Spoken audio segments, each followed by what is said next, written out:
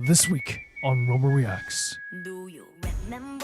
Boy Next Door get deep and personal with the song, But Sometimes. Who even is Sparkle in the Sparkle Honkai Star Rail trailer? Zerobaseone are on top of the moon with the song Iconik. The animated short for Honkai Star Rail, Heng Rises, is incredible, and it's here in Roma Reacts. Illit's Japanese song is melancholic, beautiful, sad, and magical all rolled into one, in Tokyo Tomare.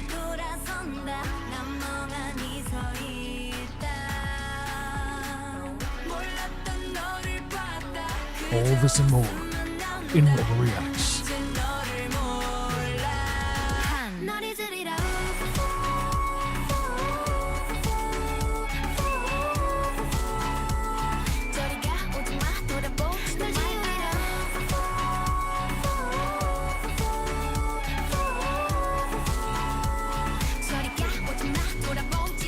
This is Roma Reacts, a series where I watch patron-submitted videos with all of you guys, and in the photo frame this week is Balthier from Final Fantasy XII, one of my favorite games ever created. And the first video sent in by Leon, who says, "Alright, enough time has passed." I thought Liam was going to chew me out for a second. "Alright, listen here, Romer," also known as Calvin. No time has passed. That's actually start more than meets the eye. This isn't going to be the entire series, just the 4 volumes, unless the dub group releases volume 5 at that point. You get to see some of the major characters in the MTMT as they prepare to set off with some familiar characters. Some background info. This is phase 2 of the IDW post-war, the Nails and non-aligned indigenous life forms. They were neutrals who returned to Cybertron after rebirth. So the Nails are non-aligned indigenous life forms. So they're not aligned with either side. The sister series of the MTE deal with the political machinations happening on Cybertron. It's where Starscream and Bumblebee dub takes place, though much later. It doesn't really have many dubs like the MTMT Lost Light has, but still has some really great moments. So we're going to stop at 9:50. Okay, so Nails are the non-aligned indigenous life forms. That's what it stands for. They were neutrals who returned to Cybertron after rebirth. The sister series of the MTMTE. Okay. Interesting. Let's check it out. As always, we'll kind of like play by ear. Try to, figure out some stuff as we're going forward. And we'll see how everything goes. Let's go. Oh, intro. Interesting. Cool designs as always, right? I will enjoy. Thank you. Thank you very much.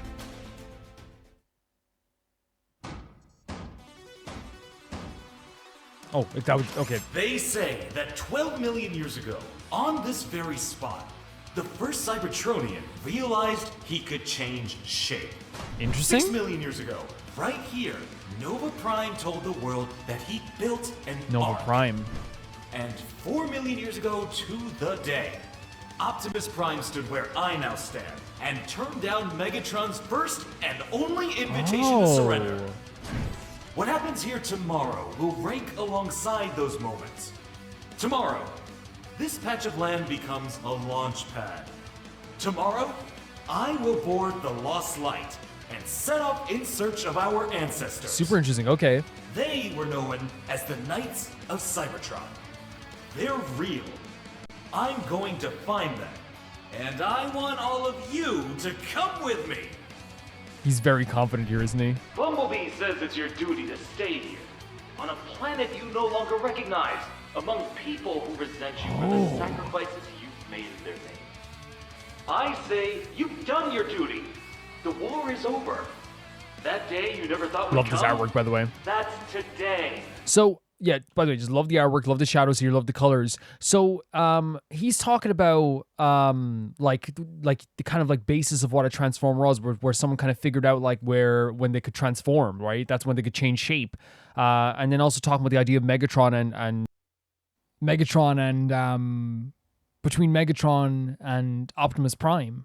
and their and the invitation of like I guess a surrender. So like it's all this historic stuff is happening, and now like this person wants to go and find their ancestors. Okay, interesting. You've earned the right to see the universe without a gun. I like that in idea. your head. I definitely like that idea. They're also talking about that, by the way. They're trying to bring up a thing, which is a huge thing in anything to do with how do I say it? To anything to do with trying to get people on your side is to make them feel like the side they're already on, or the person that's already given them orders in some way. Maybe Bumblebee in this case is wrong, right? So hey, like you've earned this right. Like Bumblebee like wants you to do this. Like why would he want? Like he wants you to stay here, you know? Kid knows how to work a crowd. We could be witnessing a mass exodus at this rate. Wow, yeah. Are you disagreeing, or are your pistons playing up? Wheeljack, I can observe 800 moving objects and Wheeljack. compute their direction of travel in 0.5 seconds. This is no different. As soon as Rodimus said he was leaving, I mentally compiled 2 lists. Those who'd go with him, Wait. and those who'd stay behind. Trust me, all reliable indicators suggest that tomorrow's launch So is going to be one big non-event. So wait, so he's kind of seen that like barely anyone might go as well. By the way, the artwork here is fantastic as well. Love it. Interesting. So like, even though like it seems like he's a great speaker, they're like, nah, don't worry. This is a non-event. It's not going to be as big as he thinks it's going to be. Which is sad. This guy does have like a very good proposal, I guess. You know what I mean? It kind of like gets you riled up a bit, you know? He transformed himself to death. What? His transformation cog looks like a lump of coal. He must have been changing non-stop. What the hell? That's so freaky. Where'd you find him?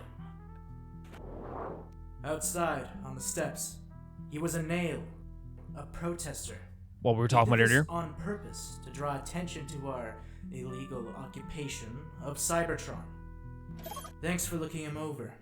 Metalhawk said he'd only accept a verdict of suicide if it came from you. Wait, what? Relax. It's just a reflex action. That's still terrifying. Rigor mortis. The dead body assumes transformed. its preferred shape. And yeah, sometimes it's the alt mode.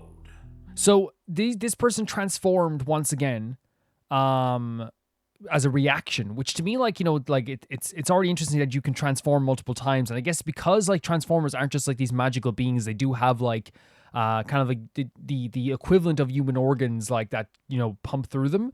I guess like, you know, it's if you overuse your heart, or if your heart gets overstimulated too much, you will die. You know what I mean? If you like, you know, it's supposed to beat at a certain rate. You know what I mean? Your heart rate's supposed to be at a certain rate. You know, all this stuff as well. Like, you know, all that stuff.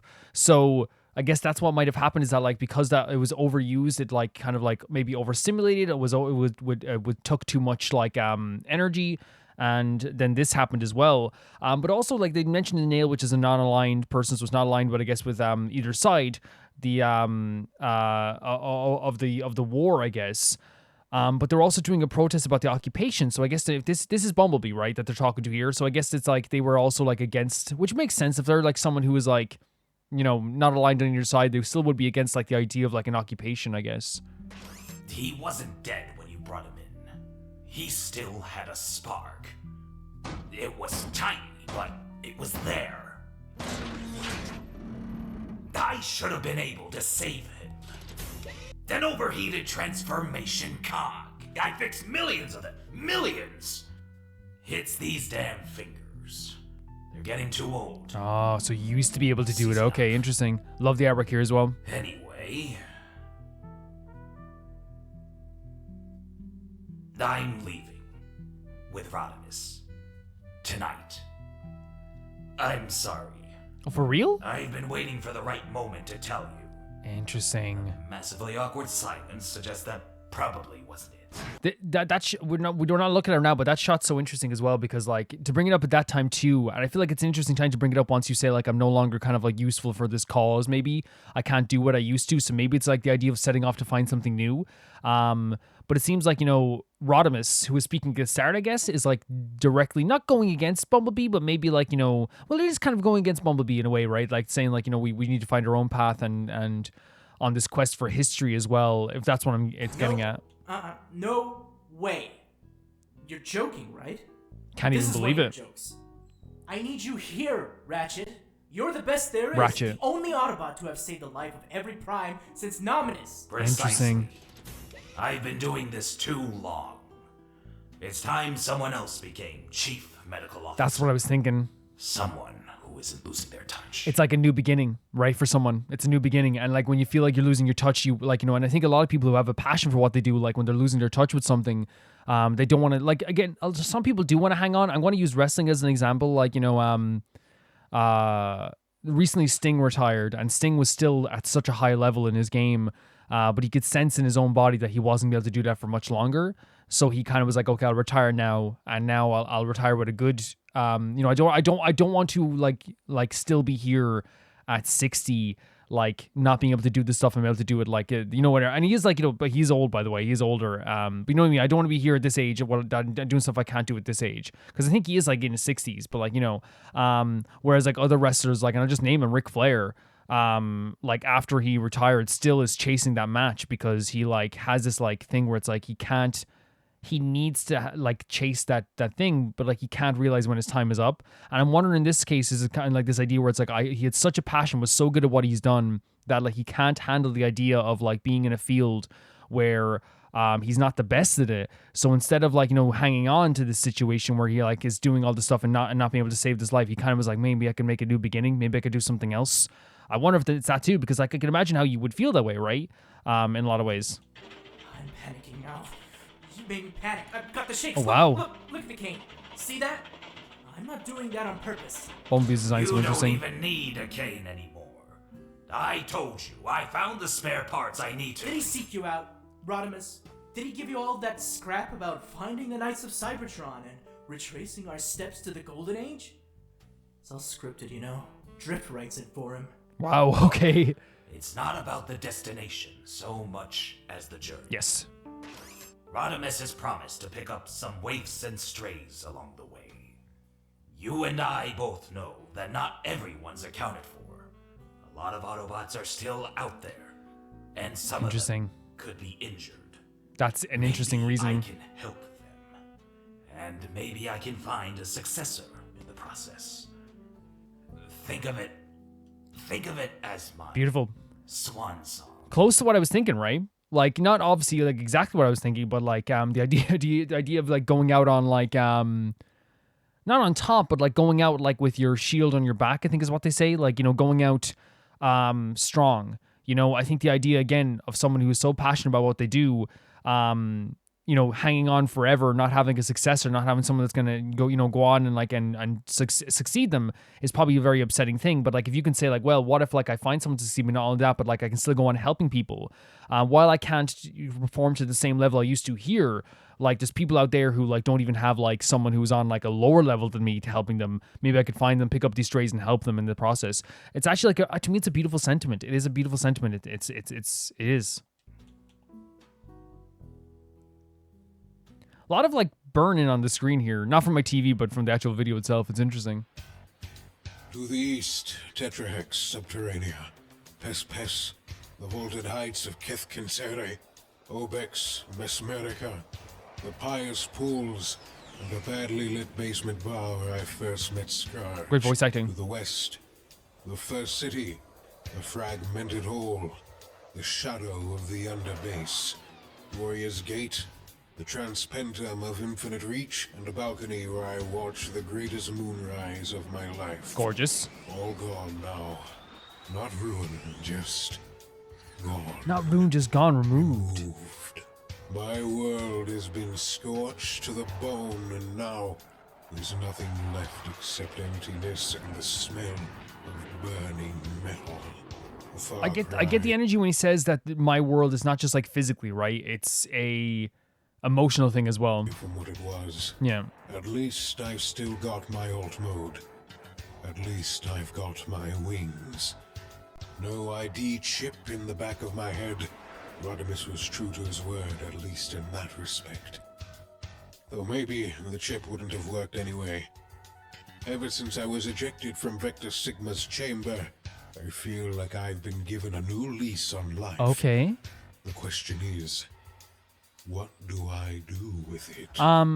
excuse me. It seems like a big theme of this story is new lease on life, new way of living, new path to follow. Because we've had 3 characters so far like kind of exclaim that idea of like what to do next with their life. You know what I mean?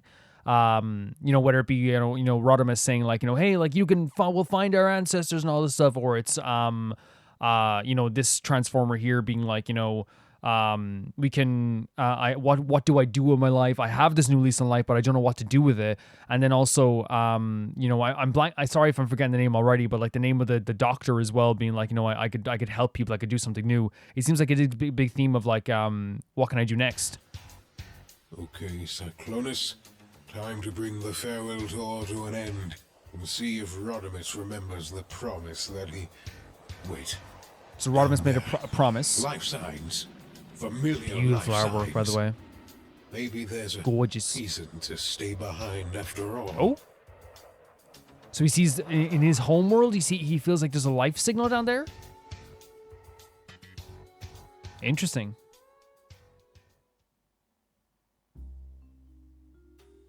So, you're off then. This is a setback, Chrome Chrome real Dome. setback. I'm disappointed in you. Yeah, well, I'm sure you'll get over it. Great designs as I'm well. going to level. Look at the shadows. Somehow, don't ask me how, Rodimus has found 200 Autobots willing to join him on his Fool's Crusade. Well, good riddance. I can make do without each and every one of them. But I can't even Ratchet. Make do without you. You're gifted. You can do things no one else can. If I had your talents. Primus, help us all. Primus help us all, Rewind. like God help us all. You're his best friend. Can't you persuade him to? Your light's on. Are you recording this? Yes? Well, don't. It's extremely annoying, you filming everything all A the bit time. of candid filming. I'm an archivist. I'm archiving. This could be an important conversation. It could have repercussions. That's probably the reason why a lot of people don't watch you filming stuff. It's interesting the passion that we have for the idea of like people leaving and things changing. It can get scary, right? Prowl, you and I go way back. Prowl. Yeah. You know I've done more for the Autobot cause than most. There we go. And you know I've done things that, in hindsight, I bitterly... Oh, forget it. The point is, using my talents in the way you suggest is hardly going to help me draw a line So under interesting. the past. So interesting. Come on. You said what you wanted Oh, to with the say. height of him? That's adorable. You know what your problem is, Chrome Dome. You think that just because the war is over, we can afford to stop fighting. I have a few theories I want to talk about here as well. It's going to be over here at 9:50, by the way. Again, great artwork as well. I have a few theories about this. It's me, Prowl. I couldn't change his mind.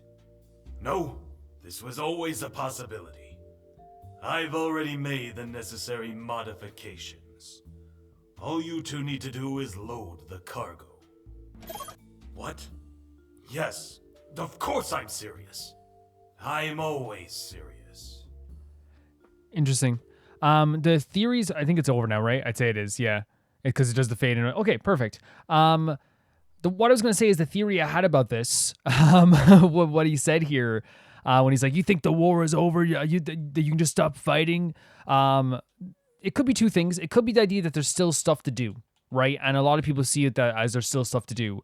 Or it could be this old thing that happens all the time with wars and battles and all this stuff as well, where after a war is over, people have a hard time leaving it behind. When it's the only thing you know, when it's the only thing you've known for years, it could be a very difficult thing to leave behind. And I think that's always a very frustrating thing for people that still think that this is happening or still think there's reason to fight. When in reality, it's you know what I mean? It can be two things. It can be like, yes, there is still some remnants. Yes, fights can still go on even afterwards. Yes, civil wars can go on afterwards as well. This happens all the time. After Ireland got its independence from, like, say, England, for example, it was an inward fight between the North and the South. And it was an inward fight between people who believed in, one ideology and another ideology, and it became a civil war, right? It doesn't just end right away, but there also can be people that just can't leave it behind, can't leave behind whatsoever. But it seemed like a lot of this is like a fear of moving forward. forward, a fear of like things changing.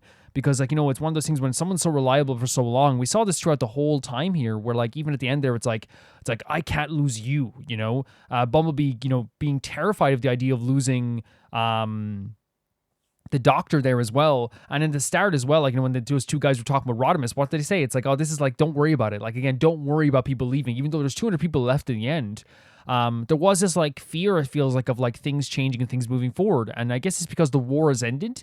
And since it's post-war, like a lot of people are very worried, probably like a bunch of things, the war starting up again, fighting happening again, battles happening again, remnants of people that still want to fight, people, again, there's protests, there's the nail stuff, there's all this stuff here that still worries people, while other people who are kind of just ready to kind of like not put this behind, well, yeah, no, draw a line under the war. That's what they said. Like, I want to draw a line under the war. I think that's such a great expression. How can I draw a line? I'm paraphrasing, but how can I draw a line under this war if like I'm still working here? It doesn't make any sense. And I think it's such a beautiful sentiment and great expression, not because like, like I'm taking sides here, but it's one of those situations where it's like if you feel like the war was, a lot of stuff was done wrong during the war, which we know it was in Transformers lore. A lot of stuff was done wrong during the war on both sides. There's not like there's gray areas that are like so gray that like, it's like, it's you can barely see the black and white sometimes, right? But like, I wonder if it is one of those situations where like, and I don't even wonder, I think it probably is one of those situations where, how can you move on from your regrets if you're in the same place? How can you attempt to maybe make sense of what you've done, or amends for what you've done, or change the world afterwards if you can't, if you're in the same place? You know what I mean? It's like someone saying sorry to you for like, doing something bad to you. Like, I'm so sorry. But then next week, they haven't changed at all. And I feel like, a lot of times, like, it's one of those situations, like in post-war in the real world as well, where like it can feel like time stops afterwards for a bit. And this is like a description that a lot of people said. It's like after war ends, it feels like not only time stop, but things get so quiet that there's all you can hear is kind of a rumbling, but there's always that worry that something will start up again, right? And I understand why people would have that worry. But it really feels like this whole crux of this whole story was the idea of like people moving forward. People like some people wanting to move forward, some people like worried about the idea of people moving forward, losing other people, things changing. I think also people have to face then the new reality then after a war as well. Like, that doctor who was like saying my fingers are not as good as they used to be. Bumblebee like shaking at the idea of them even leaving. But in reality, like, it's like, you go through war. I wonder if they're like going through like a time warp where it's like you don't have time to think about like your future or your mortality or what you're going to do with your life, because right now all you know is I'm going to fight. I will fight, I will defend, I will take back, I will do all this stuff. You don't have time to think about like, are my hands still as good as they used to be? Yes, there's a lot of emotions that go into all this stuff, but like it's framed around the idea of like I'm in a battlefield right now.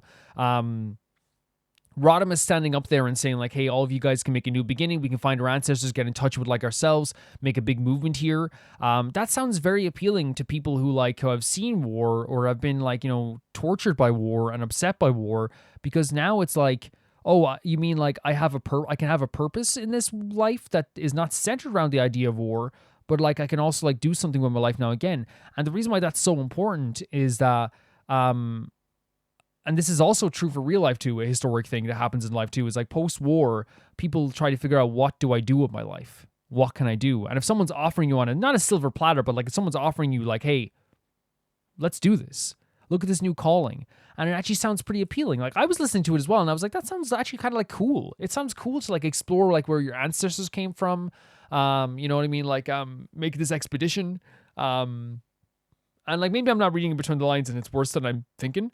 But like, I think it's so real, right? It's such a real feeling post-war to want to do this stuff. And not just post-war, like have you ever like you hear about people who retire like all the time. Like there's people who like retire from like when they're like 70 something or whatever, like a little bit older maybe, and they retire and then they go, okay, this is lovely. I love this. Like the first few weeks are like, man, everything's so quiet. I get to watch TV. But then they go, and again, I'm going to use wrestling for this as well. Can I use wrestling again? Is anyone going to be upset? Shawn Michaels retired. He had one of the best careers you could ever see in your life. He retired like in a really good way. But now he works full time once again as a producer in wrestling. He came back to it. Like, that itch always is, it needs to be scratched. And in this case, it's one of those things where it's like, yes, the war is over.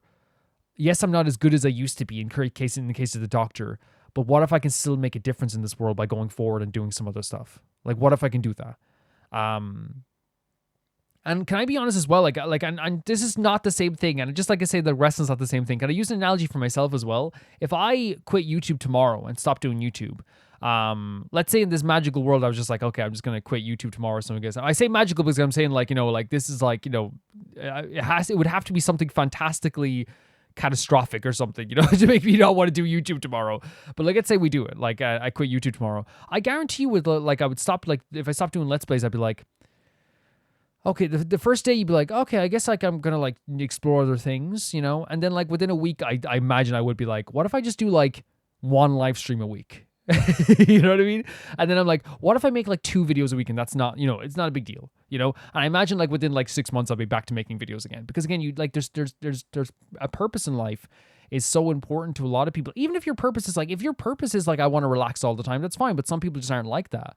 And I love the idea of the themes of this, the post-war aspects of this, the aspect of things changing being scary, because things changing is scary. I'm afraid of change. We're all afraid of change. But I found it to be so interesting. And once again, the artwork is really great. I love discussing this stuff, Lee, and any Transformers fans out there, I love discussing this stuff because I do very much enjoy yapping. You wouldn't even know from my videos. Like, I enjoy yapping. I enjoy discussing things with you. But yeah, but very interesting stuff again. So I thank you for sending us in. This was really, really cool. In terms of the artwork, by the way, yeah, artwork is beautiful. The voice acting is always great. I get so immersed in it because of that aspect. So it makes it like a very enjoyable thing, honestly. Thank you so much, Leon. The next video is sent in by Alligator. And they say, is there Seymour here? Okay. They say, okay, starting off with my intro to EXO, we're going to start with her killing voice. I've heard of this stuff, about 20 minutes, so we'll do the first half this week and the rest next time. I think going through the end of the eve is close to the 10-minute mark. Kai was in the military during this, so there are only 7 of them, but from left to right it goes Shanyol, Dio, Suho, Shen, Xiumin, Gwydion, and Sehun. If I got any of those wrong, please let me know. So I'll be able to like have this as a reference here. I'm actually thinking of like buying like because I want to play some like translated games and stuff like that as well. So I might like, because I have my iPad and it's like my baby. I love it so much. It's like the one. It's like, I think it's like the one time I was like, I really, really, you know, got something really nice like this. But I was thinking like putting it up on a stand and for games so I could translate things as they go, like, you know, auto translate, like if like a you know, you can take pictures of like what's text is on the screen. You know, for like, I think they do, you know, you can do that. I think you can do that, right? But then also I was thinking, oh, for Rome Reacts, it'd be really cool to just have everything right here in front of me. But like, it's still, you know, it's like still see it. So let's check it out. So this is a killing voice for EXO. Very excited to see this. EXO are legends in the industry. And I hear people talking about them all the time. Let's get it going. Wow, look at them. They look fantastic. Look at these guys. The proportions of gods. Here we go. Laughing as they come in. Here we go. Maybe we can get a shot for everyone. So, okay. That's fine. Amazing hair, amazing shirt. So we're going to around the 10-minute mark as I'm saying as well. So, yeah. So I'm not going to be able to remember the names this week, but like that goes Shanyol, Dio, Suho. Suho's got gray hair. Shin. Chen looks fantastic as well. Xiumin. Baekhyun, and then Sehun. Okay. I'm not going to remember the names fully, but let's get into it. The fashion is great, by the way. Fashion is great. Yo. Growl. Okay. Sexy. Oh. So dangerous. Oh my god, okay. Stunning.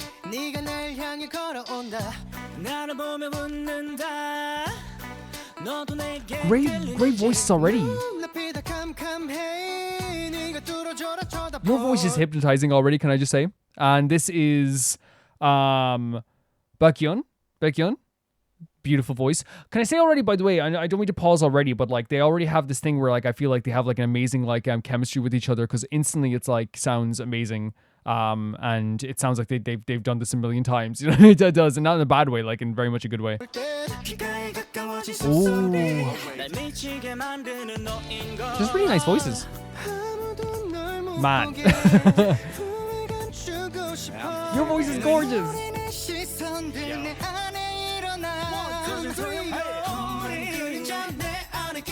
Love the rhythm of this, the bounciness of this. Like, that's just fun to listen to.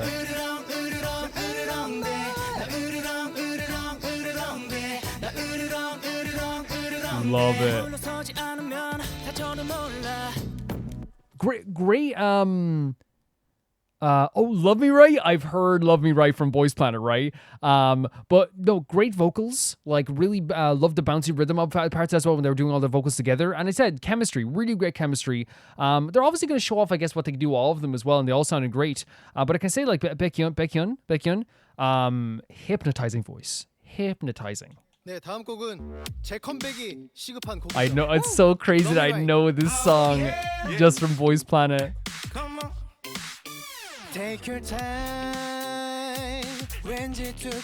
Is he like main vocal? Ooh.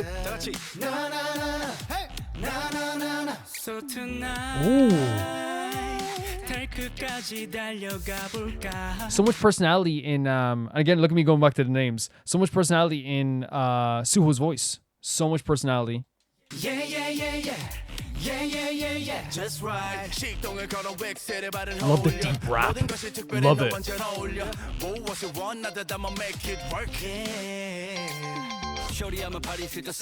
Oh my, like, okay.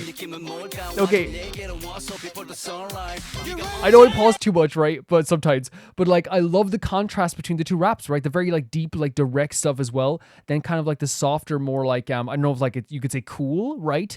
Like it felt like very like, they're both very cool, but you know what I mean? That was like very like subtle, I guess. And I think that like that's always good, because if you're gonna do a rap, it's like two people doing a rap one after the other. Like I don't want to hear someone sound exactly the same or do the same tone.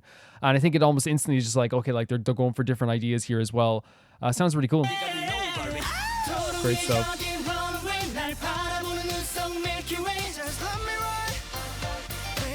Is that you? Is that you do that as well? Great vocals as well from Dio.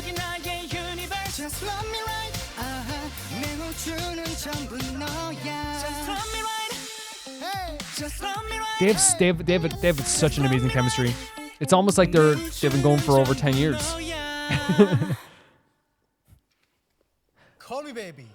Let's go.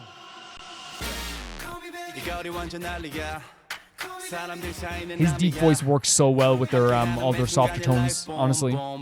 It sounds great. Are you like, where'd you come from?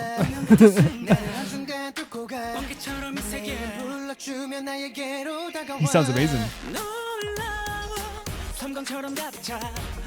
Love the kind of sweetness of his voice here as well.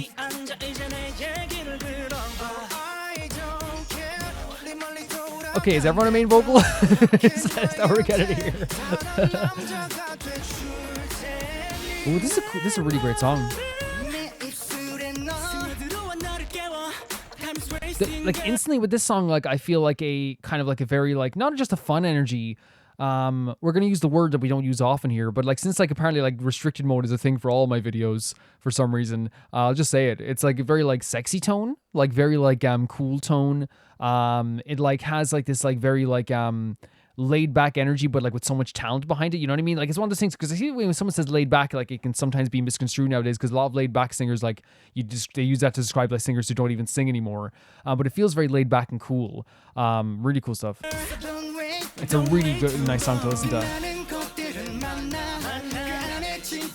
Like you could vibe to this song and feel such an energy for this song. You know? I feel like it's the song you show your friends as well when they're asking like, who EXO is. I would put this on at a party. You know what I mean? And I feel like I always think about that when I want to do a K-pop video on that, by the way, where I say which song would I show from each group that I've listened to, which song would I show?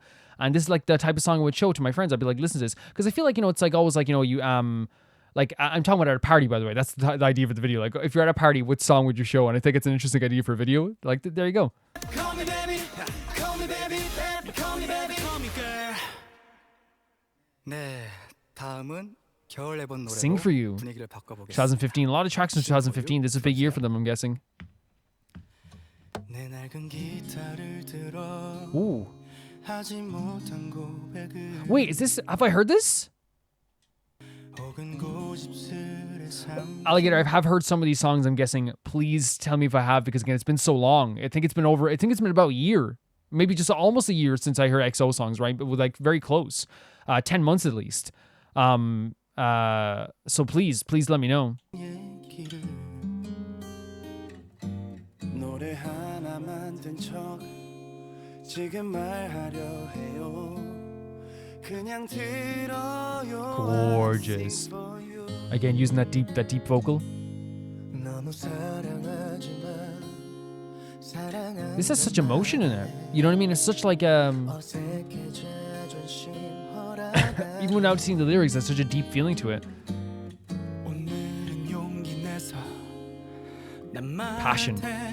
Passion in this breathy vocal, for sure. Gorgeous. Oh!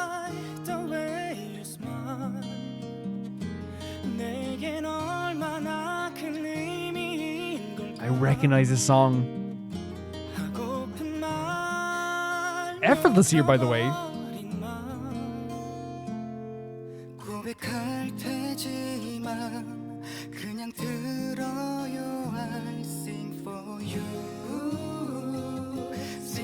Great harmonies. Fantastic harmonies. Can I say with this guy here, but great vocals, by the way, and you know I'm thinking the vocals are great. Like that was like a caressing song, by the way. I felt like it was surrounding me in a very beautiful way. I don't usually like this hairstyle. For some reason, he's rocking it. For some reason. That was great. Love this guy's smile.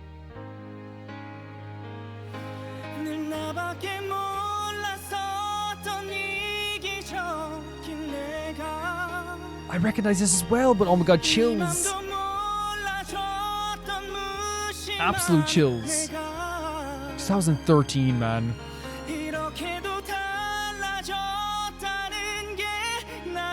Gee, this is a top vocal anywhere in the world.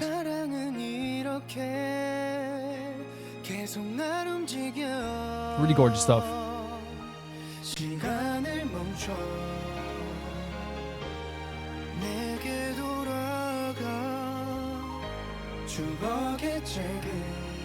The harmonies are insane. And then the transition from vocal to vocal, great stuff. Really good stuff.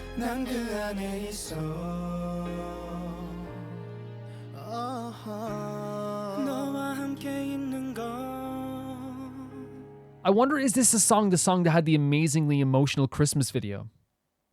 I remember it being like very, very cool and emotional, and just like one of my early introductions into K-pop, and just being like, holy crap, like this is like a song that like you could see being a number one on the radio in December, you know what I mean?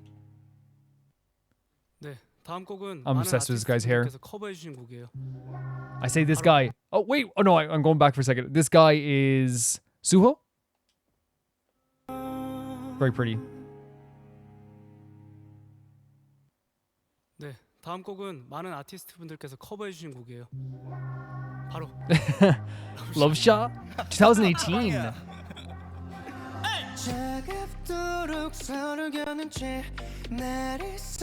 Very mysterious energy to this song, right? Almost like explore, like an exploring song. It feels like it's like it feels different from their other tracks as well, right? And when I say mysterious, it has a kind of like a very like this undertone of like, I don't know how you say it. Like mysterious is the word for it. Mysterious is the word for it. We don't need to describe the word mysterious.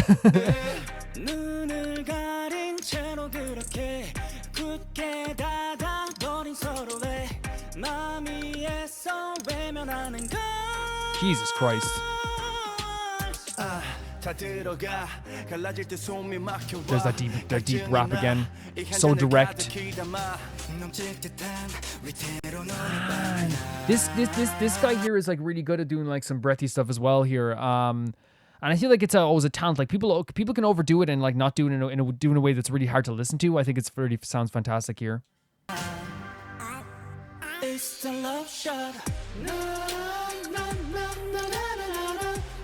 Great harmonies.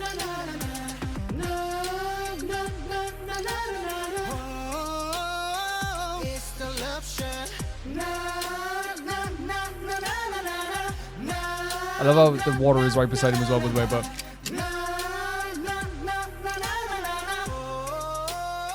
they're just so effortless with this stuff.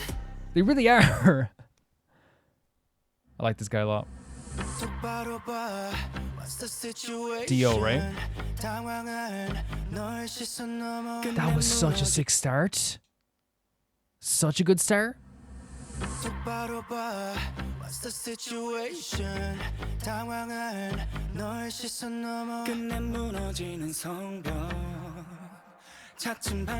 Love the subtlety of that. Love it. The way this guy transitions from rap to vocals is always so great to me as well. From what we've heard so far.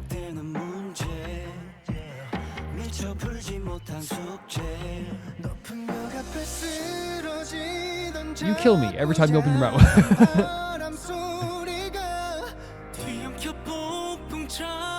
Insane. I'm sorry. It's insane like how like strong all their vocals are. Like legitimately. It's just like a really like I don't know, like if we bounce from person to person to person here in the group, and like every time they offer like something like very unique from the last singer, but it also it just still blows me away.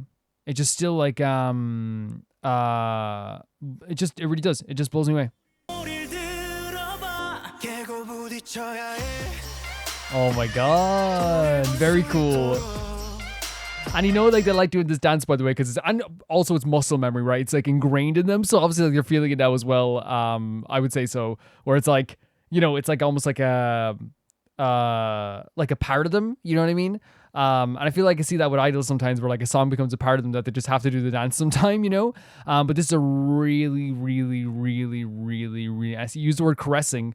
It's a beautiful transition into something that sounds very cool, but also like is so easy on the ears. So easy on the ears. He's incredible. I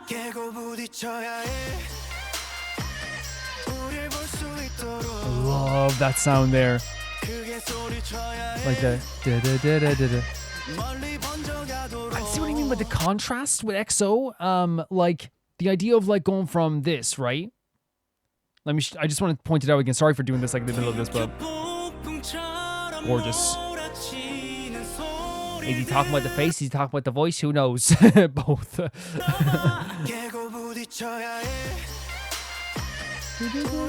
Love that. Love that.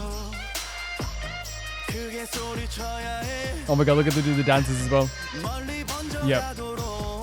That's what I'm talking about. The transition from the softer, you know, the da da da da da da da, with like a bit of a softer tone into like a bit of a, again, he's not like too deep that it's hard to listen to. It's like deep where like has like this kind of like deeper power to the, like kind of like a lower tone power, right? That comes from the vocals there. And I think what sounds so great about that is that like it like instantly like it adds like a different thing to each verse and each part of the song, because they harmonize so well, because their chemistry is so good.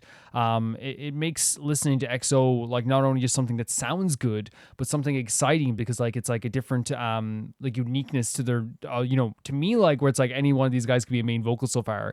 But like it's just so interesting to hear like how they, you know, and I know like you could say, well, like most acts should be unique from each other. No, most K-pop groups should be unique from each other. That doesn't mean I shouldn't praise EXO for it either.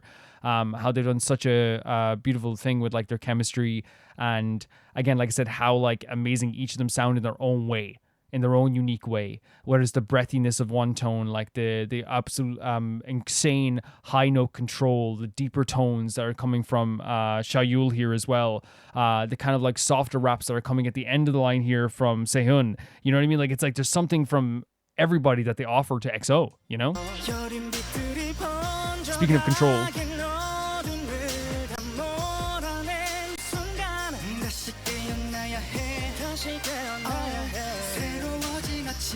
The song just sounds very cool as well.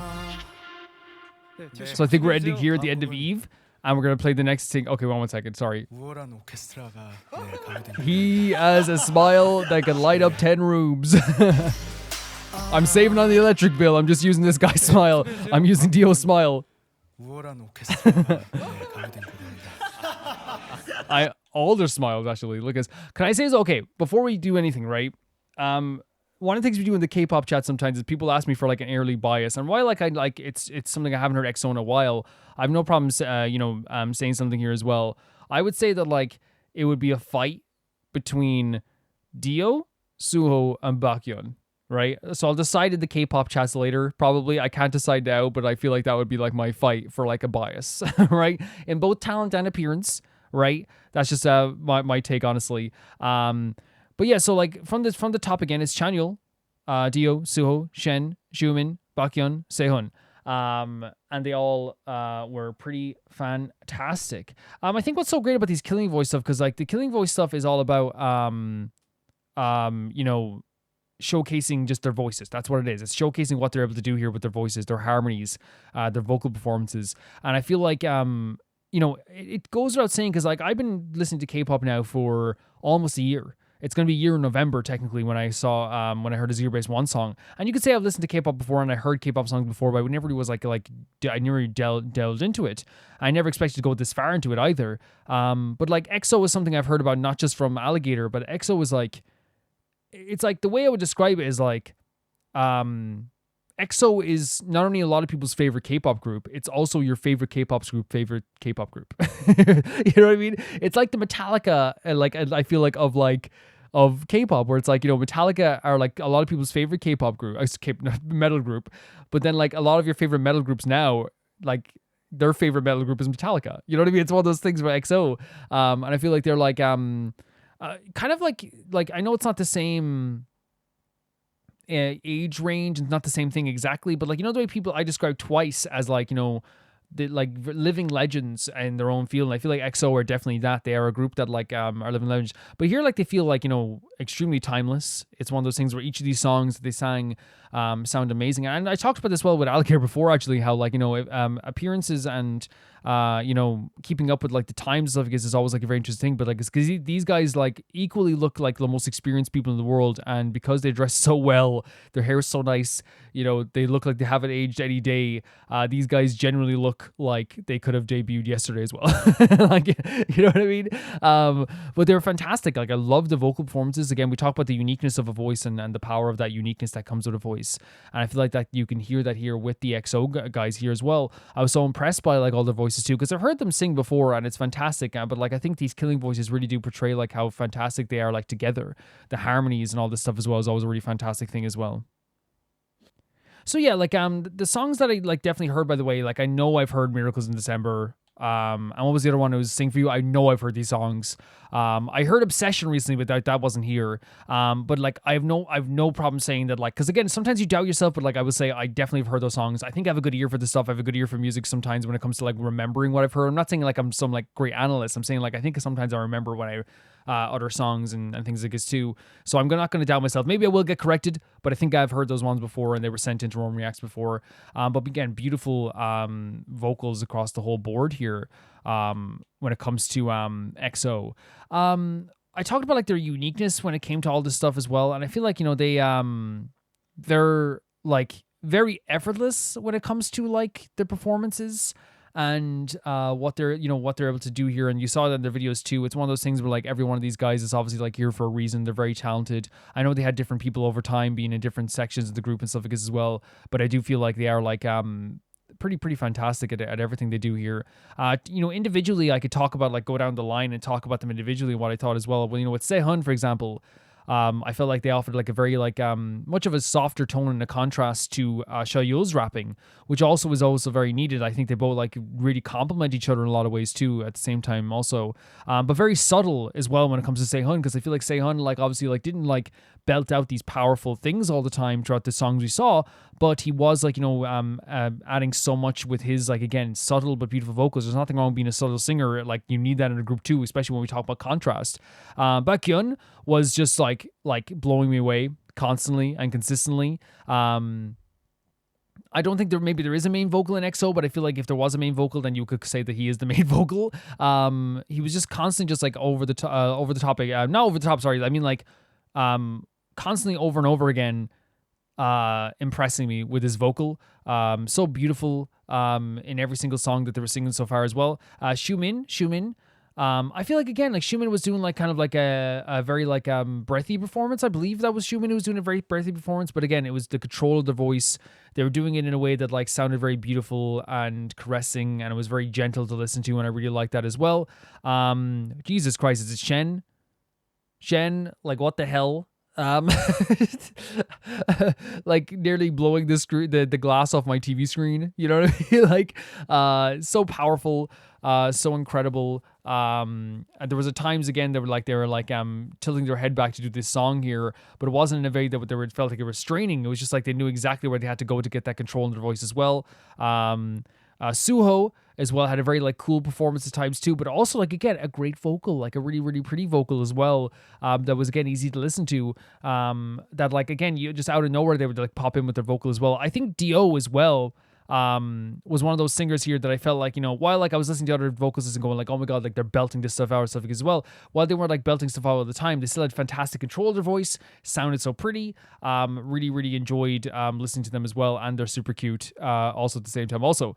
And then we talked about Shanyol and his rapping and added his deep voice, how it like brings a very big directness and heaviness to a song that is sometimes needed when you need those type of emotions. And I feel like that's what's good about the songs, especially the emotional songs like the Miracles in December song. I feel like they do bring something to the song each that makes the emotions feel different, but also very passionate and emotional and sad and somber, but they do it in their own way, right? I feel like a deep voice can also ground a song as well at the same time too. Yeah, that's me just going through the line. I could go like it's one of those things where like I feel like saying EXO are good singers is redundant, but it needs to be said. It needs to be said. But I like these type of videos because it does showcase their vocals. It really does. In terms of like the best songs here as well, Love Shot was really cool. Like, had some really, really awesome parts as well. I have a soft spot for maybe Sing For You and Miracles in December because I heard them before, but also Miracles in December has the vibe of a song that like becomes a classic and you hear it every Christmas and it's like, oh my god, I can't wait to hear Miracles in December again this year. You know what I mean? I can't wait to hear this at the same time. Love Me Right, I heard of Boys Planet, so it's interesting to hear it here now perfectly. And I'm saying perfectly because obviously I'm not trying to insult anyone in Boys Planet because they did a fantastic job at it as well. But Love Me Right here is like it's like perfect, obviously, because it's like the control in their voice as well. I thought, again, it's just fantastic job, fantastic work. Yeah, as I said, I picked out like who could be my potential biases. I said what I think about like their fashion. I think they're also well dressed. They're also pretty. There's like some amazing smiles on display here as well. Really just like can't wait to hear the rest of this stuff because they are amazing vocalists. So easy to listen to. There's not an ounce of a chore here whatsoever. Fantastic stuff. Thank you for sending us in, Alligator. The next video is sent in by Golden Witch Beatrice, and they say, here's some more One Piece. It's time to for everyone's lovable rubber idiot being a menace. This is obviously Luffy, right? Luffy is killing his crew, almost killing his crew for 10 straight. Can I say Luffy is I said it before, one of the greatest character designs of all time. Let's check this out.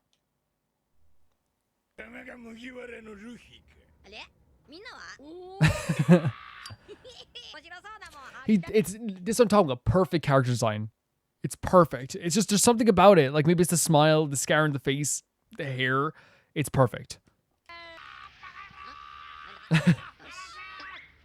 Should I drop it?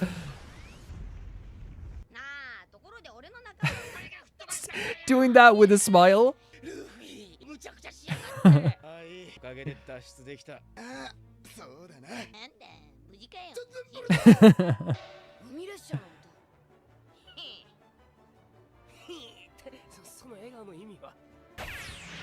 What's he doing? Oh, he's gonna carry them all? Oh my god, so he has that energy of let's just go. I thought of something, let's do it. That's, oh, look at the visuals here though as well. I know it's this comedy video, but then I usually with One Piece comedy videos, I end up seeing, oh my god, look at that. Amazing visuals. He didn't think it through at all. This looks amazing.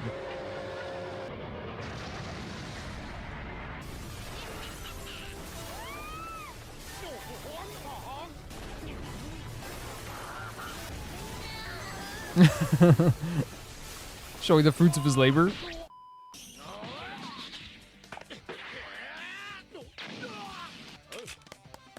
Very cool moment there.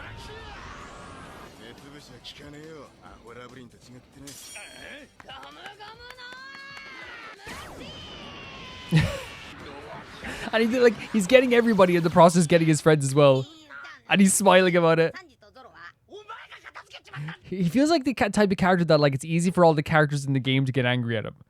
Or sorry, not the game, the show for everyone to get angry at him. But like the audience like finds it so endearing. You know what I mean? The audience like, no, we love him. Like, this is amazing. You know what I mean? It's like, I can't stay mad. I can't be mad at Luffy, you know? Again, he does his head. That was really cute. That was really cute. He's very cute.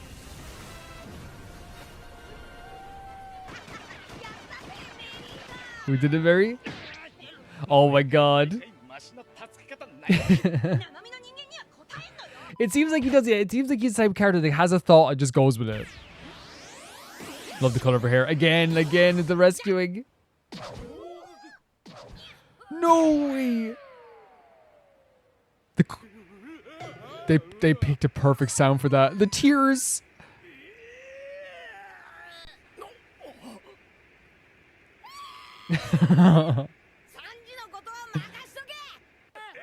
Love the voice actors out, by the way. They're fantastic. Look how shocked everyone is. Does he ever have like a plan in mind? Love the music, by the way.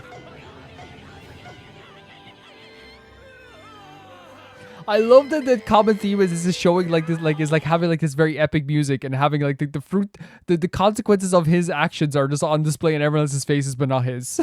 You know what I mean? Like, look at it. Everyone's like, they always like show close-ups of of what he's done.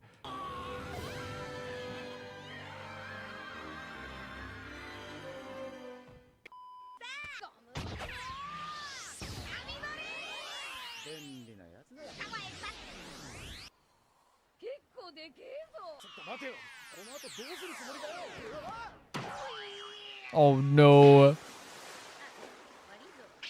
And by the way, the quick sorry, not just like a big sorry, but quick sorry.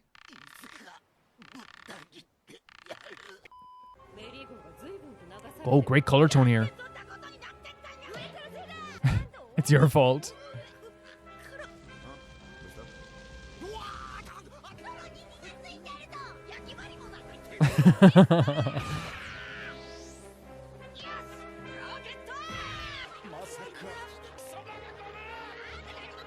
You shitty rubber band.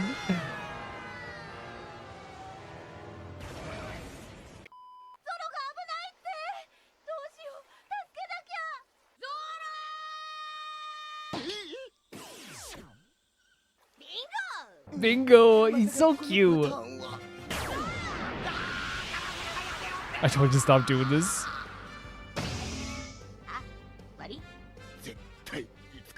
Whoever did the voice actor for this is a genius.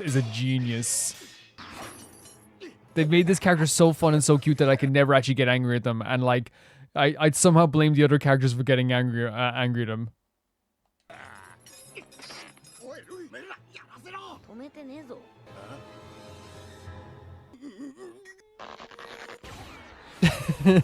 There's always like a split second that they make everything goes calm whenever he makes a decision. So everyone can think about it for 1 second.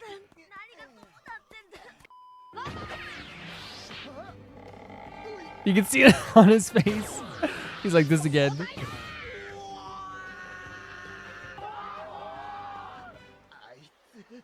That idiot.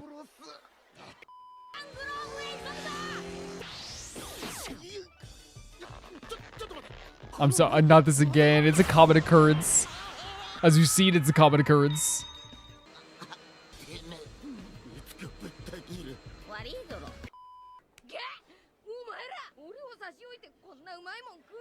Can I say his voice actor is adorable. They've made this character like so appealing.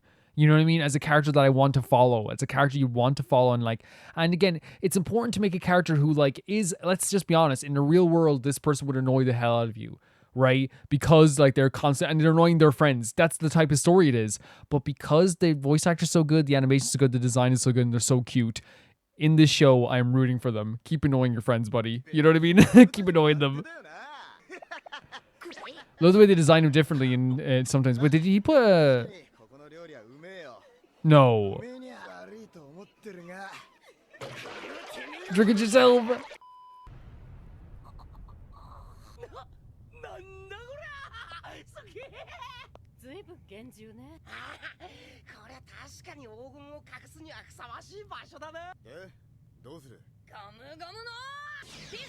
Gum pistol. Oh my god, Zoro's getting the worst of it all the time. Look at his face, sorry, he's so cute!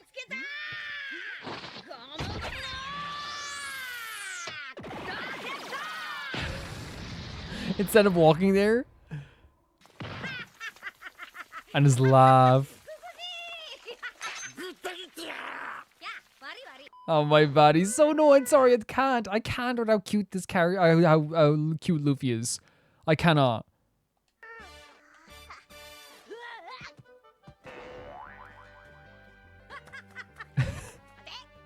Ah!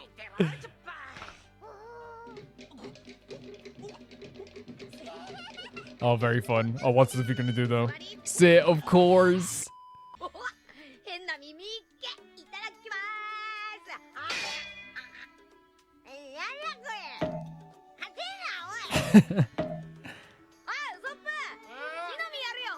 No. Leave him alone. He's just doing his job.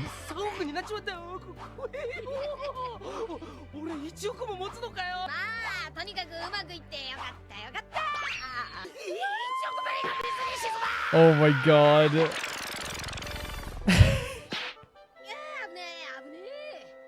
And I love the way he says it in the distance because they're about to fall into the water, right? Oh no, they knocked it. Oh, don't hurt him. He said he's sorry. Jesus, is sorry mean nothing to you characters nowadays? I can't. I'm the biggest Luffy defender already.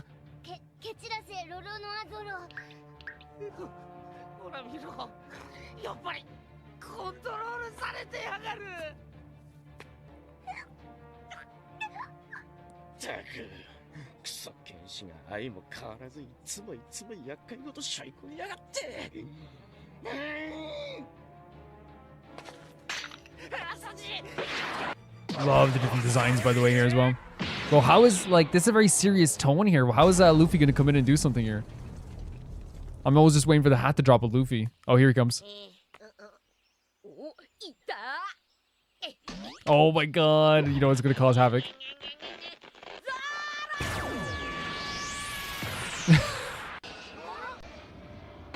I love the colors here.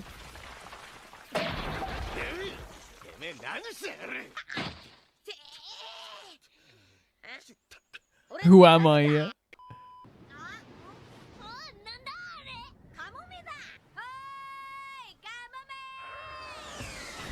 It's like a giant eagle.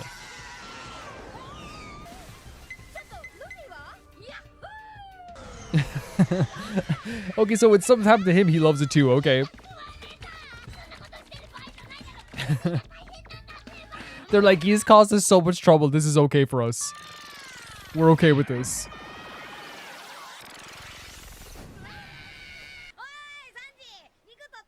Okay, it is me. It's poultry. It's good for you. Possibly. I don't know if the eagle. Oh my god. I think he's caused more like terrifying memories for his crew than like actual bad guys. It seems. Why I'm exhausted. The I'm exhausted, by the way, being like I'm the one who's exhausted here, you know?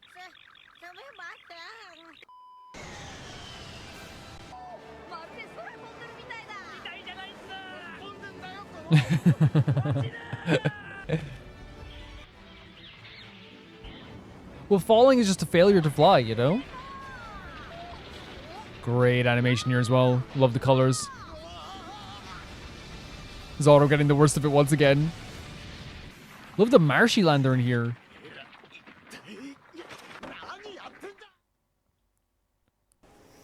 Oh. Okay, so that is Luffy almost killing his crew for 10 minutes straight. I was smiling from ear to ear watching that because it did have like this really awesome like it was really cute and funny, and I feel like that's what you need for a character like Luffy. I said it during that as well, is that like if you have a character who is like extremely overbearing to the characters within its story, and you have a character who like is going to be like doing stuff that like in real life would be like, oh my god, please don't do this again to me, because that's what Zoro was like, oh, not this again, you know. I think Luffy's perfect for this character to do these things.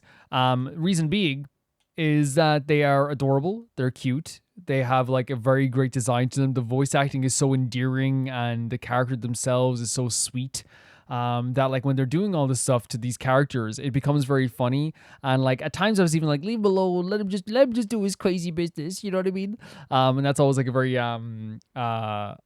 funny perspective to have on a character that like legitimately is hurting all of his friends, but it's funny at the same time too. I think again, like that's what I said, what also makes it so funny is that like at sometimes he doesn't even realize he's doing it, right? He just did, he feels like the type of person that just does things for the sake of it, and if like it works out in the end, great. If it doesn't work out in the end, he'll figure it out. But sometimes he can't even figure out why his own actions led to like the lack of a like things working out, and that's so funny to me as well. Like how he'll be doing something like he seems like the type of person to like, throw oil just directly down his sink and then be like, how did it get clogged? It's like, dude, you know what I mean? Or like even more direct, like someone who like jumps on his friend who's like on a bike or something just to give him a hug, and the guy falls off the bike and goes, wow, how do we fall? You know, like who made us fall? But again, that's an endearing aspect about him. And I think as I said, it's a fine line for me personally. Because like for me, like I always love characters who are very sweet, very over active, and they're very talkative. I always love characters like that. So for me, it's like not actually that much of a difficult thing to like really get endeared to Luffy. But I feel like sometimes like maybe like a very happy and excitable and aggressively, loving characters. And I say aggressively loving because like half of this stuff here was from the perspective like clearly of someone who wanted his friends to be safe, but also at the same time too has like a very like throws caution to the wind. And I think that's like what I love about Luffy so far, is that he's a character that I don't know like what he's thinking at times, and maybe he doesn't even know what he's thinking at times. But that's funny. That's super funny, and it's super sweet, and like it makes me like enjoy his character quite a bit too, because I'm not like always thinking about like, oh, like is he hurting people? Oh, he's hurting people right now. It's more just a situation where it's like this is a very sweet moment, a very fun time, and again, the voice actor is what pulls that off so well. The characters around him reacting in such a funny way, and also like it's not like he doesn't get punished for the stuff he does. He gets slapped around a bit like as well when he does something. But I think what helps as well when it comes to like all the stuff he's doing and killing his and why it's so funny, nearly killing his friends. 90% of the time, it was from a place of like, I'm going to save you. You know what I mean? And he can never do it in a normal way, but that's still why it's so funny. But yeah, very endearing character, very funny. Love all the character designs, and it's just really fun. Thank you for sending us in. The next video sent in by Katsith. Let's see here. It says see more. It always, whenever it says see more,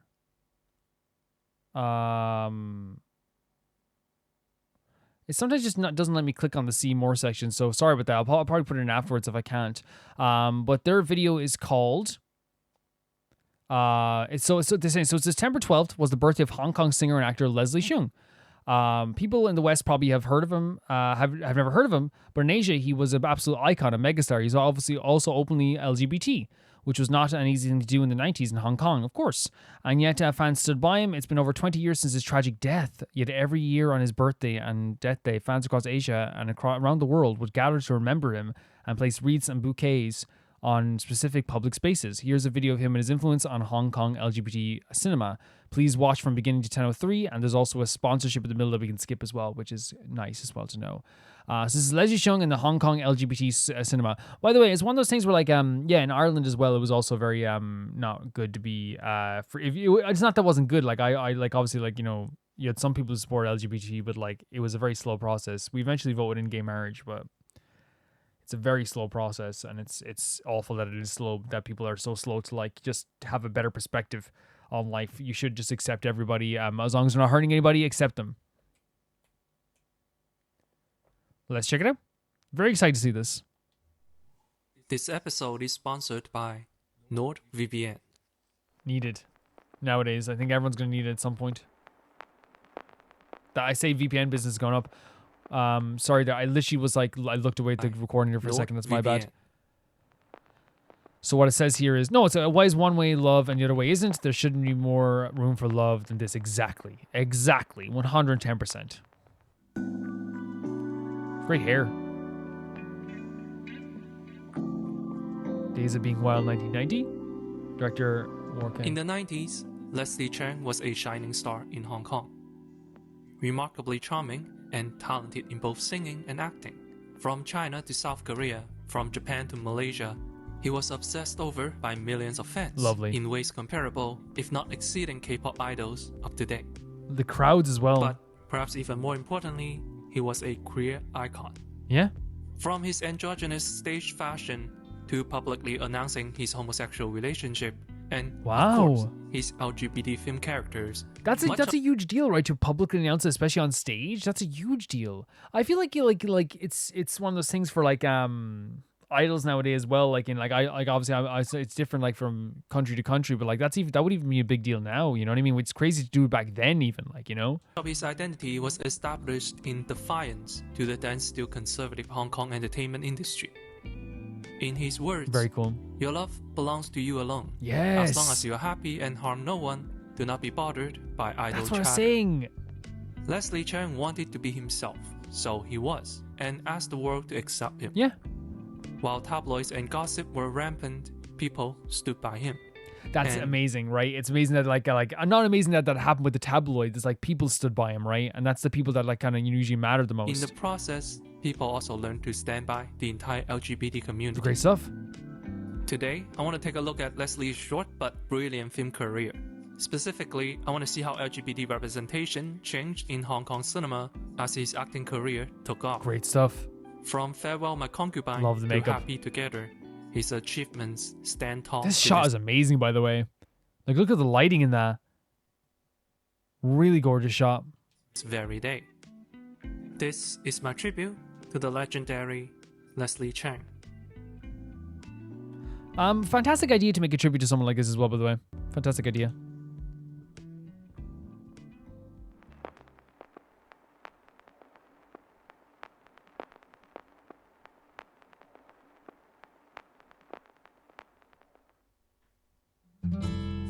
Leading up to the 90s, Leslie Chang proved himself to be both box office gold and art house darling. I'm sorry, I'm going to skip back a second, but some of these shots are like, I don't know what it is about them. They just give off like a very different energy to like some stuff you might see nowadays, right? Like, look at this. This like feels so real and lived in. It really does. Should I turn on subtitles? I don't because I can like you know, it's usually I put on subtitles for any video that will have it, but sometimes they're auto dubbed, which doesn't always work out. But like to me, like I think you can hear everything super clearly, but like I never know for which videos you should put on subtitles for. Leading up to the 90s, Leslie Oh, Chang really proved good himself to be subtitles. both box Fantastic. office gold and art house darling. Safe to assume by 1990, he would have at least some leverage over the kinds of role he'd play, which is puzzling because his first LGBT role is not good. Wait, did they swap bodies? In this 1992 comedy classic, a family of three sons finds themselves struggling with their love life. Leslie plays the second brother, who's... I think he's supposed to be very effeminate, but then there are moments when he straight up thinks he's a woman. Okay. And I don't mean transgender, he legit thinks he's a biological woman. Well, I think that's why when you're saying this is not good, right? Obviously, like it's one of those things where, like, again, with the times, this happens a lot, where even like back in the day, like with British and American comedy, like one of the funniest things that you could do for people, and I didn't, you know, it's not that I found it funny, but like one of the things that like people did as comedy all the time was like, isn't it funny that like this person is like effeminate? isn't the person that this person thinks they're this and stuff, I guess, as well. And of course, like nowadays, like people still think that like making fun of like I'm not, again, obviously like this isn't maybe like not a trans thing, but like I think people think making fun of trans people is funny and stuff like that as well, when it's just legitimately not. It's just not funny. There's never anything original or interesting to say about it. You know, it usually comes from a place of like very like, you know, a lack of knowledge and ignorance, you know what I mean, as well. And yeah, I don't know, obviously we're gonna hear more about this as well, but like obviously that's different from like obviously what this is, because this is like, you know, legitimately, you know, someone who like, it's like I guess, how do you say, because I think it's always rough to say this, because like, you know, that's how sometimes people view trans people. Oh, you think you're a woman, you know what I mean, when in reality it's like, yeah, trans women are women, you know. Yeah. Either way, the underlying message is that he's a man and it's funny because he thinks he's a woman. That's the punchline.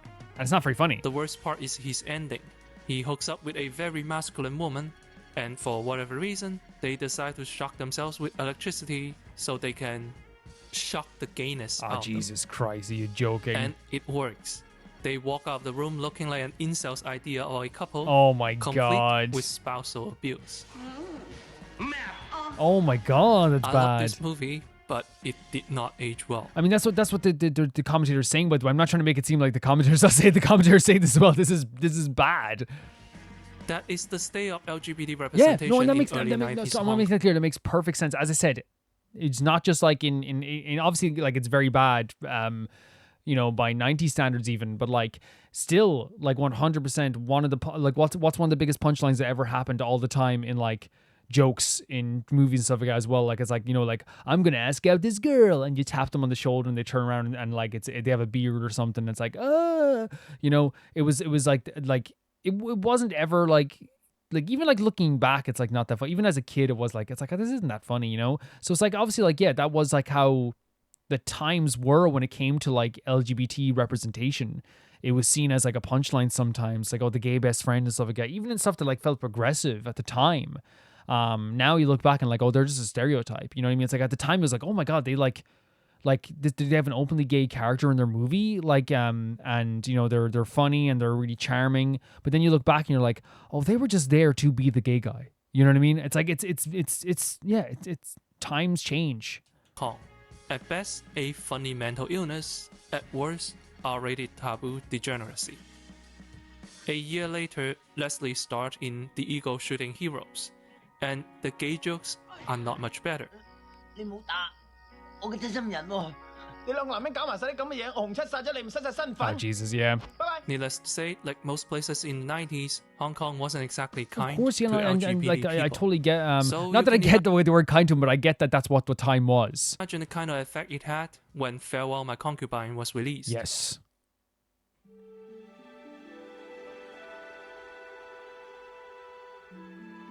Something changing everything, right? Love the outfits here and the makeup. Look at these shots.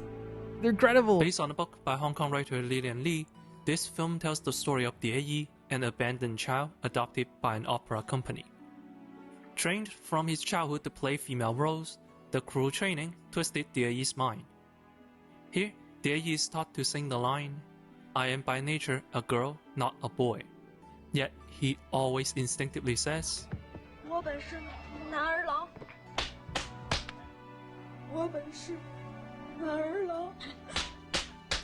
That's to me, so hard to watch, Yi isn't says it? the line wrong, not because he's a boy, as none of the other boys have this problem. Rather, it is because he's in denial. He's scared. The world demands his sexuality just so he can put on a good show. It forces Yi to come out of the closet at a young age. Yet, the moment he steps out, the world abuses him, exploits Horrible. him, sends him to be a plaything for the rich and powerful, Jesus. and then detests him and calls him a symbol of twisted morals. To him, there is only one place where his sexuality is safe. Is it the stage? On the opera Yeah. stage. And so, Yi lives in the operas, even when he's not on stage. Wow, that's heartbreaking though. Like and it's like the only place that he has to escape is legitimately like when he's performing. That's really difficult to even hear about, you know. Like right now, like I know that, like, you know, say like even my audience is like a beautiful, safe space for people in the LGBTQ plus community.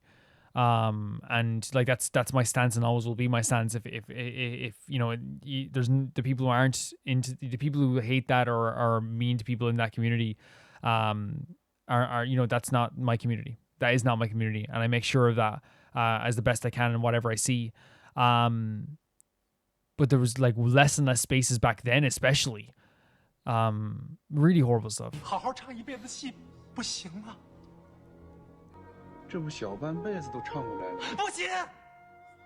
whole life, so I just want to leave. And through Leslie's eyes, you can see how much he wishes to stay on stage. Yeah, the idea forever. that it never wanting to end. The film cleverly ties homosexuality to traditional Chinese art, making an, at the time, unfamiliar topic much more approachable to a Chinese audience, allowing the audience to feel the loss, pain, and persecution LGBT people have been feeling. Oh my god, what a shot. But its contribution to inclusivity is perhaps even more direct than that. The casting of Leslie Chang in the role creates this feeling that we aren't looking at a fictional character. Okay. We are facing the real struggle of Leslie Chang. Leslie was sympathetic, so his characters, and by extension, LGBT people, were sympathetic. Interesting, because the actor's so sympathetic that people like them were able to get attached to it. I mean, that honestly, that does make sense. It's the idea of, like, you know, it's if it's being told through someone who already has like people have a very sympathetic view of, like, they would feel those emotions to you as well in your characters as well, you know. As the film's director said, without Leslie Chang, there is no Farewell, My Concubine. With the film's international successes, Leslie Chang became a megastar. More and more people fell in love with him, and the LGBT discourse began to shift. Really cool. So here's the sponsor message. They said I can. Oh, look at that here. Like, they have it right here. VPN's 30-day money-back That's pretty guarantee. crazy. So explore the world of cinema to your heart's content. Check out NordVPN today.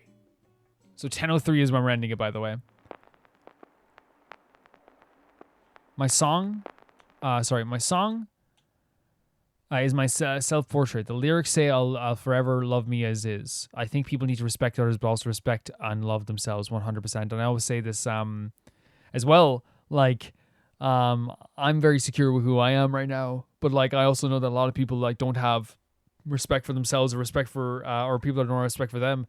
Right now I have no problem having like respect for you and like and being the person that's proud of you, but like, I hope everyone gets to that stage, but they can be very secure and proud of themselves, honestly.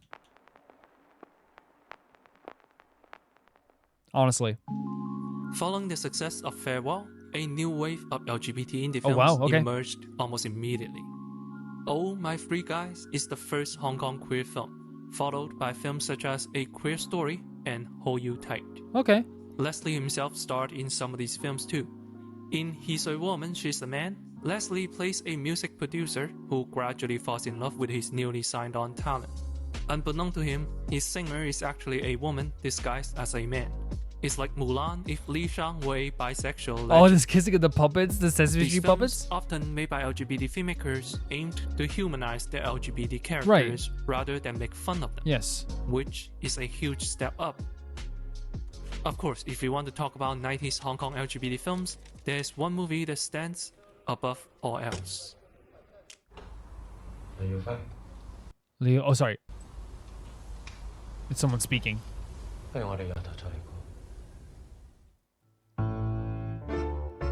Love the shots of this as well.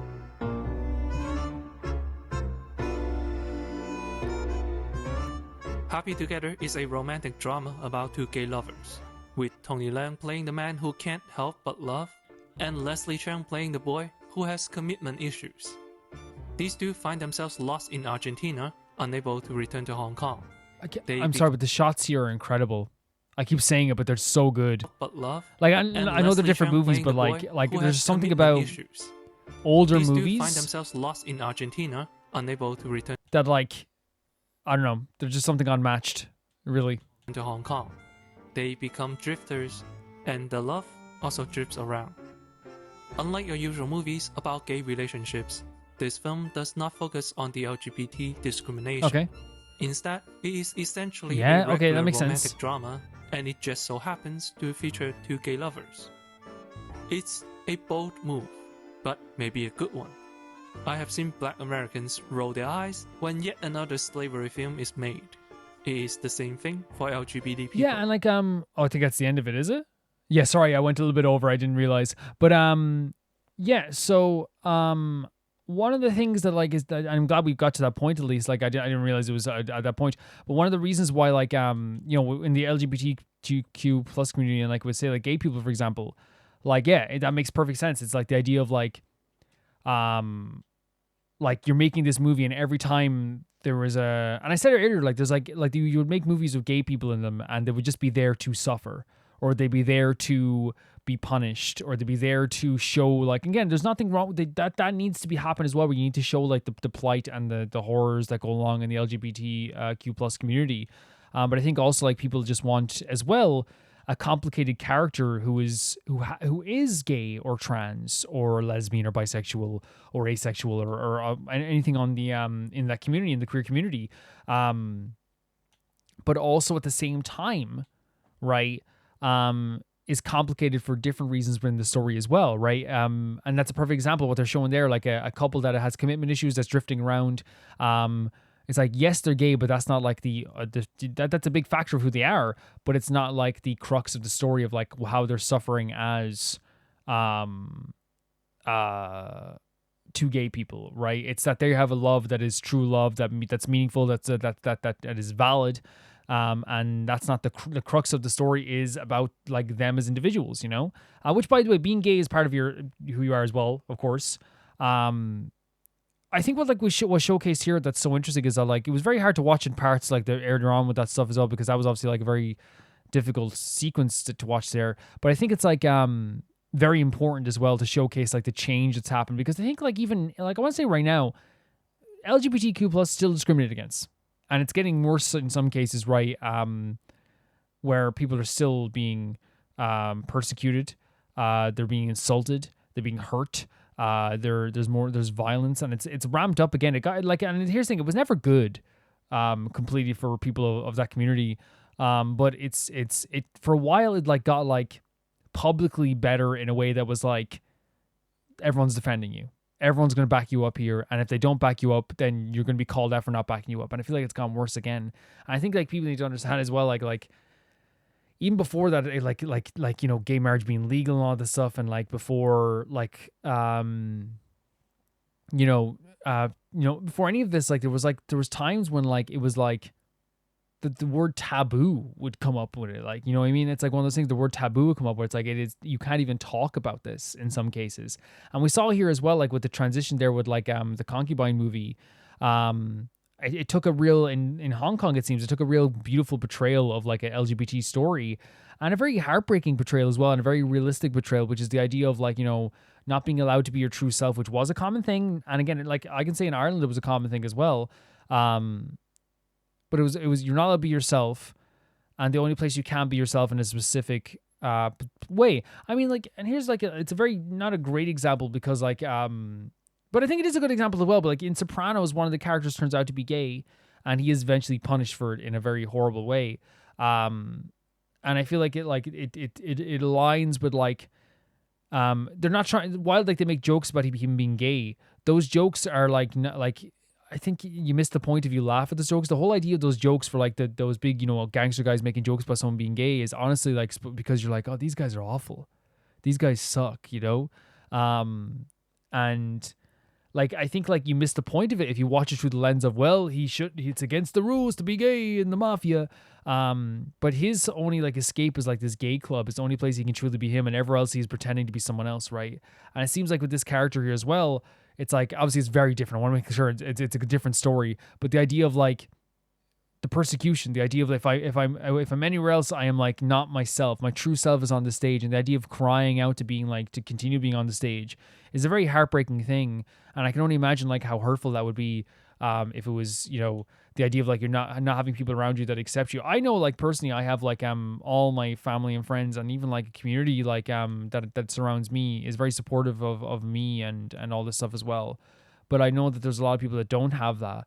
And you can see here, like, especially with the times, like how difficult it was back then, even at that point, like, you know, and I think what the message is here is what we're getting at too, is that like, it takes sometimes, and that's why, you know, we always have praise for people from the past for doing this stuff, but sometimes it does take like that one person to really step up and like, be like, I'm going to, be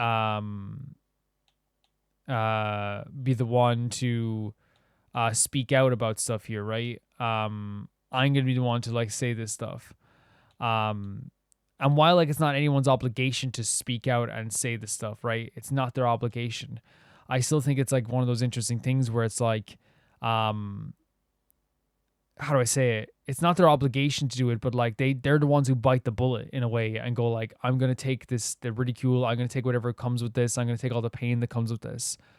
And then it gets a little bit better for people that come after me. And I feel like that's what happened here. It's like it's a tiny bit better for the people that have come after this actor as well. And I think that's like, it's very sad as well that like someone had by Rhea, and it is Reverse 1999 2.8 trailer. And they said it's also the 1999 second anniversary patch. Let's check it out. This is just from 8 days ago. So we're like in the modern times now, guys. We're in the modern times with Reverse 1999. Let's check it out. What do we expect from Reverse 99 if you've never seen something like this before? The art style will be impeccable. The voice acting will be amazing. The mysteries will be around and everywhere. It's going to be cool. Oh, wow. It's kind of matching the vibe now. It's getting colder here in Ireland.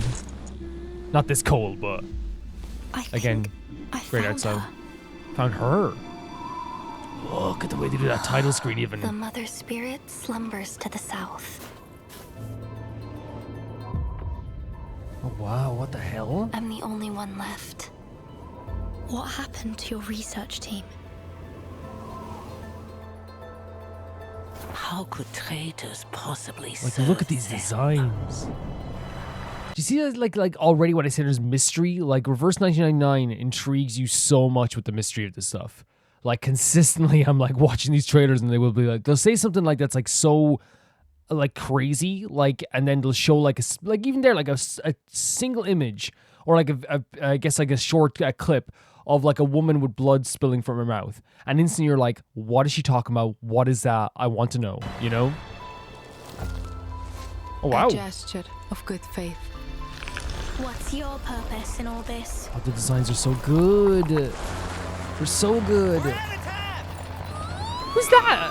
What the hell? The road ahead will only grow more dangerous.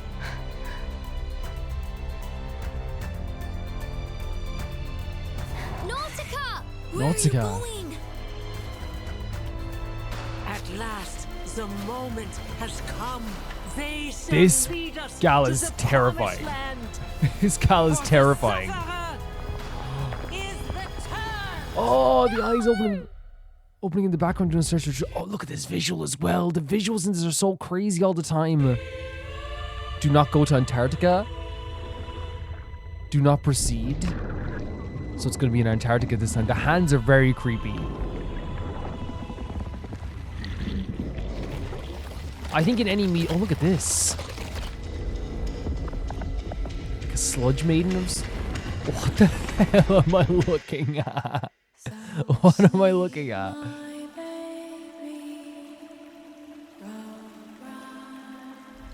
Okay. Okay. The hands theme is very terrifying. And like, I genuinely feel like throughout media and even like poetry and stories and all this stuff as well. I'm not the biggest fan of poetry, but like one thing that like is always a really good way of like getting across the idea of something being invasive or intrusive or being everywhere and like it's almost like feels like incredibly uncomfortable is the idea of like multiple hands, right? It's like like, I know it sounds weird to say, but it's like multiple hands, like it's weird, right? It's like all these hands together, because hands on their own, fine, whatever, you know, but it's just like it's an instantly like terrifying thing seeing like too much of something in one space. And like it doesn't matter if it's eyeballs, legs, hands, but the way they did the hands here was like, it felt so like I don't know, like terrifying and weird and like controlling. It was like so hard to watch, but I guess that's intentional as well. It's not supposed to be something that I'm supposed to like, wow, beautiful, look at all these hands. Really terrifying visuals in this. I'm glad I kept my face. The designs are always great, aren't they? They really are. My memories, my heart. So that's Nautica. I want Aja to recognize me when we meet again, even with everything that's happened. Ice, not an ice pick, that's a different thing, isn't it? His little treasure. That will never change. Wings Every as well. journey has its challenges. So with Oh wow, each step, Nautica. I urge myself to grow stronger, braver, even more determined. There's the hands That's again, why but I'll destroying the never give up. hands. Why I'll never stop moving forward. Look at Give the everyone a ride on my landscape back. visuals here. I think I can handle it this time. Ammunition, tools, even the stars above seem cold and Beautiful hair. unyielding these days. They do hair so well in terms With of your designs in this fireplace, game. Moldier? It's warm. Makes this place feel like home. Like, this is a stunning Perfect character. day to double down on physical training. Just kidding. What, a 6-star? You are not my soldier and we're not in the army. Go ahead, enjoy the day. What? Mission Did she complete, send in no an attack from the casualties. helicopter? Okay. Okay, Moldier. Moldier has a bunch of like weapons of mass destruction at her disposal. Claire, Ulrich. I'm sorry. Interesting. I had no idea. A quick coat of paint should do the trick, though some of our colleagues are Very quite interesting particular design. about maintaining appearances. I suppose I'll just have to avoid direct sunlight for now. Yep, I'm taking all the equipment. Can't pass up the chance to collect first-hand data in a real battle. Right, so this Ulrich design is like so interesting because it's you know, usually in Reverse 1999 there's like a big theme on like, you know, like how well like the hair and the face is designed to have a character like be kind of like faceless and kind of be represented by their like outfit alone. Like it kind of like works as a big contrast to their characters as well, right? What the hell? Is this the thing we saw Buddy Fairchild? Ain't a squirrel just a squirrel. Just because I got a larger tail and can talk English, don't mean I'm some kind of different breed. Oh, it's okay. I mean, you don't look exactly like your mama. What is this You're game? still an arcanist, ain't you? This game is insane. 64 black and white series garments. Oh, wow. With different outfits, I guess? The pawns. Like, you see what I mean with the hair design in this game? Day. A metaphor seamlessly woven into the check. Feast your eyes on the chivalric anti-romance of this renegade knight. Very cool. What a victory. And what I a like the idea of metaphor. outfits for any game, honestly. I have to quote a paper and send this off to the publishers. It is important to know your pieces, both by function and appearance. Jesus Christ, look how cool Each she has looks. a part to play in strategy. Queen's game. Please take a moment to get What? familiar with my aesthetic updates, so you will be fully prepared when the battle begins. She's like attached, so she's like a mechanic. She attached a face to her own, like, I guess, body. Each move on the board is an attempt to return to the future. Let What? this victory propel us forward. The presence of this character, even being like an automaton, like terrifying, right? Like there's some like very, very like, not over the top, but it's more kind of like just a gigantic presence. They feel gigantic just in personality alone. Or like, oh my God, again, look at these designs. Oh, it's a freaking deer person. Oh, these are the outfits. Oh, okay. Astrolabe. Be my guest. Just don't go throwing it around like it's a shot put. Where is that budget hog hiding? Yeah, it's so interesting to have like a character in Reverse 1999 like have a showcase their design purely through like outfit and, you know, like helmet here. Look at these designs as well. These outfits. Oh my God, look at 60-bit Reverie. That's very cute. Very cute. Yeah, they're all great. Like, I think the Reverse 1999 designers are incredible. They really are. New main stories chapter. Paradise Regained. A moment in the white expanse. Anecdotes update. More rewards. It's such an interesting design to me. It stands out. Ah, Jesus Christ. If I, oh my god, look at the design at the end there as well with like the kind of like stone face as well. And the design, oh my god, even like the designs over here too. We've probably seen a few of them before, but obviously like it's been a bit of time. But they all look really great. New login reward, so awesome. Absolutely insane again. The dawn of the afterflood. Baby squirrel. Login to get Matilda. Again, like it's like so simple, right? It's like even like on the characters versus like, hey, this character's name is Matilda. She has this like, it's a black kind of outfit, but like the hair again is what's always just like so impeccable. And like the outfits too, but like I'm just saying, like I kind of like whoever designs the hair in this game is insane.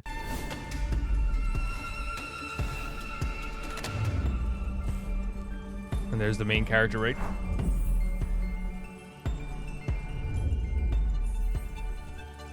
Such a cool design as well.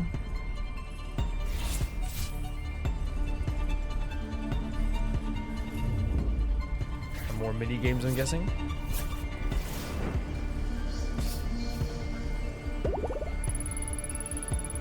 There's so much that goes into these games. You know what I mean? That goes into Reverse 1999. I feel like these updates give like 3,000 rewards. Again, sick designs. So sick. And a garment display. Very cool.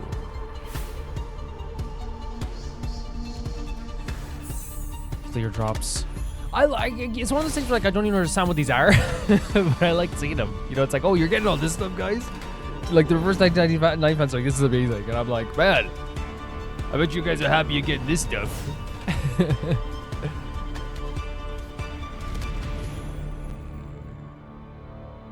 This is the 2nd anniversary update. Very cool. So, I would say that the biggest strength when it comes to Reverse 1999 for me, as from someone that doesn't know the story and doesn't know anything about it beyond that, beyond the kind of superficial parts of it, is that it has like such like incredible designs. Like it really does. And like every time we get to see one of these trailers, like that's one thing I'm always anticipating the most. Yes, it's always like seeing like the cool mysteries that are going on in the trailers. Like what's happening here? Oh my god, look at the visuals of the world here. What is this? Oh, this character said this. Why would they say that? Oh, there's been a murder. There's been this. It's always very cool. Like they're just like the designers of Reverse 1999 are, they're amazing. They're absolutely incredible. And like I think it's always, by the way, it's one of those things where it's a constant. It's a constant thing where like I don't even have to worry if I'm gonna like, you know, because it's not even one of those things. It's like I wonder if I'm gonna like a design here. It's like no, you're gonna like 20 of these designs. You're gonna like every single design that shows up here, and even like the designs where it's like, oh yeah, that's not like the most incredible thing ever. It's still like, as we said, like oh, that outfit isn't the most incredible thing you've ever seen in your life. It's like the hair design in this game is 10 out of 10. And I think it's like because the art style itself is so fantastic that like, you know, designing things around that is always like a really cool thing too. But yeah, I love the designs here too. And then like we had the trailer to start that had like a very big like felt like a bit of a mystery to it. Something going on with Antarctica, tribes being the only one left. There were some visuals there that actually kind of terrified me. Which is always like a good thing, you know, if you scare someone into buying your game, you know, I'm here, you know what I mean? I'm here, I'm ready, very ready to be a part of your world. And I think it's like a really, really, really fantastic what they're able to do with the mystery of it as well. I like all the visual of the hands and like this kind of witch character, like makes me scared, but also like, you know, kind of like a bit intrigued at the same time too, where it's like that's terrifying. Like she has a terrifying presence, but at the same time, she's like, you know, an intriguing character. You know what I mean? And that's good scary, I feel like, right? Where it's like, you know, it's not so scary that like I never want to see this. It's scary to the point that like I want to see how people interact with her and how she interacts with the world and what she's doing to people and how people might stop her and how the people around her follow her. She had like a bunch of followers there as well. What's the deal with the face behind her as well? How are they going to survive this harsh climate? Like, what are they doing in this harsh climate? Why would they even like decide to come to Antarctica? Why are they getting a warrant to leave Antarctica? What are all the hands all about? That's kind of like Reverse 99 all the time, where it's like, what is this mystery going to be about? I love all the rewards that they give with this game. Like they constantly just give like amazing rewards. It's always fantastic to see like them to be like, hey, here's this and this and this and this, and it's like it's a constant barrage of like what else would you want? And I imagine for Reverse 1990 fans that they probably do feel like I know like some of the stuff you have to pay for, right? Like 100%. But I think like also there's some stuff there that are just like gifts as well. Especially I know it's the second anniversary, so there's a lot here, right? But still, like it still is cool to see like all the updates. Even if you don't play a game, it's cool to see like what you get in an update. Like I'm always fascinated by like when I see like, you know, like 2K games or something. I'm like, oh, what? Like I don't even know. Like I see a post like by 2K being like, hey, like, you know, you get this with the new package, and I'm like, I don't know what that is, but like I'm always curious to see what DLC other games are getting. And in this case, I guess it's not even DLC. It's just like an update to the game. But very cool stuff. Love the designs as always. Love the mystery behind this as well. I think that they're like doing a really fantastic job with these trailers of showcasing, as we said, the mystery, the design, the music behind everything, the tone of the game, and everything. It just works out really well. Thank you for sending us in. The next video sent in by Aka, and it's Zerobaseone's Iconik. Absolutely love the vocals and dance in this one and the parts they gave everybody. As you can maybe guess from the title, it's a song centered around the confidence, but instead showing off a song centered around confidence, but instead of showing off, I feel like they focused on the happiness that comes with believing in yourself and fulfilling your dreams. Honestly though, like I feel like personally, I think that there's a chance that some groups can do the like amazing concept, like all this, like and some groups do it too much, right? They can, but I feel like you can do one every once in a while, and like it definitely fits, like because you want to be like have those confident songs, and especially when you have like a talented group like Zerobaseone, I feel like it works out much better than like, you know, if some other groups that might do it every single video, you know what I mean? Let's check out Zerobaseone's Iconik. Oh, starting off with how standing on top of a rock with, is that like a Roomba? Oh my god. Oh! Sorry for pausing already. I will, like, again, I know, like, but like, how look really cool here? Just the motion? Just really cool. This is a cool shot. Nothing is impossible. The motion of this is really cool. Look at them Yuji here. Oh, that's adorable. Okay. Of course, Zerobaseone.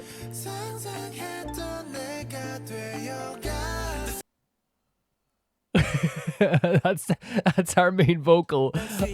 I'm so sorry I'm pausing already.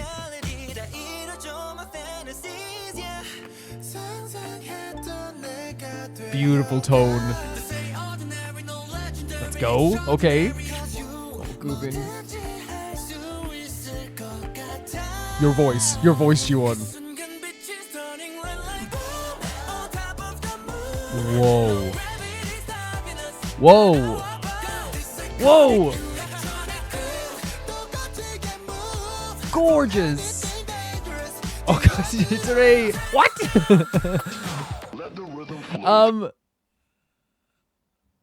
That is a gorgeous tone for a chorus.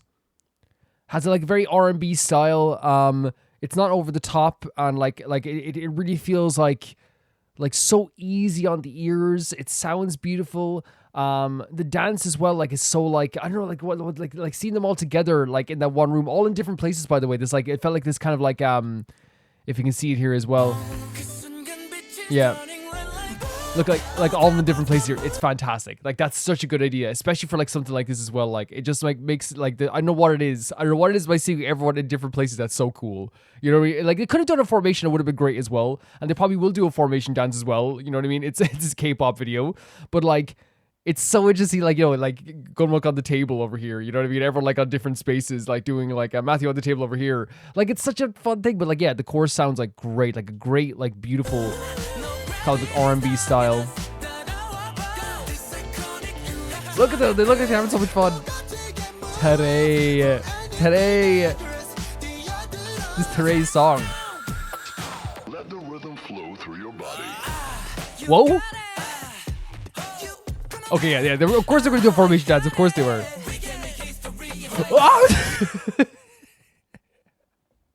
What was that? What was that? It's the most replayed section, clearly, for a reason. Look at this. They look great. Great outfits. Oh my god. Ricky.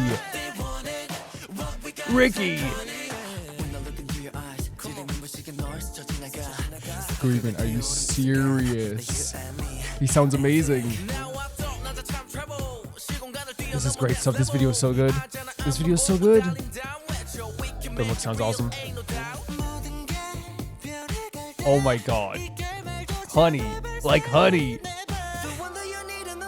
This video is so well shot. I love the visual effects.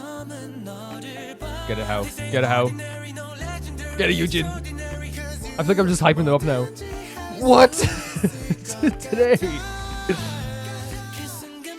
Okay, I'm sorry, but like, this is, so, first of all, so fun.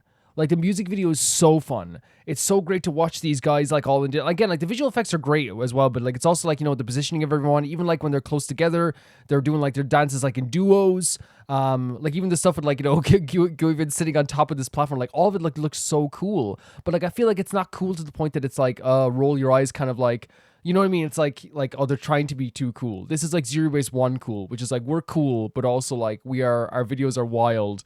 Our stuff is fun. Like, we're not just like, you know, trying to be something we're not. It's like very Zerobaseone in a way too, right? The kicking down of the Boys Planet pictures. To me, like that, for a person who's watched Boys Planet, right? And I'm rewatching it now. It's a horrifying show, but there's fun parts to it too. To me, that symbolizes the idea of, like, especially with a song like this about living out your dreams and moving forward and, like, you know, never thinking you get to this point, but yet you get to this point, and, like, you know, it's like, you know, the impossible is possible.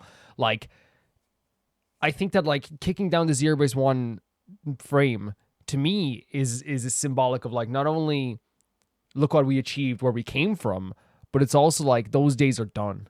We're no longer being treated, we're like, I'm not saying that like Wake One are not great. I just want to be honest with that. But I'm saying like that's no longer us. We're no longer the trainees. We're no longer the people that, like, you know, you're going to make cry like that. And again, I want to make it clear, Wake One still suck. But like, we are like this now. Look at us now. And they're so incredible in that sense too. Like, yeah, the video is so fun. Look at G1. Oh my God.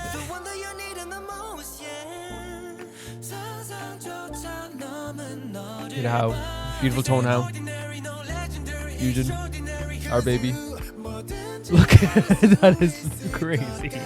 What a visual. This is Turi's music video. This is a great chorus. It sounds so good. Gives you chills. Love that leg movement. Gorgeous tone. Oh? Oh, I literally said this week. Underrated vocal. Not underrated. Everyone knows how good he is. You know what I mean? Oh my God, let's hear this again. Like again, that's not an insult to Trey, by the way. Matthew is someone who I feel like doesn't get recognized enough for his vocals. Like today's like is one of those situations where it's like everyone knows Trey's good. Everyone knows and he is. Everyone knows he's superb. But I'm glad he's getting his own music video here, basically, for today, you know?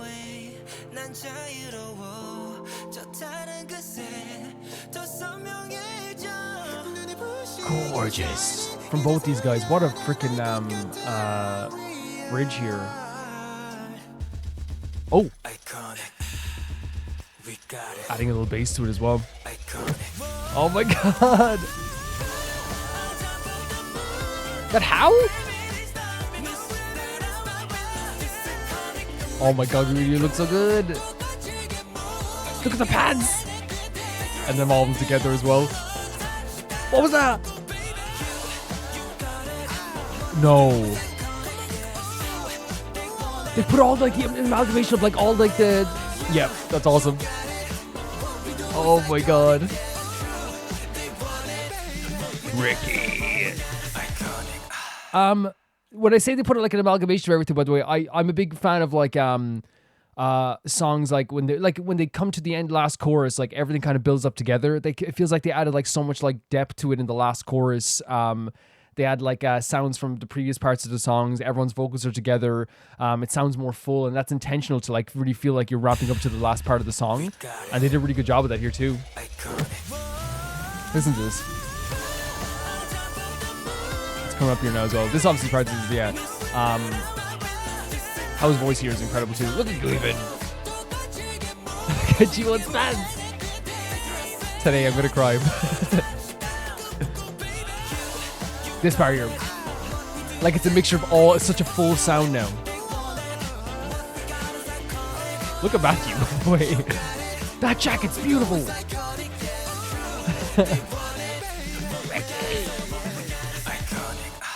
Okay.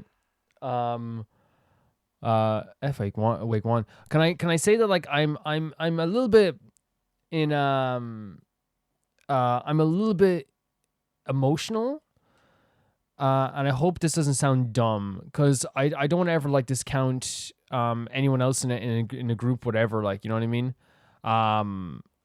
Because like obviously anyone who watches my videos knows I have appreciation for like even if I have my favorites, like of course G1's my favorite member, he's my bias, right? But I think anyone who watches these videos knows that I have an appreciation for everyone.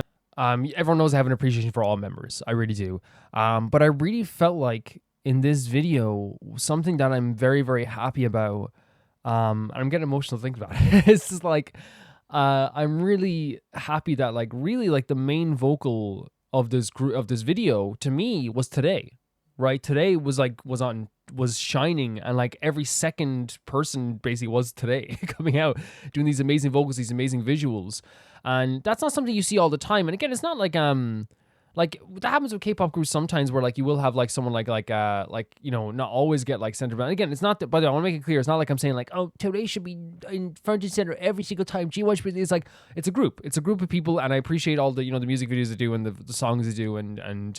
But I think it's also okay to be very like happy for today, to not only get this part here, but also for, like, say like Ricky for getting like such aggressive and, you know, front facing dancing parts as well, which is so cool. And also like G1 getting to show off like something he's like really underrated at doing as well. If you want to talk about underrated as well, I think Matthew's like incredibly underrated when it comes to vocal as well. If you want to talk about underrated vocal, G1 getting to like sing those parts, you know, and I think it was two separate parts. But he has such like a honey voice. He's such like a, you know, I talk about caressing voices as well. And he has that where it's like, it feels like, oh my God, this like is so like beautiful. You know what I mean? And there's only a few voices I've ever described as like, you know, feeling like it was like, you know, it like caresses, it like surrounds. It's like, I think like Taeyong, while different, has a different voice, feels like that sometimes too. It's really nice to see like, you know, a showcase of talent here as well. They all like sounded amazing, of course. Like the vocal performances here were really, really great. The chorus is really incredible. Like it's a fantastic chorus that sounds amazing. It has like a beautiful tone to it. It's very R&B style. I didn't know what the chorus was going to be like, you know, because obviously the rap part was very fun as well. I feel like what they did with the video was very good too, which is like had a very like motion filled video where like you know, you can have people moving in your video, but like this here, they had like, you know, even like the head movements were like different and like almost like there's like a satisfying aspect to watching, like, you know, the way that they filmed this in a way. Like, you know, there's adorable moments where Eugene like falling on the hamster wheel thing. But even like the way like how was looking into the camera at the start, like, you know, as he's looking at an angle, there's something so satisfying about the way they shot this. It looks really, really great. Yeah, there's all these like interlude cuts, like where like, you know, different members were like dancing with each other, we're having fun with each other, and it generally like just looks very natural. I think that's one good thing that's about Zerobaseone. If you're gonna do a video like this where it is Zerobaseone being like, we're like iconic, we're like, you know, we're better than we used to be and all this stuff as well, and we're finally living out our dreams.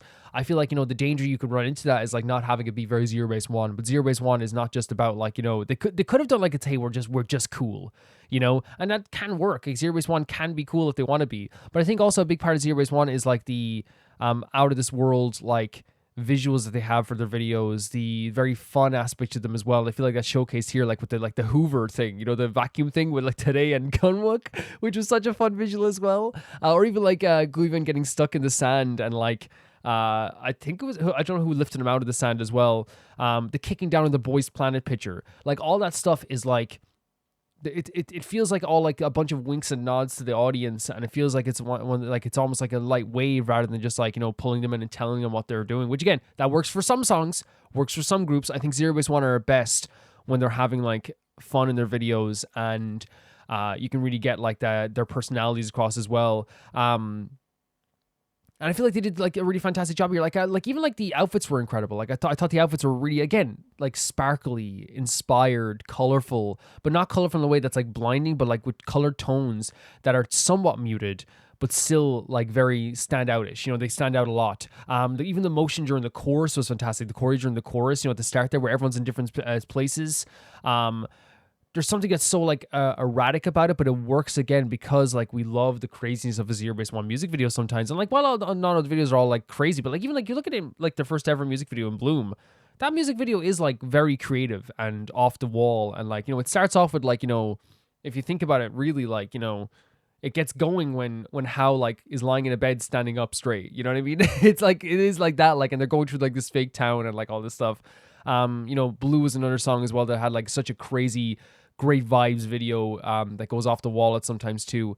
And I feel like that's like what ZB1 does best, is have fun with their music videos 100%, and they did that here. It looks so freaking good. But yeah, vocals so on point. Matthew during that freaking bridge was so, when he's like, you know, let's take it away, talking about feeling so free, you know, and like it was like talking about like how the moon shines down on them, which I think as well is such an interesting thing as well, because they were talking about like on top of the moon, no gravity stopping us. That's like them saying like, we're here, there's nothing bringing us down yet. But like also saying like, you know, the moon is above us as well. To me, that also gives the idea where it's like we feel like we're on top of the moon, but also the moon is also illuminating us like a spotlight, right? It's like, you know, yes, that's the highest point, but it's also like something that we feel like we're on top of, but like realistically, it feels like also that wherever we go now, there's like some sort of spotlight, you know what I mean? And I think even like after that today, by the way, which today, like if I have to give like MVP of a music video, it's today. Right? Like, Jesus Christ, some of the visuals here, or the vocals. I feel like he got to be showcased more than he does often, I guess, as well. And I think Turner even had a line like, what was it, like in the same bridge where it's like, you know, finally I get it, right? Which is an interesting line to me as well, because I wonder, it's what, you know, it's one of those things where like, they've gone through so much. They really have. Like, these guys have gone through so much. They really have. And to get to a point now where like they get to sing a song which is about them being like pretty popular. Not only popular, but like getting to a point where they're now living out the stuff that they always wanted to do. Like, I know like for a fact, like all these guys have wanted to do this for so long. And G1, for example, as well, is like, this has been his dream. He's been dying to do this for years. So to have a song about like, look what we did and look what we've got. Again, for them to go through Boys Planet, which was a nightmare for some of these guys. It really was. You know, like to come out the other end and have like a song like this, which apparently is winning all these like events and shows and stuff, because the song means more now, I think, even after they won all that stuff. Not because they're being overconfident, because as Aka said, it's very self-celebratory. It's very like, we want to like celebrate what we've become. We want to celebrate what we have and what we are. I think ZB1 have like like against one of those groups, and a lot of other groups have earned it as well. They've earned a song that talks about how far they've come. You know what I mean? And I get more like, and just again, like I said, there's nothing wrong with them doing a cool song. If they wrote a song where they were like, we're really cool and we're really awesome, like I'm listening to it, I'm like, yeah, you are, you know. But like, I think it's also like very good that like they acknowledge that it's like, you know, this is not a song about like, hey, we're cool and awesome. It's a song about how we have come so far. Yeah, it's just a beautiful song of them like being together, having so much fun together, being very self-congratulatory, not in a bad way, like in a way that it's like, you know, accepting how far they've come. They have gotten so far. They've gone to a place where like they deserve to praise themselves, and they should praise themselves. And that's an awesome thing. It's an awesome thing. And it's, again, it's not even just like praising themselves. It's more just like looking around and being like, wow, look where we are. You know what I mean? And again, if there's anyone who deserves to do it, it's my boys. It really is. Yeah, so I've talked about like how great the vocals are, how great the video is. Like, I love that they gave so much attention to like, you know, Matthew and today's vocals, you know, there at the end, because again, I think like when I say today's not, like I said, he's not underrated. People know how good he is. It's just a matter of showcasing that more in the videos, and they did that here. Like, he is amazing. Like, to me, it's like one of those situations where like, it's like, in wrestling, when someone says Bret Hart is underrated, and it's like, no, he's not. Everyone knows he's incredible. It's like, you know, that's today. And because I think sometimes people go like, oh, this is underrated, and what they mean is just it's amazing. Matthew is like underrated because I feel like people don't talk about his vocals as much as they talk about other stuff like his cuteness or whatever like that. But like, and he's cute. But like, everyone's known how good Trey is. We've known since the first Boys Planet audition. Everyone's been aware. He's always been fantastic. And it's just a matter of showcasing it. You know, and this is what it is. He's being showcased here. And this was his video, I feel like. And while it was everybody, I want want to make it clear it's everybody. It was all together. G1 got some amazing moments. Ricky got to do so many cool moments. Eugene, Gwydion, all the boys got all the really amazing moments. How got that amazing note at the end, like, you know, Han was doing dances like right in front of the camera as well, like that as well. They got like they all got their amazing moments, right? They all did. But like I just like can't help but like focus on like some of the Toray vocals they did here today. It was really fantastic. Really fantastic. Thank you so much for sending this in. This was awesome. The next video is sent in by Angel313, and it's here is Illit's Japanese debut, and this is Toky yo Tomare, and this is from Illit. Let's check it out. We love Illit. Subtitles are on. It's the 31st. Oh, we have a dreamy feel already to this video, right? Oh. Bit of a funky start. Oh. Eroa. Shining brightly.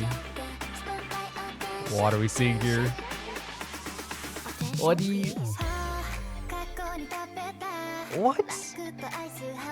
Wait, so this is literally a song about like summertime? Like the times you had during summer? This is going to be heartbreaking and beautiful at the same time, isn't it? Moko doing an amazing job here as usual. It's a watermelon? A world invisible to adults. Oh my god. Look at you now. Great vocals. But that's, yeah, as always. All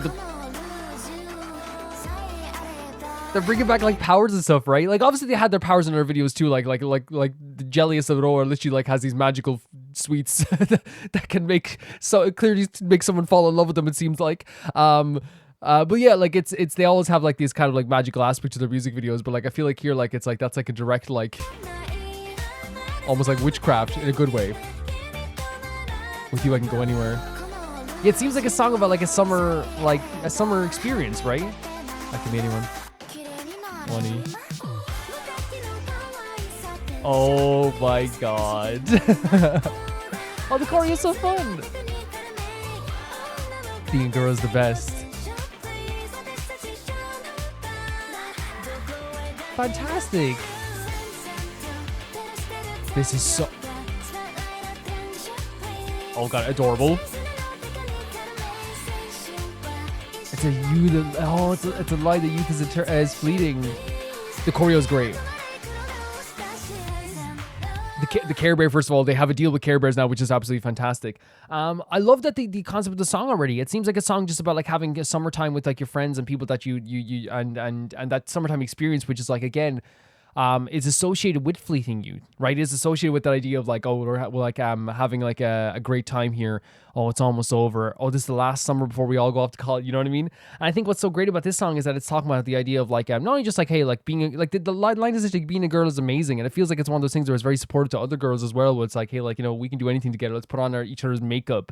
I think that's what I was saying, like, you know, with the idea, let's put makeup on each other, which again is another thing that like it's like, okay, we're during the summer, we're having time together, we're putting on each other's makeup, we're eating we're drinking sodas, we're eating ice cream, like there's all this stuff together that like it feels like very summery vibe, and the music video feels like very like I don't know, like it feels like a dreaminess to it, like, so I wonder if that is like another thing where like it adds to or to me it adds to like the idea of like a I don't know, like a movie vibe, like that summertime movie.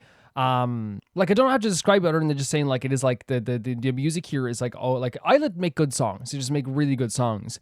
And here it's one of those things where like it's just like a audible like feast for the ears where you're listening to it and it just like makes you feel good. You know, it's just like it makes you feel really good listening to it. And I think that's like such a good thing about Illit as well. And the choreo is fantastic too. Yeah, with this lipstick. I can be anyone.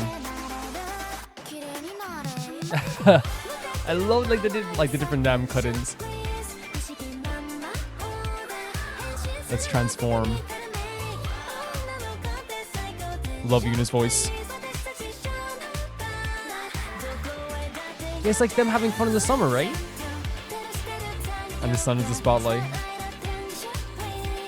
It's just like keeping stuff like this.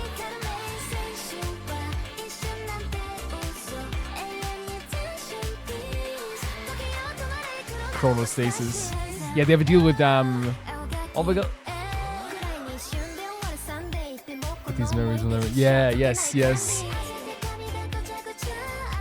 just like, does she describe it like this, like summertime in a small town almost?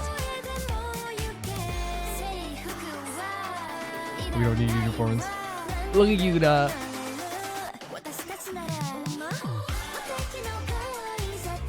And again, like I love the Care Bear brand deal is genius, by the way. It's like one of the, like when I saw it for the first time, I actually posted in the K-pop chats and I said to everyone in the K-pop chats, this is like one of the most genius things they've ever done.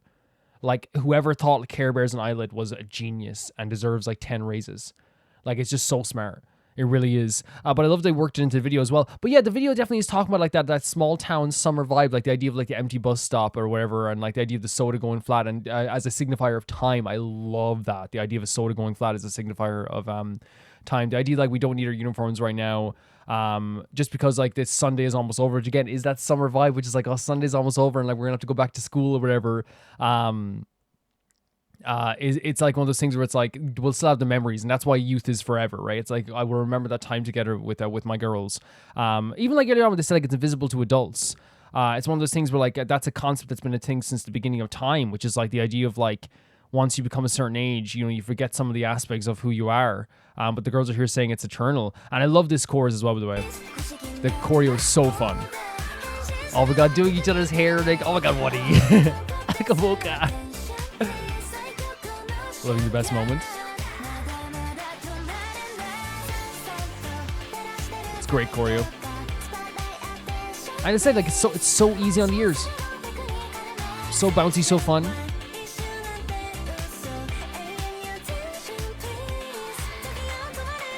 Time be still chronostasis. Oh, I wasn't expecting the transition into like an art piece as well.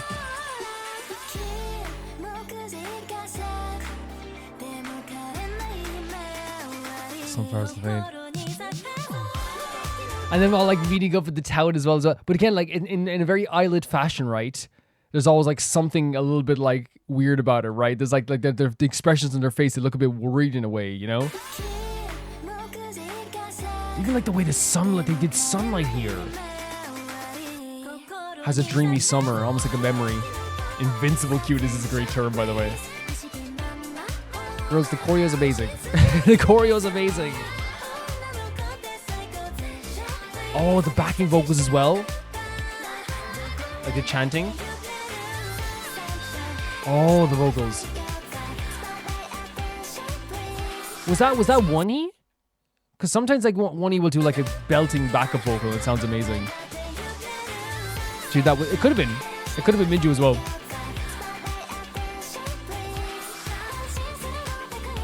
Oh my god. The dreaminess of this video is perfect. The way they did the lighting feels like the, you know when you think of like a summer in your memory, that's what it feels like. You know what I mean? When you in your memory, or like you ever see like in a TV show or an anime, right? When they do summer, it almost feels like the sunlight is like magical as it shines through the windows. And here, like they even use overcast, right? That's so perfect, right? Because I think that sometimes we remember summer as like being blindingly hot. Sometimes summers are like, you know, just like an overcast day.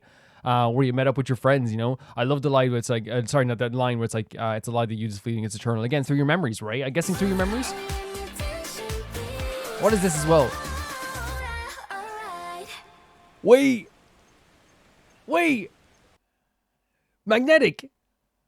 She did that in Magnetic, right? It's one of like the most I think it's like one of the part that stops maybe before everything starts, where like she like holds her nose and blows into it and all the like the paper stuff rolls up from the table. They're like, hey, the magic's not gone, buddy. What's that, the 1st of September, the end of summer, yeah. And everything's very quiet now. That was amazing. So like, I think what the song's meaning here from the lines that we saw here seems to be about the idea of like a summertime, and I guess like the youth of summer, and like how like our summer memories kind of like can live on forever. And not only that, but like it's about like being a girl in the summer, right? But all of us together doing each other's hair. No, I'm not saying that's like only a girl thing, right? My friends used to do my hair as well, like during the summer. So like, but like it is kind of like a very like summertime activity. Let's do each other's hair. Let's get ice cream. Let's drink soda. I adore using flat soda as a signifier of time. That is an incredible line. That is incredible. And that's the thing about like Illit as well, is like, you know, you can use the words fun and cute to describe all like most of their music videos, right? Put that in there right away, right? But they have such great lyrics, and like lyrics that hit home all the time. There's so many times where I was reading the lyrics in this song where I was like, oh my god, like the fleeting summer feelings, like, you know, the idea of like and like, but invisible cuteness as well, which is another great term, is invincible cuteness, I should say. That it feels like it's saying like, hey, like, you know, our cuteness is never gonna end. You're never gonna be able to stop this. It's really like a beautiful thing, and like I think like, and again, this started off, like, I'm just looking at it here. It started off, and I think it's actually a great thing as well. I only noticed this now when I clicked on it just to see, like, the start again. Look at this. It started off with the 31st of August, which is, like, what people believe. So, you know, it's a signifier for worldwide, because everyone goes back to school at different times, and everyone, like, you know, ends their summer at different times. But I feel like what's fantastic of this is, like, saying Sunday, the last day of summer. What are we going to do today? You know what I mean? And then it ends with the 1st of September, right? Really fantastic stuff. Really fantastic stuff when it comes to the visual. But yeah, the music video was really, really fun. It was very dreamy at times too. They had it like a very like, as I said, like this almost like ethereal vibe to it. It was very smoky and foggy in a way too, where the sunlight, even when the sunlight was shining through the windows, it felt like it was almost like this like godlike sunlight where like it, again, that only exists in people's memories sometimes. And I feel like that's what's trying to get across here, is that like, not that like you will be young forever in terms of like you're going to be you're going to be, you know, an Oroa, you know, you're going to be Oroa who's 17 forever. You know what I mean? It's not that. It's what it's saying is like, you know, because even though like Sunday is ended and even though Sunday's over, our memories are still with us. We still have like all those times that we were together as well, you know? And I feel like the music video was trying to like signify that, where it was showcasing like all the fun that you can have together, all the times that they had together. I think what's so interesting about this too is that there's nobody else in this music video. There wasn't another boy, there wasn't another like teacher or adult, or there wasn't another person just around. It was them, and I think that's what's so good about the showcase of the lyrics as well, which is like the idea of like, you know, them. It's a world invisible to like quote unquote adults, even though like you know, there's literally like you know Minju, Mocha, and you know, like it's there's adults in the group, but like I think like it's about the idea of the song, about the youthfulness of those summers, of those youthful summers, being together with your friends, and that's what it kind of like means as well, like, you know, and it is like, yeah, as even Oroa said at the start, it's a story about the end of summer. It is a story about how like summer ends, and like everyone can kind of feel that kind of like vibe of it here, and they really got that energy from it. And that's why it's like overcast, right? It's like it's not because it's like you know, it's like that's all of summer. It's because like you can feel kind of September coming when the weather gets a little bit rougher, you know? And it's a signifier of like, oh, things might be coming to an end, but then these guys are singing about how like it's not coming to an end, you know? Like it's really, really fantastic. It is really very fantastic where they were able to portray this as well. I love even like them doing each other's hair, doing each other's makeup. It shows us like this relationship, this sisterhood that's absolutely fantastic too. And like there's some really like heartbreaking, like there is some heartbreaking stuff in here too, but I think that's what the whole song was about, was like trying to showcase some heartbreaking stuff in the midst of like trying to be uplifting about it as well. Like I think even like they were talking about how like we can't go back to the beach. It's not that we can't go to the beach together, it's that we can't go to the beach again physically in the same way we did at that age. You know what I mean? And that's what's like very like, it hurts a little bit, but then they're saying like, hey, just because it's over doesn't mean we don't have the memories. We'll have the memories forever. You know, like, but also like it's saying like with you, I can go anywhere. Like, you know, it's like, it's also saying as well, it's like, even if we like, we're not that same age, we'll still have like those beautiful feelings together. Even like if summer has ended, you know what I mean? At the same time too. A really, really beautiful lyrics as well. Yeah, but the chorus is like, well, like invincible cuteness, and that's like attention, please.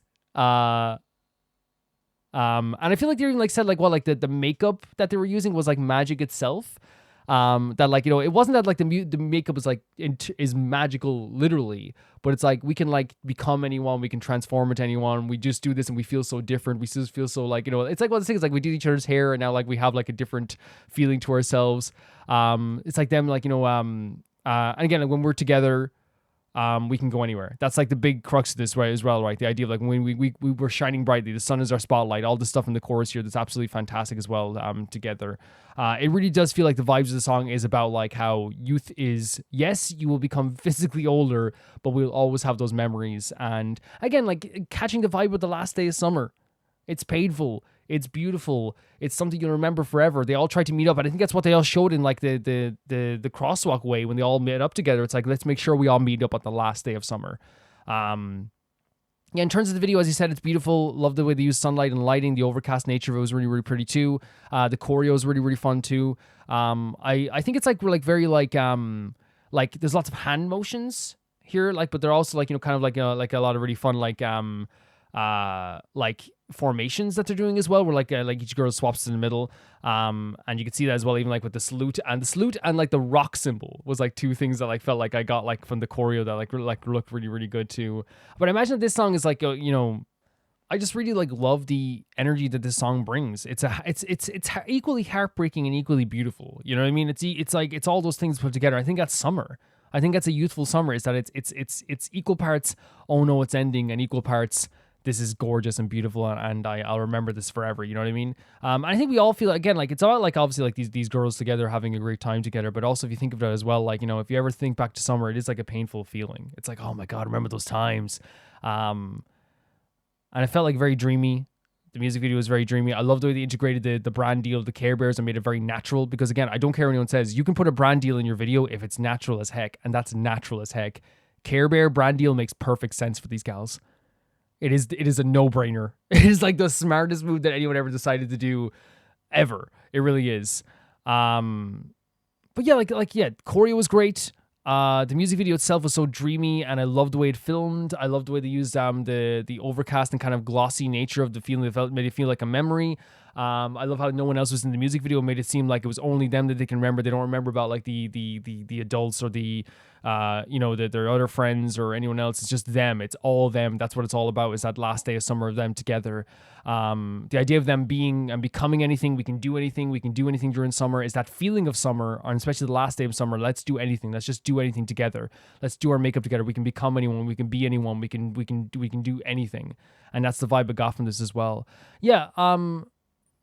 Very, very, very cool. Very, very cool. It's hard for me, like, with Illit sometimes, because, like, I feel like one of the things that I don't think I'm reading too much into, but I think everyone else feels this way too, is that, like, they have, like, equal parts, oh, this is adorable, and equal parts, this is beautiful, and equal parts, this sounds amazing. And then, to me, also, at the same time, it's like equal parts, there's a bit of, like, either a heartbreaking vibe to a music video, or kind of like a horror vibe to a music video. And I feel like this time around, they like were 100% not shying away from the fact that this is like a beautiful feeling, but at the same time, you know, the music video to be portrayed also kind of like a longingness for the summer and a sadness that the summer is ending. But yeah, I really, really love that Illit are able to do something like this. And one of the things that's really great about Illit is that, like, they're not just cute and adorable. They're not just like fun. They make great music. They make great music. And not only that, but like they either have like the most, like in this case, like a heartbreaking vibe along with an uplifting vibe. But they also have sometimes like, and again, I think it's one of those things where like they're very happy. Whoever makes these videos is very happy to have like the horror vibe or the sad vibe or the heartbreaking vibe kind of be on the back burner. It's apparent, but like, so if people see it, they can like feel it, you know. And I felt, I think other people probably would feel it too. Like I've seen other people talk about how I like do have like the horror vibe or like sometimes a very sad vibe sometimes too. But also then the people who just want to enjoy the music as it is and this beautiful stuff here, like it's fantastic too. You can listen to this music and be like, this is amazing. This sounds so good. It's so appealing to listen to. Just as an add in there as well, I also love that Illit are also like, you know, keeping up with the idea of like that they are magical girls, right? They have like a magical vibe to them. Even the stuff at the end, bringing back the magnetic stuff with like the Mocha being able to like use her, like, you know, holding her nose to do stuff as well like that too. But they had like this magical energy throughout the whole video as well, you know? And I think that's like one thing, like again, I don't think I'm reading too much into it when it comes to Illit. I don't think anyone is, because it's not just me who thinks this too.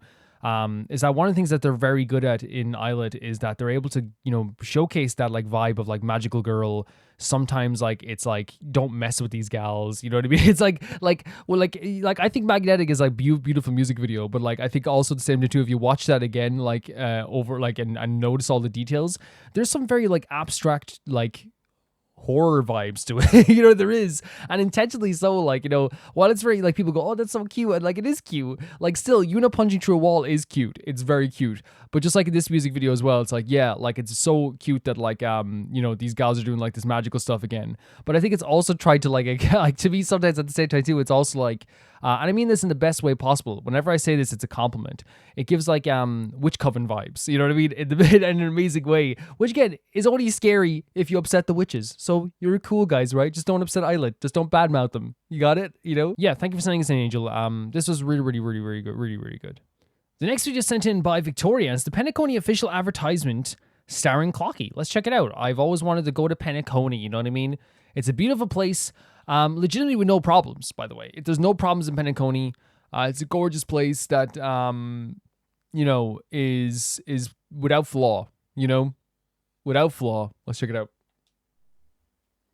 Hoyoverse. Oh, okay. We're getting the Disney style. Subtitles are on, okay. Tick-tock! All friends awake and asleep. Welcome to Golden Hour! I love that they have like a particular style. They didn't just do like the Disney style, right? Obviously there is like a Disney style to like the intro and outro, but like it feels like it's a very distinctive 2D style here. This is very pretty. Penacony's most luxurious dreamscape. Are we gonna get some propaganda? Can't dream of.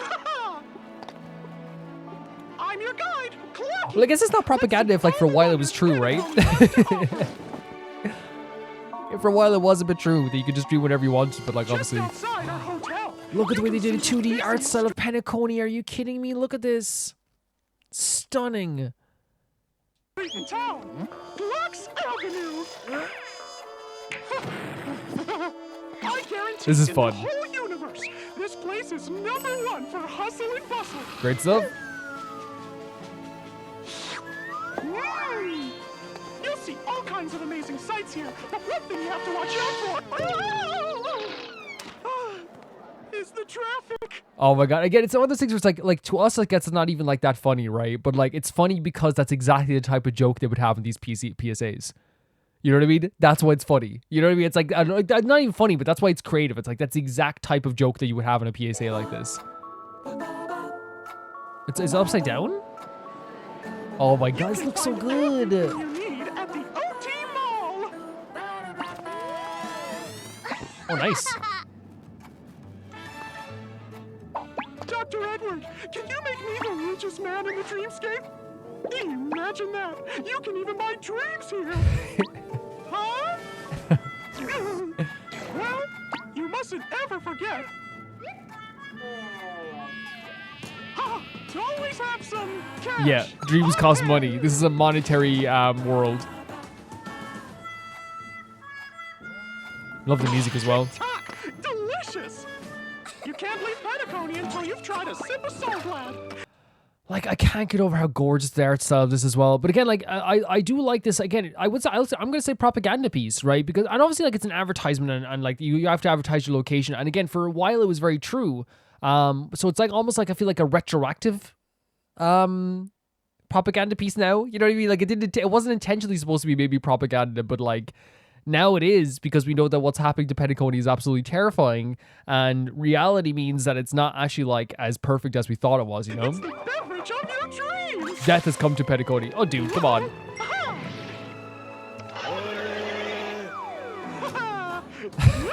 This guy's not, his life is not going well.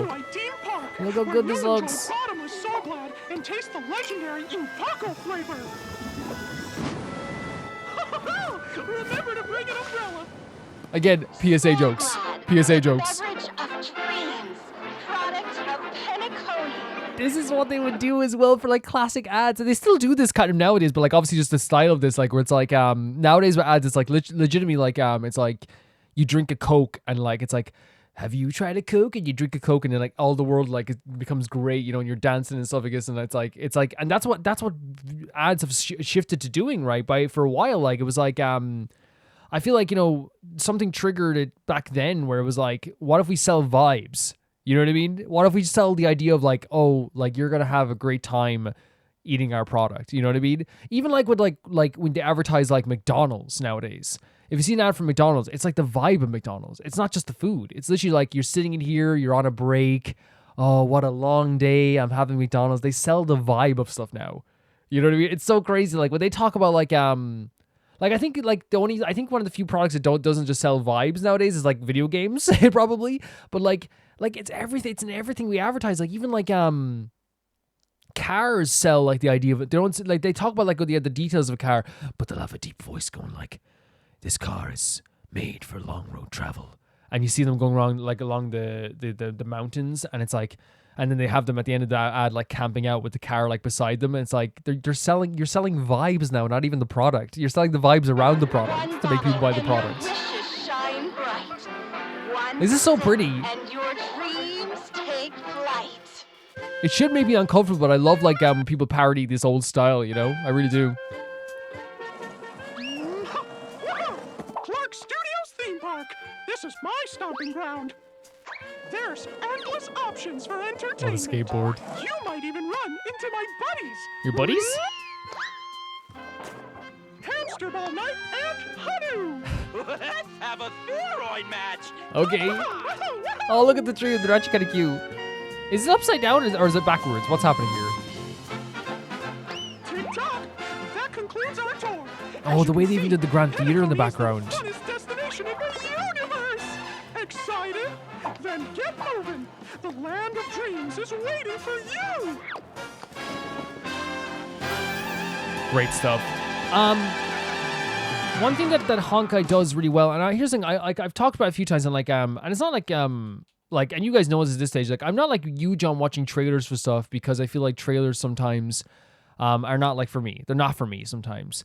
But like I think that's always really cool to watch trailers like this after we get into a bit into the story, and I think that's what we're getting at here with this trailer is like this like it's a showcase of what we like kind of feel about Penacony right now, which it is like this gigantic like there's a veil over Penacony that makes it feel like they no matter what they want to keep that veil completely intact. Where it's like, oh, this place is beautiful. Follow your dreams. You can do anything here. And if that veil falls, like the essence of Penacony falls as well. And Clockie is like the representation, I believe, of the watchmaker, right? Or at least in some way in that way. And I feel like the watchmaker is also like, to some people, like, is a gigantic propaganda piece. It is like, where it's like, not like only to some people. Some people like are just like, I don't care if he's not real. But like also like the watchmaker is meant to be like, to some people, like to Himiko, for example, it's like almost like a symbol. It's a symbol. It doesn't have to be propaganda, but it also is like a symbol of like, you know, Penacony's dreams, and like people follow it like that as well.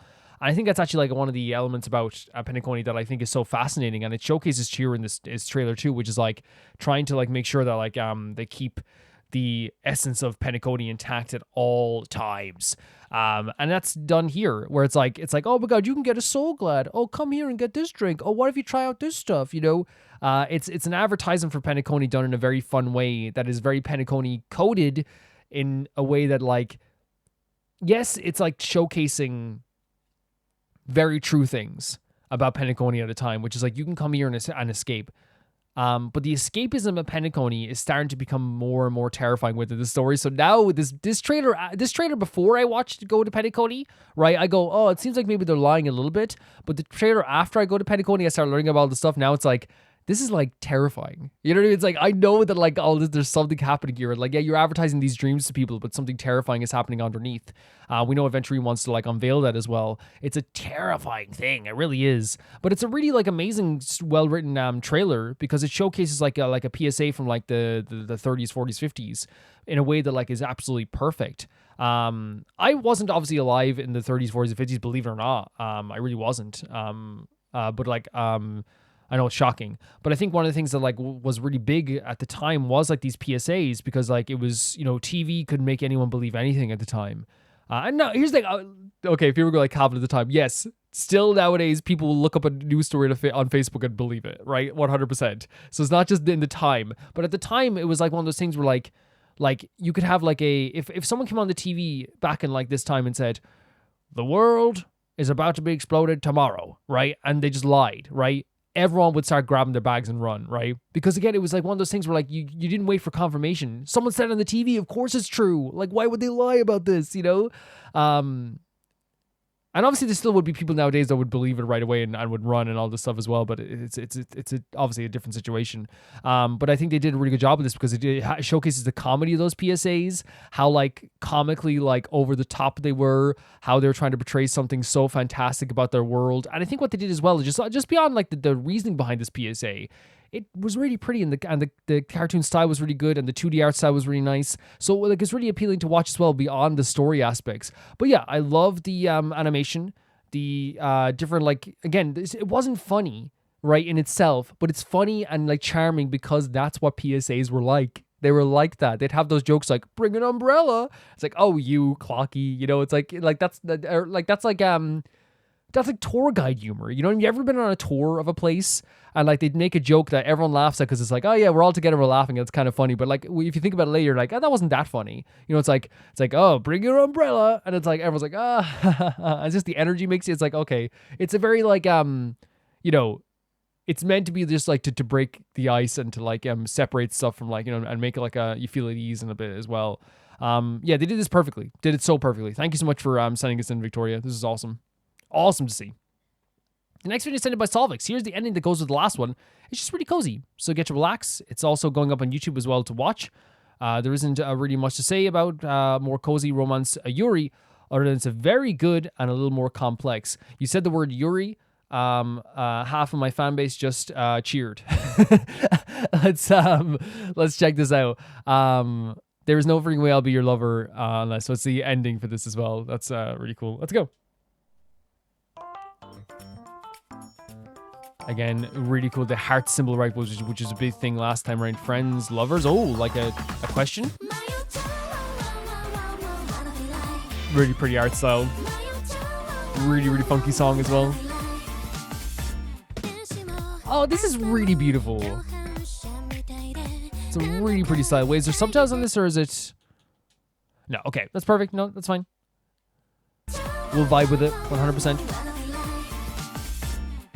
I think this is gorgeous. Even like it's so interesting to have like the brown color in the background because I'm not always like, I said this before, like before like and I'm gonna say this before I met all you guys, like, and I got into like different types of even more media. I was never really a big like supporter of like the color brown on art pieces or outfits and stuff as well, unless it was like a suit or something. It wasn't really always my favorite thing, but this like here makes it pop, right? It makes like the kind of muted, like, because the bright colors are a bit muted, but because they're on a muted brown in the background, it makes them pop. It looks so nice, while also not losing their faded aspect as well, you know? This is more of a murky green, I guess. Oh my god, look at this, it's so cute. It's very pretty art style. Look at that. They're showcasing a lot of personalities here as well. Gorgeous. Look at that. The sky is... That's so classic. What the hell? That's like a late 80s anime style, isn't this? Gorgeous sky. Like that transition as well. I love the energy of this. Oh my god. How has this not gone viral? How have I not seen this yet? Oh my god, I love the visual styling. The song's just really good as well, by the way. Oh my, look at this. They're all getting ice cream and stuff, I guess, in front of a diner. This is one of those songs, by the way, that like after you listen to the ending, and maybe like you'd agree, Solvix, after you listen to the ending, you kind of just go and like check it out on like all platforms and have it like in a playlist, you know what I mean, like to listen to. But like the reason I say why isn't it viral yet, because this feels like one of those music videos that everyone's would react to, right? Maybe it is already. Maybe I just like it's not in my circle yet. This feels like one of those things that everyone would like react to, you know? It's really good. Great vocals as well. Oh my god, it's so fun. Oh, look at the art style.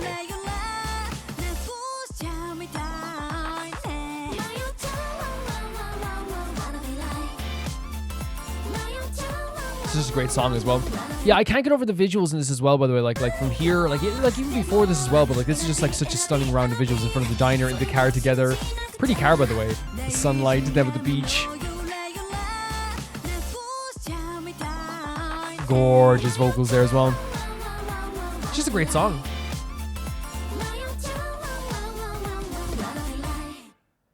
Love the way it shines there as well. So one of the things that like really is great by an ending, right? Because like usually like for a while, like it was one of those things where like you know, you'd see like openings go viral a lot. You know what I mean? In terms of like, oh, you should watch this opening that I found. It's really, really pretty.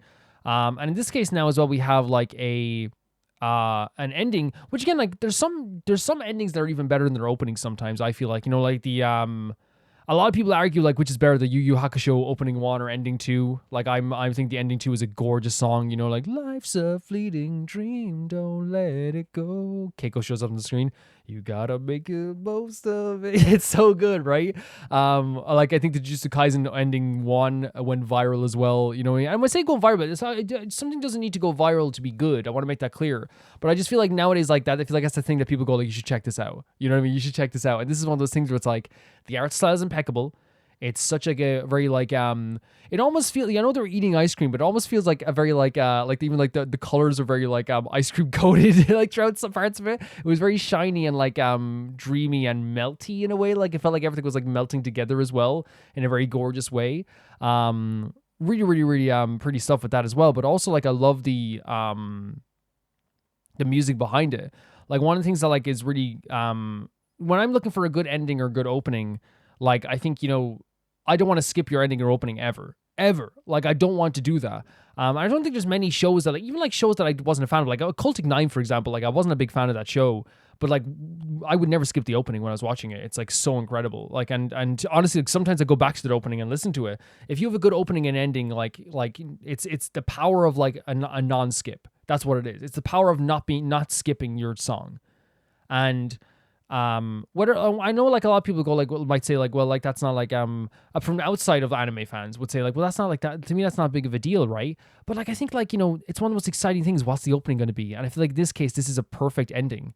It showcases like this relationship between all the characters, the fun that they have together, all the personalities within the frames, which I love the colors of the frames as well. Them having a good time in the car to go to the beach, the shooting stars showing like a dreamy style as well. As I said, the melting colors all together, the very like beautiful lighting that they had here as well. It's a really cool way of showcasing the characters that you already know, but in like a different art style. And I think they did a perfect job of that.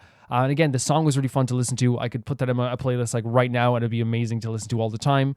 And again, I don't mean to get soapboxy, which I get soapboxy a lot, but like it's hard not to be like, I just would love to like you know, I love endings that are visually amazing, that you can watch over and over again, that you can watch other people watch over and over again. It's amazing to see. And then after that, you listen to the song over and over again. I think it's like, that's what's perfect about this. Thank you so much for sending this in, Solvix. This was awesome. The next video is sent in by What's Your Damage? And they say, good morning, lovely people. Good morning.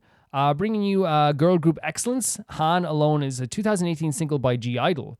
The Soyeon, with Soyeon producing, songwriting, arranging, and the organ sound in the song, with Minnie doing some whistling as well. Amazing. Okay, it is based on house and dance pop. You don't see Shua here much because at the time her Korean pronunciations were kind of under heavy criticism, so Soyeon and the company wanted to help Shua improve her Korean pronunciation and gain some more confidence performing by giving her more time. In Aho and Señorita, she has more lines and presence though, which is fine. She has a nice dance here you might spot, and in the Idol version of Han, without Sujin, recorded and released this year for an EP comeback, Shua sings all Sujin's lines. Oh, how she's grown. And that's something as well, if you don't mind me soapboxing here a bit. I love soapboxing, of course. That to me, like the wrong way of looking at it to me when you look at the idea of Shua reading a lot of Sujin's old lines is like her and Sujin had like one of the best relationships ever from what I've seen. I don't think Sujin would ever be upset with a release of a song, knowing that they can't obviously be a group anymore, at least from the surface of what I've seen, for very silly reasons that they had to break up in the first place. But I'm pretty sure Shua singing those lines is the best case scenario for any of that. And again, Shua has grown so much. She has grown so much. And to the point that, as I said, like they have a group of 5 main vocals now. It's insane. You know what I mean? Like it's insane. So this is Han Alone, official music video. So just check it out. Always really interesting to see old idol, and I guess like it's one of those things where like idol. It's always interesting to say like, you know, I think now people call them idol when they start looking at old music videos, G idol, right? Because that's what they were at the time. Yeah, let's check it out.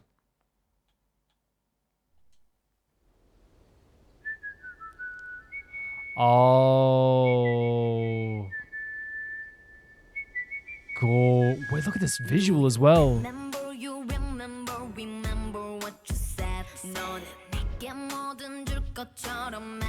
You talk to me as if you're going to give me any... What a way to open this with the scorpion here as well. With this, by the way, the visual of Soyeon here as well. So Minnie's doing the whistling here at the start too. I think I've probably like heard the whistling somewhere, right? It seems kind of familiar. Maybe it's like, I don't know, maybe not. Maybe it's like very famous in the idol fan base. Maybe someone's put it in like a short or something like that or something like that. Yeah. Oh my god, they're such good dancers as well. You change as if you took some kind of drug. Really? Look at these visuals. I'm sorry, I'm pausing so much. It's just catching me off guard. So it's like someone changing before they would have given you anything. Drinking your own blood. Her voice is so gorgeous. So now it's a lonely life. Let's go, Shua. You're so yesterday, my boo. Leon. Oh, is Black Beast standing there? Oh my. Like I know it's idol, so I shouldn't be like surprised, right? But like they have like their videos are always like so well done, and like I feel like with the earlier videos, and maybe I'm like wrong, and you can correct me on this. What's your damage? I feel like a lot of the earlier videos like they had a different like dynamic to them. Like a lot of the earlier videos had a lot of like very long standing shots of like the visuals of the group, right? They did a lot of that stuff here, like with very good visuals in the background. They love doing that stuff here. And again, no one's complaining again because Mion always looks fantastic, but still. Such a distinctive voice. I don't know who you are. So someone changing, right? Gorgeous. Oh my god. And the dancing as well. Oogie looks so like different with the hair as well, I think. I paused at the wrong moment, but like this is a gorgeous chorus. Like, and I feel like it's like very idle in a way that like it has like the, oh my god, oh, can I say how cool of a visual, how creative it is to have like the kind of long flowing outfits, right? Gorgeous like patterns, and then like there's something so interesting about having like a kind of like Adidas jersey on Mion. It's like it's such a great contrast. Like the outfits are obviously very vibrant and very bright as well. But like it's very idle to have like these like, you know, beautiful vocals mixed in with an absolutely gorgeous absolutely like striking like kind of like bouncy like straightforward part, you know, like and like it's great always hearing like a something like that as well, like that strikes you, right? And they're a very striking group. They've always been a very striking group. They always have been. I think I always thought they were like really like even like the classic stuff, like I feel like it's like it feels like going through a time warp sometimes because it's so different sometimes to their new stuff, but I don't think that makes it bad in any way. It just makes it like you know, like almost like a really I hope this doesn't sound bad because again it's not that it's literally like only like 7 years ago, right? But it does feel like it's like a time warp. It's like a great and not in a bad way. It's great to go back and look at their older stuff as well to see like what their style has done over time and how like they've done different music over time, and it's really really pretty. But that chorus is gorgeous. It really is. It seems to be a song about like someone changing randomly that once would give you everything, but now they're acting like they're going to give you nothing. So I wonder like what else we're going to get from this song as well. They also, like, by the way, like, while they change their musical style a lot sometimes too, they've always been very adamant about the idea of protecting themselves in their song and being for themselves and being for each other. They've very much always been about the idea of, like, if you're going to be rude to me, F off. If you're going to be someone who treats me badly, F off. And I think it's always been a very, like, Soyeon writing style as well, which is, like, you know, respecting yourself and you know, learning to respect yourself and learning not to like pine after someone who doesn't want you. I think it's always been a very uplifting aspect of her music. Soojin. I couldn't say any words. I'm done with you. The dancing is so good. The choreo is so good. Look at these visuals. Soyeon. You want to be so bad. This is Boogie. Everything my mother said. That's such a great line. It's like, I was warned about you, and I love that it's an acknowledgement of like, because that sometimes happens in those relationships. Like someone warns you about you, and I don't believe it, but like it was so true. I always say as well, by the way, like because everyone has their own different energy, everyone brings something different to the group. One of the things like with Soyeon is that she always has like this very dangerous energy, even though she's like a very adorable person. She's self-admittedly a very adorable person in real life and stuff like this. She's very like, she gives off a very dangerous and slick and cool energy in her videos. And I feel like Soojin, whenever I see Soojin, it's like that's like who matches that energy. I feel like a lot. She's really good at matching that energy. And everyone brings their own energy to the group, right? Like, and I feel like even now, like if you look at like the recent videos, it's like you see like how like they are like so perfect together. But I feel like Soojin was the one who kind of like was like another like dangerous vibe, right? In my opinion. I erased you from my memories. Neon's voice is always so fantastic, isn't it? Something blooming out of the desert, by the way. Great symbolism. Love Oogie's voice so much. The Scorpion, by the way. Love how beautiful this sounds. It gives you chills, right? And I will erase you, by the way. I love the transition. Oh my god, this is so cool.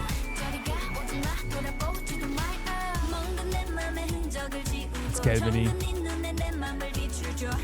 Oh my god, like a projection of like yourself. Always stunning vocals. This song is, even like the lyrics are so powerful as well. I think she was about to do what you said. There was a dance here. I want to definitely check it out here as well. So I'm going to skip back as well. But yeah, the lyrics are so powerful. The idea of erasing someone from your mind is such an incredible way of putting it. Because I think that's, again, it's a Soyeon thing. It's an idol thing.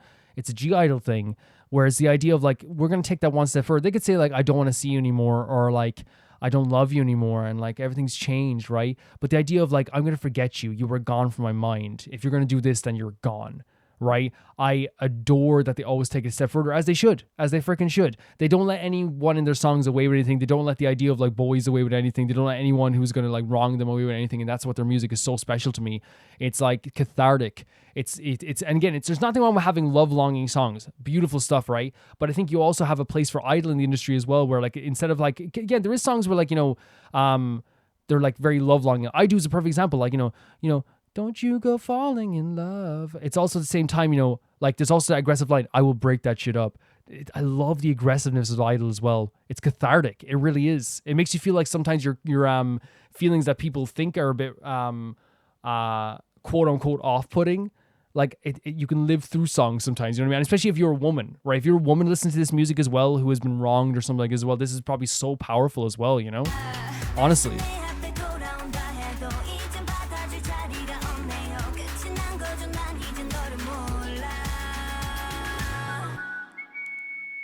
Get it, Shua. Let's go. She's so good. So cool. I won't come back and what you say. It's about believing in yourself now, right? It's about leaving behind this dead weight, this thing that hurt you. They knew they had a visual group, by the way, as well. You know what I mean? Oh, so cool. I just got that vibe now. The black veil's the widower vibe, right? But they took it off. The reason why that's such a good vibe, the widower vibe, is not that they were married, right? It's not that. It's the fact that now that symbolizes the idea of like, you are dead to me. can you imagine if like someone after they broke up, and again, like deserved whoever this person was, because the way they were describing them was clearly very like, it showcased that they were like not a good person to be with. But like, it's like, can you imagine like you look online and someone posts a picture of themselves in a black veil of a widow vibe after they break up with you? You're done. it's over, buddy. You're dead. But I think that's what's so amazing about G-Idol and Idol is that like they have a, again, as I said, like, it's cathartic, and I imagine like for especially like I said, like they uplift women a lot. And while like again, like as What's Your Name says all the time, like the music is for everybody. It's for everybody. But I love, and it's needed to uplift women, especially like, you know, I think the one thing that's so cool about Idol that because they are like basically carrying their company. I said this before, they carry their company on their back, and it probably wasn't the same at this time. They probably weren't carrying their company at this point, but now they are carrying their company and they can just say what they want basically. And I think it's fantastic because if they don't, it's like, okay, like Cube, what are you gonna do? We basically own Cube. like, without us, you are nothing. So they can like, and I think even at this point they were like mega popular. So it's like they really were like and be able to like push the envelope. And like why, like, you know, it doesn't seem like it's pushing the envelope, but on the surface it does seem like just like a longing, like I'm upset that you left me. But I think it's more just the idea of like, you were this one person, right? You were this person that was so loving, you would give me anything, it was fantastic, and then the scorpion stings, right? She's singing directly to a scorpion at the start of the song, and then it stings her. The blood starts pouring from her finger, and instead of like crying over the blood, she eats her own blood. To me, that again is Idol personified. It is them personified in a way that they will go, it's like, you hurt me, okay, I'll embrace that, and I'm gonna send it all back. You know what I mean? Like, this is what it is. And I love that the message of the song isn't like maybe sometime we'll see each other again, maybe sometime, you know, because again, there's a time and a place for those songs. But again, as I said, in the industry, I'm glad to have like Idol as well, who are also just like, F this guy, I want him gone. He's gone from my memories. I'm going to forget you. It's the idea. And this is like a very common thing with the relationships. And you see it in stories, you see it in real life, you see it with friends, you see it with yourself. Someone at the start of the relationship is like lovely and they're beautiful and they're amazing and they're fantastic, right? And then like all of a sudden, they're like, it's like, oh, they're starting to get a little bit less than, oh, I don't even recognize who they are. It's like you took some drug, as he said in the song. You took some drug and now you're a different person altogether. Like, I love that this song as well is almost like this chant at the start. First of all, it's Minnie doing the siren songs with the whistle at the start as well, which I feel like is like a like almost like a again, if you want to symbolize the idea of like that, like the idea of like coming into contact with like a mermaid, coming into contact with like a siren, death suffix as well, the idea of like you being dead to them as well. But like the lines with that Sujun and Soyeon singing, like, you know, remember what you said. You know what I mean? It's like, it's reminding them like, you were this person before and now you're this person, so you're gone. You're not a part of my mind anymore. You know, and I love even like the uplifting lyrics that they're always singing throughout the song, you know, from Woogie, from all the gals. Where they were kind of like talking about how like, you know, I'm going to move on. I'm going to be me. I'm going to be like for myself, like paraphrasing here, like the idea of like what the meaning of the song is. I really just felt like they were like trying to get rid of like this dead weight that was treating them improperly. And instead of like, you know, again, you could, as I said, you could write a song that is like about very sad, but it was more like a song that is like heartbreaking at the start, but then is about embracing like a future for yourself. And that's perfect. And these gals are the perfect ones to send that message all the time. Like, oh my God. Like, I can only imagine, again, for me, it's like, this is an amazing song. This is a great message. But I can only imagine if you're like a young woman who's listening to Idol, right? Who is, you know, probably gone through a lot already, and, you know, already as a woman would. And then you're like, listening to this, and it's like, this is cathartic. It's like, holy hell. Like, sometimes it's just beautiful to hear, like, because again, this is the type of stuff like as well where it's like, you know, it's like you're dead to me, you know, you're this, you're that some people go like oh my God, like, you know, that's like that's very aggressive, that's a bit much, you know what I mean? But it's not a bit much. It's what a lot of people feel sometimes, is what people should feel sometimes, and Idol embody that. It's like they embody the thing of just like being yourself and supporting yourself and respecting yourself, and they embody that all the time. You can also tell like as well, and you can see that nowadays, like how talented they are, and like they're effortless. You can tell in this video like how hungry they were to like get across this point as well. It's so amazing. The choreo is so amazing. The girls are so deliberate with everything they do here. Shua's dance break was so fantastic, so gorgeous. And I think it's been a very common thing throughout Idol is Soyeon will for a while was protecting Shua from a lot of stuff. And then over time, I see it like in different eras. Shua more and more comes out of her shell, and now she's just like one of the gals. And interesting, like it's one of those things where like it's not Shua's fault that like some people like notice that like, oh, she's like, you know, And by the way, people are bullcrapping now if they say that she's behind now. She's not behind now. At one point, I think anyone would say that, like, at one point she was, like, someone who still needs to learn some stuff as well. 100%, there's nothing wrong with that. There's nothing wrong with that whatsoever.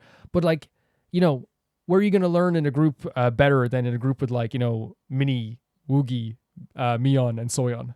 You know what I mean? Where are you going to learn better? And she got better and better to the point now that people who still say, people broken record, oh, like, she's still behind. No, she's not. She's gotten to that point. Listen to her now. I'm sorry for going on a soapbox about that. Like, she's, and I think it's also as well, like, people only notice that stuff as well because she was in a group with, like, someone like, like Woogie or a Mion. But, yeah, I love the choreo. It was so beautiful. I love the way that they interact with each other in the choreo. The actual visuals themselves are so gorgeous. Like, they love the colors and the striking colors, and the bright colors were so pretty as well. They always, like, look so stunning together. Did a really, like, fantastic job of the set pieces. Again, like I said, like, a very, like, it's idol for this time as well. They would do a lot of, like, visual shots, which I think are fantastic as well. Because nowadays I feel like they're, like, the idol does a lot, like, very, like, natural shots, which is, like, again, it's just different strokes, right? It's just different things. But I love, like, the droning shots, and because I think here, like, it gets across the emotion and the pain in their eyes and, like, the anger in their eyes, and the, they're very good at, like, portraying that as well. Like, even there, like, there's some points here, like, where, like, Woogie's, like, staring at the camera, and you can tell, like, she's just like they clearly told her, like, look like you're disgusted at someone, and she has that look. She's just, like, looking at and it works so well with the dances. I think as well that it's such a beautiful song and such a gorgeous vocal performance that's why it works so well for me when it comes to the idea of, like, telling someone to get lost, is that it's not just, like, this really, like, aggressive song or, like, punchy, like, metal song or hardcore song, which you can do that as well, but, like, it's really, like, a stunning song about embracing who you are and forgetting this person that wronged you. Because it is very sad to me on the outside being like, holy crap, like, this person was so nice to you and now he's awful. Yeah, and now it's like, but, like, I'm glad they're dropping him. Yeah, Sujin's part was fantastic. I love when she, like, did the Soyeon middle part, when Soyeon did a rap as well, was so good as well. I love this, like, idea of, like, saying to someone like, because again, that's how it feels like sometimes when people rapidly change. It's like you took some drug, and now you're a different person. I don't know who you are anymore, and that would break someone's heart sometimes too. It's like I do not even know who you are at this stage, but still such a stunning vocal line as well. Yeah, vocals are incredible, but that, again, I feel like I will say it, even though it goes without saying, Mion is such a powerful vocal. I think they knew from very early on that she was, like, such an incredible voice. Minnie's, I think they call it a siren voice, but I do think, like, she's able to do both. She can do, like, the powerful vocals and the siren voice as well. It's like so gentle, but also, like, at the same time very striking. You know what I mean? It's like you can listen to it as, like, if you could hear her, like, sing a lullaby and it would put you to sleep, and also at the same time too, like, she could sing some of the most painful words in the world and it would still sound beautiful. She could read the phone book in that voice and it would sound incredible. Obviously, you said Yashua didn't have a lot of lines, but, like, that's okay. She still did fantastic in the stuff she did as well. Sujin had those dangerous vibes I feel like Soyeon as well had too. But Soyeon's just very good as just, like, a leading lady, as a leader of a group. She's so fantastic at, like, it feels like she's always leading them into battle every single song. Every single idol song feels like it's getting a point across, and Soyeon's so good at, like, leading that into it as well. Yeah, they, like, and of course, like, Woogie, like, has such a distinctive voice. I actually saw a short recently that, like, someone in the street listened to a Woogie song and they didn't know the song, but they're like, oh, this is Woogie. This is her, like, because of her voice is so distinctive and it's so great here as well. But they look so different as well, which is so cool to see too. Yeah, beautiful song, haunting at times, absolutely gorgeous chorus. The very, like direct and awesome, like, contrast with kind of like the remember what you said, and, like, even, like, the parts after, like, the da in the chorus, the do, and it goes da. It's, like, very direct afterwards as well, so it has this, like, stunning gorgeous energy to it, while also having a very direct, punchy aspect to it as well. It's really great. Thank you for sending us in, What's Damage. These gals are amazing. Idol are one of my top 4 favorite groups in the world, easily. Fantastic. Thank you so much. The next video sent in by Flowerbit. If I can unlock my iPad here. Can I? Who knows? That's the next thing we're doing here. So, they say, it's time for your second Luda subunit. YYXY, which is YY by Y, isn't it? YY by Y. You'll see the song says featuring Grimes. Grimes just is who you hear in the intro of the song. For the story, this MV was about 4 girls who were trapped in a place called Eden. And once Eve starts to try and change her fate, she slowly starts tempting the other girls too. Fantastic, except for one of them. This was actually my first Loona song I ever heard, and according to my phone, it's my most listened to song of all time. Wow. So enjoy. To let some people know, my most listened to song this year is Unfair by Artemis. So like I think I'm becoming like an Uri in an orbit. Did you think? Yeah, it's such a good song. So yeah, so this is YY by Y. And it's featuring Grimes. I know Grimes was like obsessed with these gals at one point, to the point that she even said that Go On was like her child's godparent. So yeah, let's check it out.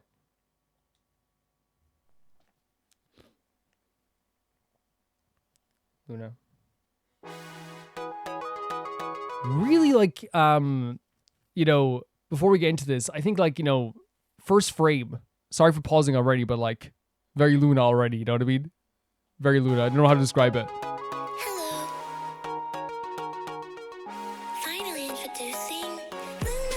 That's her, that's Grimes. Oh my god, look at the gals. Let's go. The vocals are so good.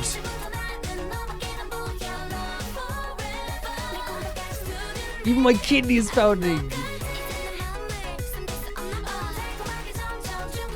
I get addicted more and more.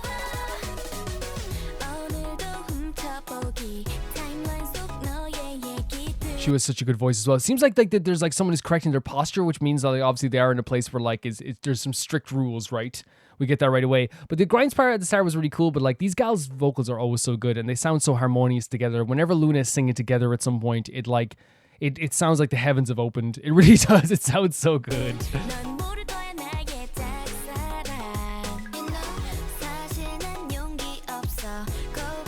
I know what it takes to know I can do. There's my gal. There's my Loona bias. That's so fun. That sounds so good. Is Shu noticing?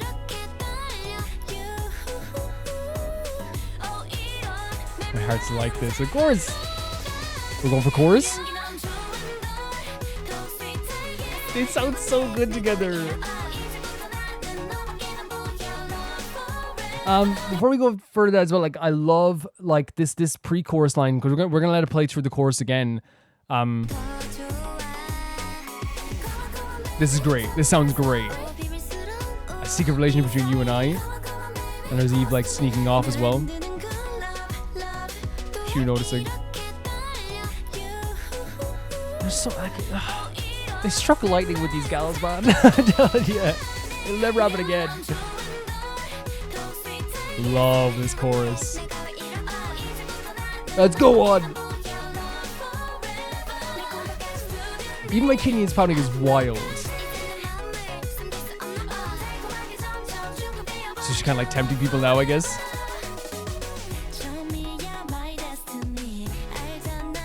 Egoist. So you know, by the way, the egoist as well is like, you know, thinking about yourself as well. Look at this pause, by the way. I feel like this is Loona. You know, it's like there's something about every single frame that I'm just like, this is Loona. You know, this is Loona.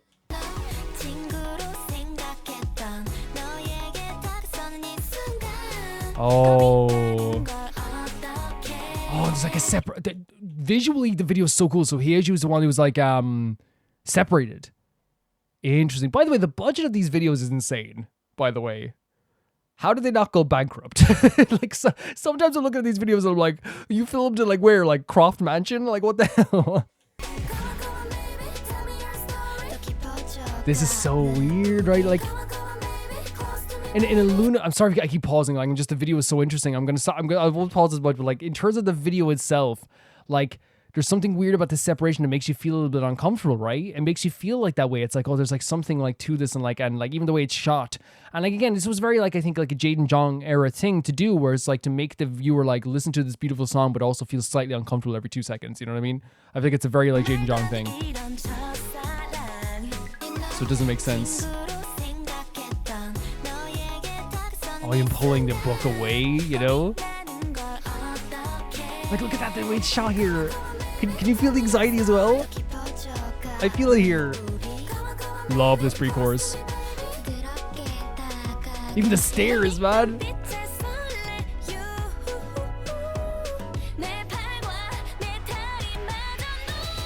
Gorgeous voice from Shu as usual.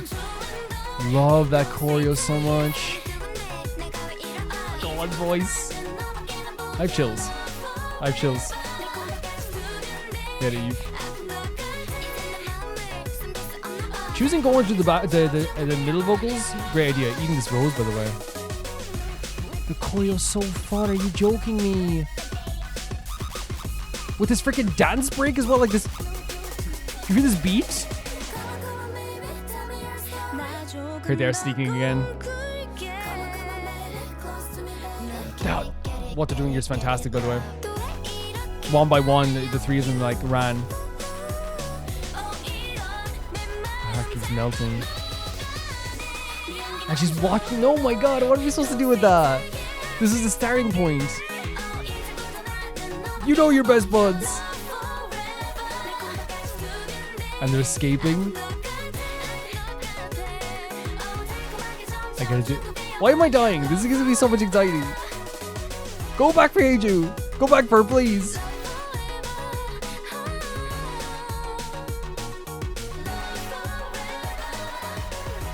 Egoist. Egoist. Egoist. The choreo is so good.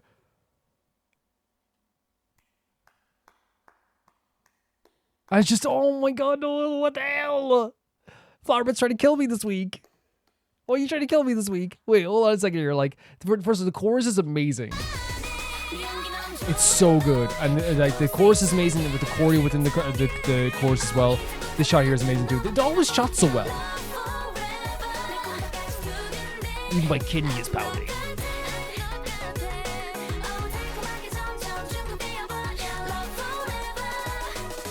Again, Egoist. This is what it feels like to me, you know? The Egoist song probably makes even more sense now. Look at you. Oh my, like what am I supposed to do with this? Do you want me to die? Is this death for me? Do I have to take a 10-hour break after this so I can record the rest of the Room Reacts? Like, what am I supposed to do with this? You know what I mean? When I say Egoist, by the way, there's this Flowerbit explained this to me as well, like with the idea with the claw machine with Egoist. I think it was like actually was it Eve leaving her behind? It seems like the symbolism of that as well, maybe. And maybe that's like the idea of her being dropped as well, right? In that video too. So it all kind of links up maybe as well. I remember her being dropped off the railing and stuff like that too. So maybe it was a feeling of like living for myself. Now I gotta live for myself. And then of course Jinsoul came in as well, you know, trying to like kind of like, you know, bring her forward as well. But like, yeah, this is an anxiety riddled music video. This is anxiety riddled music video. I love the chorus. Look at the choreo. It's so fun. Stay together. And then it switches to this. Look at Go On with the heart symbols. And she's just there by herself now. Trapped by herself in Eden. Yeah, like this is all very, very cool, right? It's like visually really cool. I think these are the parts that will come up here as well. It's a specific part that I want to point out. First of all, yeah, the choreo is so fun. It's so fun. It's so bright. That part, the Go On part is so good. And maybe it's because again, like my Artemis bias is 100% Cherry and Jinsoul. My Luna bias has changed over time. It was Heejin, but obviously, like before people go, you don't like Heejin anymore. It's not like a situation where you don't like pancakes. It's more things like as I learned about the group more, you develop more of a different like energy towards them, right? And Go On has definitely like become like my Artemis, my Luna bias for sure. I think the way to describe her vocals here, it's like this thing where it's like it's so fun and bouncy, but also like adds so much to, like the energy of the song as well, you know. Love the choreo. I can never say good enough about it. It's so good. So, okay, so let's talk about the song. Also, before going further as well, Shu's vocals are incredible. Shu's vocals are incredible. And they're all really, I want to make it clear, they're always amazing, but I think that like sometimes people get like masked by the idea of Shu just being like the cute one. Like, oh, she's adorable, right? It's like Shu is also just like one of the most incredible vocalists in the world. She really is. She's powerful.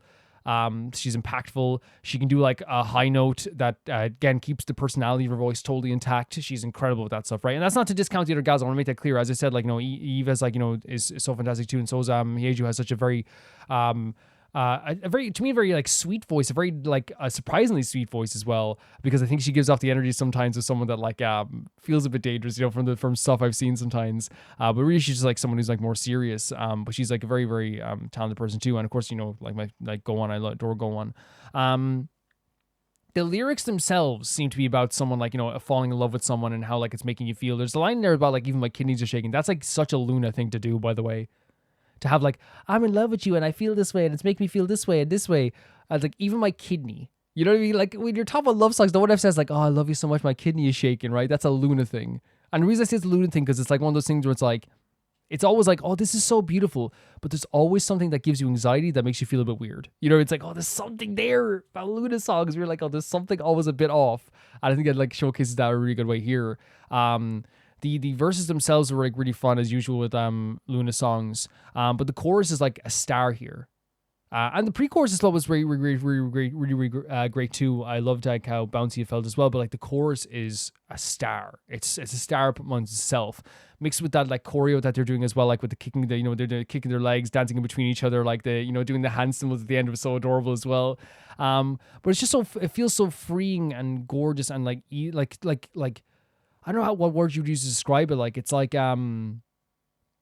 it gives me chills and makes me feel like I'm like able to fly. It makes me feel that way. It's like such a gorgeous and again, it's their vocals as well that go together. Like Loona vocals together is something that's like indescribable. That's like you don't hear very often how fantastic they are together, And you hear the personality of all girls whenever, and you heard in Hi too, like there's a personality there and you hear that like, mixed together with all of their songs, and it works so well with all of their songs. And I think that's like such a fantastic thing about the Loona gals. It always has been such a fantastic thing about the Loona gals, is that like their vocals work so well together, and they get to showcase how talented they are as well at the same time too.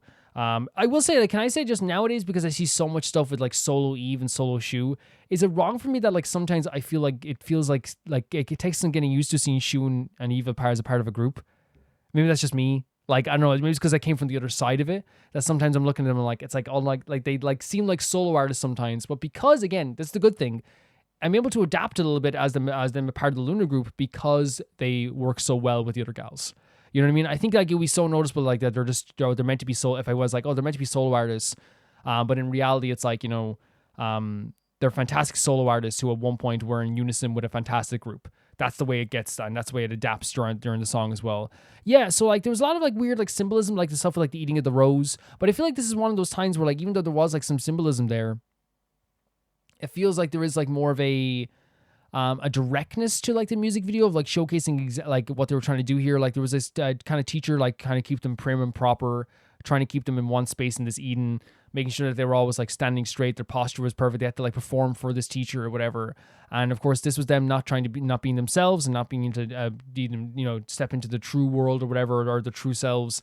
And it seems like for some reason they were leaving Yeju out of it. And I wonder if that then, as we said, relates to the Egoist video as well, where they were then like, she was being left behind as well there too. And it felt like she was left behind alone in that sense also. And, the only voice she heard was like, Heejin and Jinsol, that came in there as well. And I don't think it's like one of those things where like the gals hate each other in the Loona lore. I don't think it's that. I think that there is just some like very heavy, like painful relationship lore within the Loona group where like everyone has their own like feelings towards each other. Like maybe it is like a hateful, I don't know, but like it was a very like anxiety riddled video, because when I saw they're shooting it so well to the point that like at times I was like, oh my god, please just like talk to her. There was moments where like she was looking out at them sitting together and like I felt like I was being stared at. I was like, oh my god. And like now you look back now, it's like, like even like Shu's stare here, like you can tell why she's like, she's such a sweet person, like, but like you can tell she was like destined, like she's able to play like a character who like does those dirty looks very well. You know what I mean? Because again, I think it's such a silly when people go like, oh, she was supposed to be so nice, but you ever see like like how she plays this new character, or how she can do a dirty look so well? It's like, yeah, she's like a really good actor. That's what actors do. And also she's not going to be a pushover either. But yeah, really like well shot video to the point that it made me feel those anxieties. You could feel them like drifting apart slowly. I loved the way they symbolized the idea of like Eve like literally tempting them as like a hand, right? It was like this kind of like gesturing forward. And then they showcase like the teacher or whatever, the kind of like like the owner of this house or whatever, walking through the hallway, and one by one the three gals like left, like they all hid and they left. And they left together, leaving Hyeju on her own.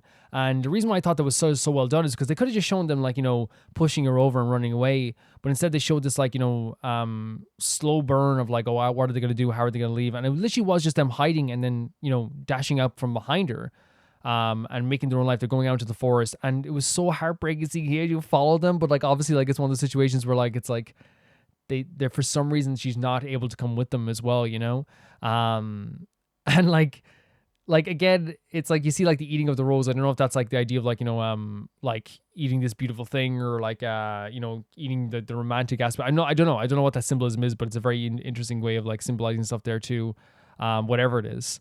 They always do very interesting stuff with this too. But yeah, like it was a heartbreaking, anxiety-riddled video, but I feel like the intention was to get that feeling across. Which is interesting because the song itself is so beautiful and so like freeing and gorgeous and it makes you feel like airy and floaty. But the video itself makes me feel so much anxiety. I'm like watching this like, oh my God, please talk to her. It looks amazing and the video itself is really great. But I even see like at one point Go-On was looking back at Hyeju because I think there was like some regret about leaving her there as well. But there was some reason they had to leave her for some reason. I'm not sure why, but yeah, I love as I said, the vocal parts. They all sounded absolutely incredible. My favorite, you know, and again, it's probably because again it's a bias thing, but Go-On like doing the vocals in between parts of the song as well. She sounds so good. I don't think I don't think she would say like I'm a rapper herself, right? There's obviously I love the Loona joke or the Loona fan base joke that she's like that she taught like Nicki Minaj how to rap. So I love that stuff. But I think it comes from a place of like it's not that like she's like meant to be a rapper, it's just that she has like a great rhythm to her voice. Like she's really good at stuff, you know, like even like One and Only, like she's so good at that, like with her like unique voice. And even here as well, like it broke up that like very like you know, as just the airy, you know, angelic vocals with the chorus into like, you know, her own like very unique tone as well. It worked really well there for the song. But yeah, I really adored the song. The video was really well shot and amazing, and intentionally so. I think it made me feel a lot of anxiety. Intentionally so, it made me feel very like, okay, this feels bad. You know what I mean? It's like, wow, I love them dancing. Look at them dancing together. Then here's you at the end dancing by herself or on her own with the teacher clapping for her. Incredible stuff, but also at the same time very like it's depressing as well. It doesn't feel good at the same time, you know what I mean? It's also like, it also feels very strange and weird. And that's fine. You know what I mean? That's not what it was meant to be, I feel like. Yeah, but really, really cool stuff. Thank you for sending this in. The next video sent in by Felicious Felix, back with another VA singing HSR song. This is with Firefly, Kalis, Stell, and Robin singing If I Can Stop One Heart From Breaking. Even though Rachel and Caleb aren't their VAs anymore, I want to spread these videos so others to see. Thanks to Don Hang VA, Nicholas Long for getting them together for these videos. Yeah, like there's a change, but it's nice to always hear the you know, they'll always be a part of the game, always will be. This song is so interesting. As a little bit of a tidbit about this song, in the actual game itself, someone like copyrights the song that doesn't own the song. It's crazy. I don't know why they do this. I do, it's to make money. But it's very frustrating, and I had to like appeal it, and they haven't answered yet, so I'm still waiting for the answer. And here's the thing about it, I want to make it clear, like, I can lose out on the money from one HSR video. It's not going to be crazy. It's not going to kill me, right? 100%. But I think it's also the principle of it. It's like, I'm not letting you take the revenue out of this video. You know what I mean? If you're going to put ads on the video, I'm getting the money. You know what I mean? Like, you get it, right? It's like, if there's going to be ads on my video, I would rather I get the money than like whoever is taking it, you know? If that makes sense. Let's check this out.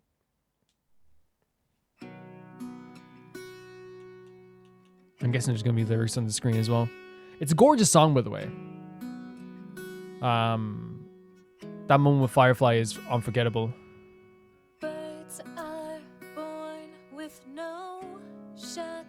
Jesus.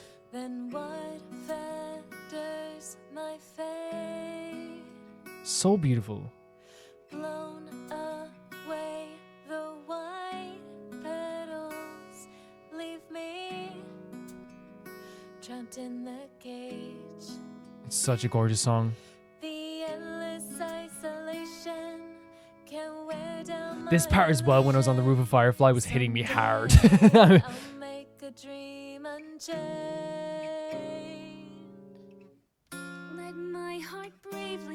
Oh, this part too. You have an amazing voice, Annalisa. Let the clouds heal me from the stains. Gently wipe the Stunning. I almost fell on myself in a good way, by the way. Like, I got so much chills that, like, I closed my eyes and I tilted my head back there, like, involuntarily. I just realized I did that. I was like, it's so pretty. So pretty. Oh.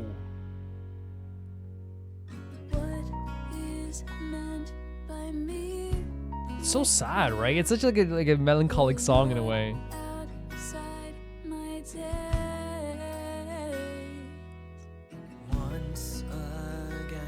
And we have the deeper tone of Caleb Yen here. Great voice actor.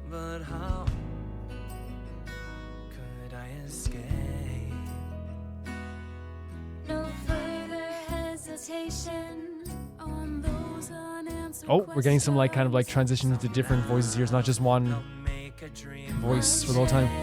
Gorgeous harmonies.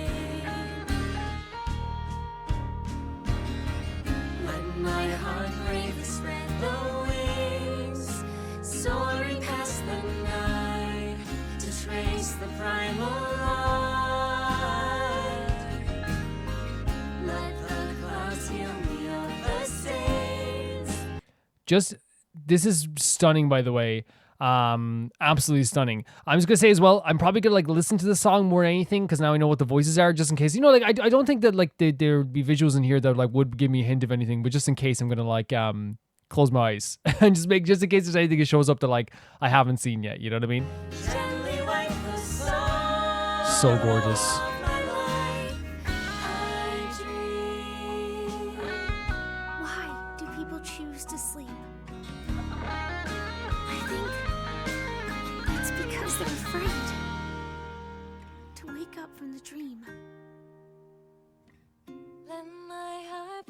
Spread the wings, soaring as the night to trace the Oh, it's so freaking pretty. Let the clouds heal me of the stains, gently wipe the sorrow of my life. Honestly, such a pretty vocal.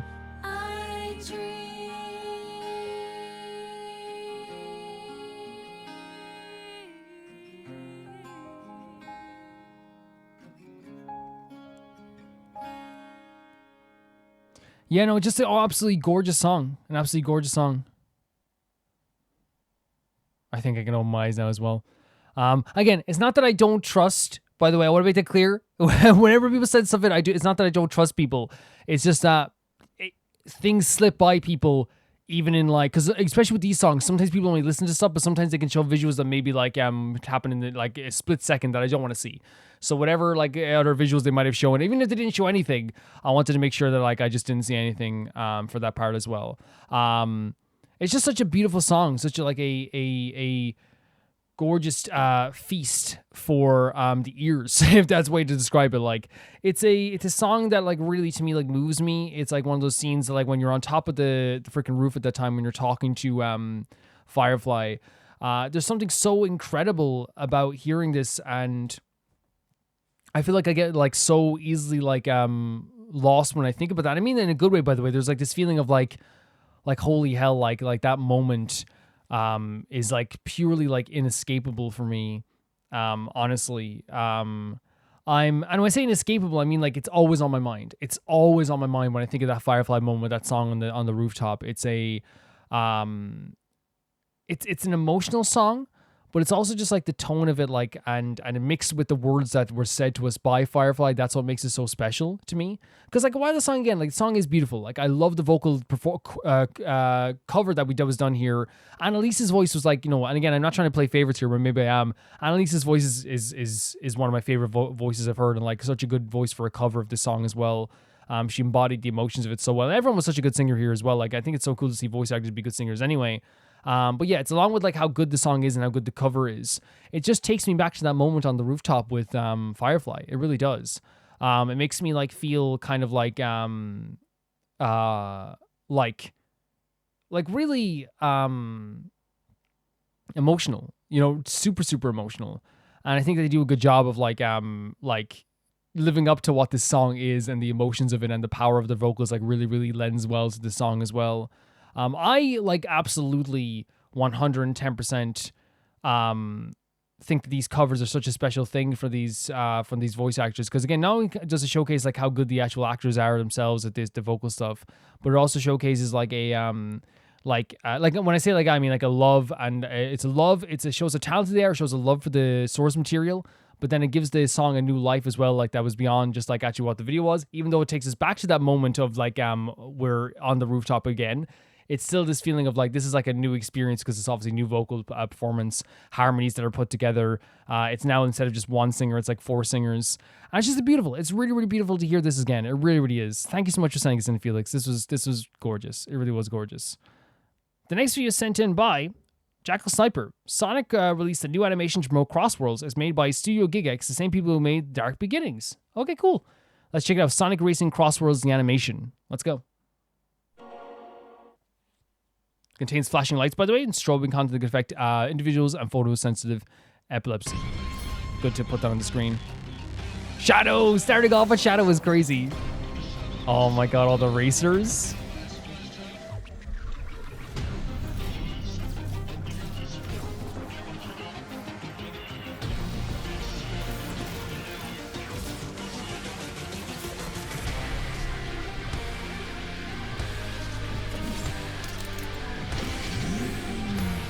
This is a crazy start to a trailer. And of course, like, Shadow is the Batman of Sonic, by the way. And like, look at this Batmobile. Oh my god. I support Shadow winning every race, by the way. This is so, like, the colors are so great. The music in the background is so hype. When was this released? 2 weeks ago. Wow. Oh my god. And it's so aggressive, right? The racing. With these power-ups as well. Leave Amy alone! No Amy! Not Tails as well! Okay, so I'm gonna hate them forever. What did Amy and Tails? It's over. Get them. Shadow, get them. Get them, Shadow. This looks so good. The animation's so cool. It's so fluid, like, but it goes so well with the music as well, and like that aggressive tone as well, you know?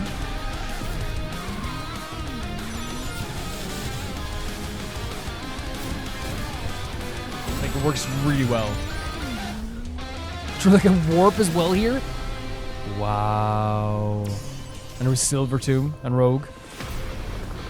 If these are actually like racing stages, that's very cool, right? I love the way they're doing like the names in the background too, like the leaderboard. Eggman. This like, who is that? The Eggman and this and the freaking like drop in the music too. The aggressive drop. Or the aggressive breakdown, I should say. Oh my god, this split like reactions of Shadow jumping in.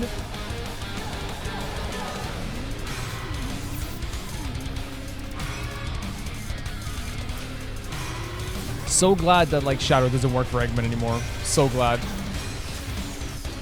This freaking metalcore track, by the way.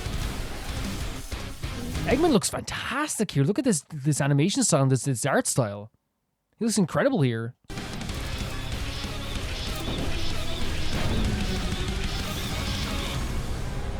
Oh my god, there's so many pretty scenes in this trailer. Leave Shadow alone. I don't need to say that. Shadow's got something planned for sure. Is that Dark Gaia? Is that actually like the Dark Gaia Phoenix? That's fun. That's super fun. I'm glad I get that reference now. The metalcore breakdowns is such like a fun surprise for this trailer. But I guess they're getting across the aggressive tone of how like high octane and crazy these races could be, possibly. Jesus Christ, look at that.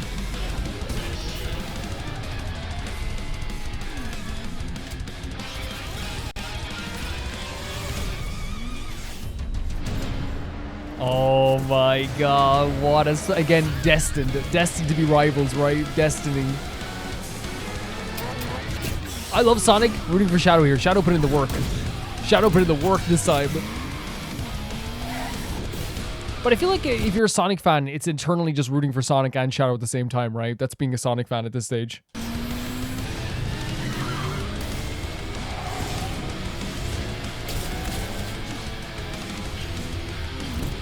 I love that they show the power-ups visually on the stage as well. Like, they're not just mechanics, they're actually a thing that you can add to your, in the animation. Man, the fact that the main event of this animation is Sonic versus Shadow fills my heart with freaking joy. Like, again, we're talking about high-octane stuff, but like, between the two of them, it's always just like, whenever they're like face-to-face on anything, it's an exciting moment. It is. I could watch them have a coffee together, I'd still be like, oh my god, the tension! Jesus!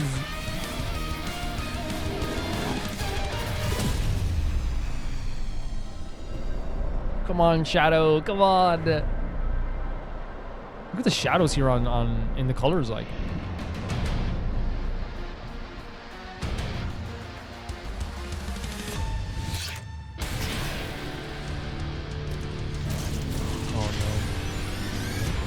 Honestly, incredible showcase. And this is the actual gameplay. I actually haven't seen this yet. That looks very fun. And again, I guess they were getting across the idea of how high octane this will be, how rapid this will be, how like you have to like think in this split-second moment of what to do here, because that's what it looks like. You know, there's so many different power-ups, there's so many different turns. It aggressive personalities within this, and they're aggressively showing the personalities. I would play as Amy Rose all the time. You know, they're showcasing the personalities so well within this the gameplay. That's Dark Phoenix guy, right? Was that was the end of it, right? Was it the end of it? Oh no, it might have been the end of it. Okay, my bad. I'm so sorry, guys. I thought it went into the next video. Yeah, that's my bad. No, here we go. There you go. Sorry about that, guys. Happens sometimes. I literally thought we were just going into the next video when they change colors like that. It happens, you know, it happens sometimes. But yeah, they're doing a good job of showcasing this really well. Special thanks to me. Like it's here. I thought I was like, oh, I'll just show in the advertisements. September 25th, 2025. Wait, that's this month. Digital Deluxe Edition will have Teenage Mutant Ninja Turtles, SpongeBob, Minecraft. We'll also have Pac-Man, Avatar Legends, which is crazy. And I think also is like your Hatsune Miiku's in the game, probably like base game, and same with Joker, which is really cool too. I think this is going to be a fun time. Like I think if they can get the advertisements right and enough people playing it, like, and then get some Twitch streamers playing it, it's going to be really cool. Honestly. Yeah. Okay. That's it for that there. I thought they did a really good job, not only just of the animation itself, just as an animation on itself, right? Like what it is on its own, because that's obviously like really cool too. I think they also did a good job of showcasing like how how do I say it, like they did a good job showcasing how do I say it, like showcasing the energy of this game within the trailer.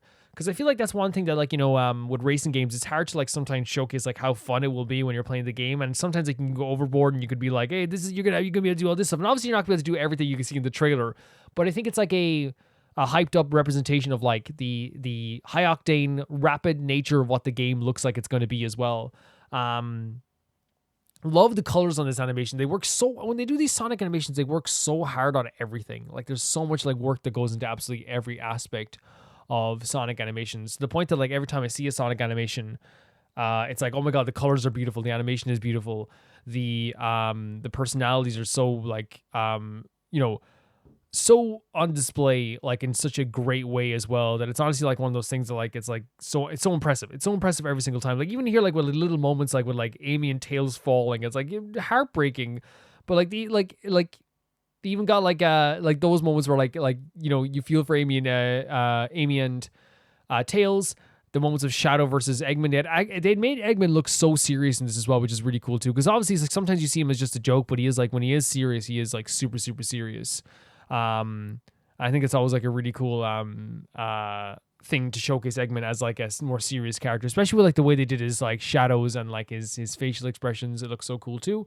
The cars themselves look fantastic. I love the way like Shadow was working hard to win this race. Like he was like not even like thinking about like his comrades falling. He was like, I gotta just get to the end of this race. And in that case, like he was doing a fantastic job with that as well. He is like a character who I adore a lot. So whenever they get like they showcase him in such a fantastic way, I'm always like happy. I've adored him since like Adventure, but like obviously like I'd love to see him again in some other games too. Like he is a fantastic character. He's probably one of the most complicated characters when it comes to Sonic, and the fact that like he was like he was the focal point of this trailer makes me very happy too. Really cool trailer. Love the animation, love the colors, the music, and the actual metal music in the background was so fun too, like, and how aggressive it was. But there's like really great, like, a really great showcase of what this game could be in its own, like, really fun way. Truly did, like, find this to be really, really well done.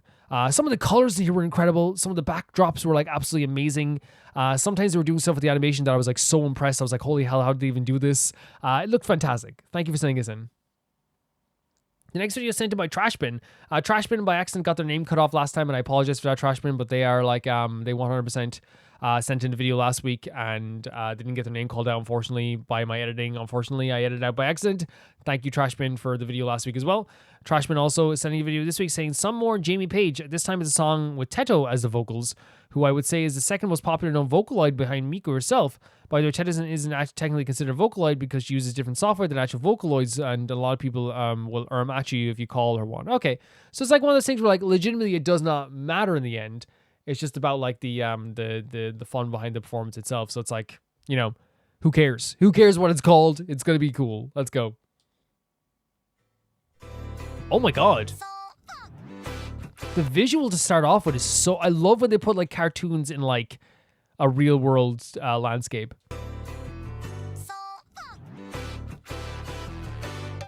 Oh my god, with the chickens. Do we need subtitles on, by the way? Yes, we do. We do. There we go. So the word was... okay. A very fun start, I guess. Oh my god. The visuals are fantastic. Sorry I keep pausing, but the visuals are fantastic. Oh my god.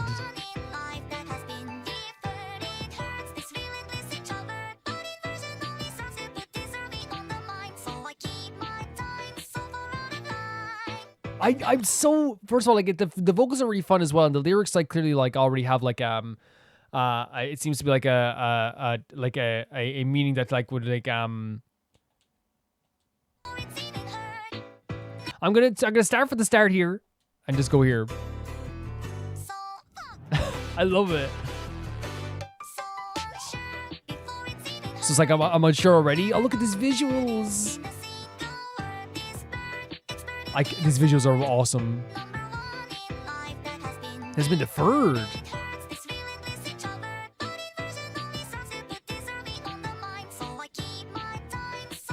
The flag.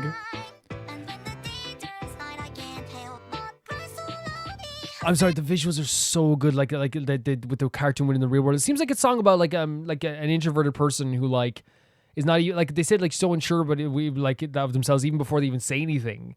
So it's like one of those things where like maybe like because of that you like don't even like say much because like you're so unsure of like what you're about to say.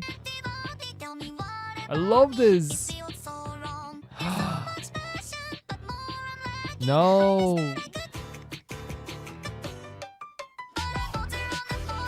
Oh my god, we have choreo as well. Stop.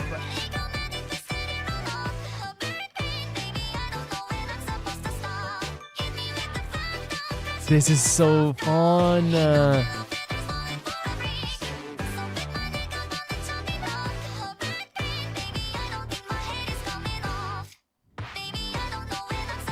Oh my god, the choreo is so fun. The visuals are so fun. It seems like it's again like it's a very like heartbreaking song already for me. Like like while it's very fun and the vocals are fun and the visuals are fun, like the way they were talking about the idea of like, you know, like I'm built wrong, the idea of like running around with my head chopped off, and like even like if you chop off my head, I'm not sure if it even come off. So I wonder if that's saying that like even that won't help at that stage too. So it does feel like someone feels like maybe in a way that they're broken. It feels like they are like in the wrong spaces, like they don't know what they're doing, they don't know what they're doing with their life. They're so unsure of themselves. But mixed with that, you have these like really fun vocals, this fun choreo, and this like really fun song in the background. Hopping on one leg.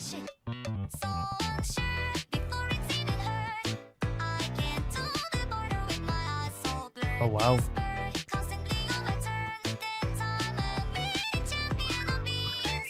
And constantly someone spurning you, I guess. Love the visuals.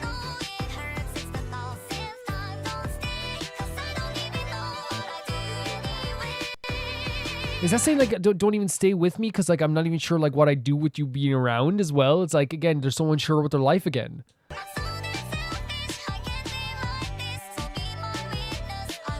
Okay. Look at these visuals. Love that as well. If you're talking about a song about someone being unsure of themselves and not knowing who they are, to have a stutter in there as well, like have a little bit of like a stopping themselves, like trying to like, you know, be again unsure of like what they're about to say next. Perfect for a song like this.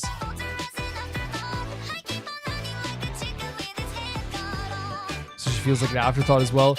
Yeah, the choreo is so fun as well. It really is.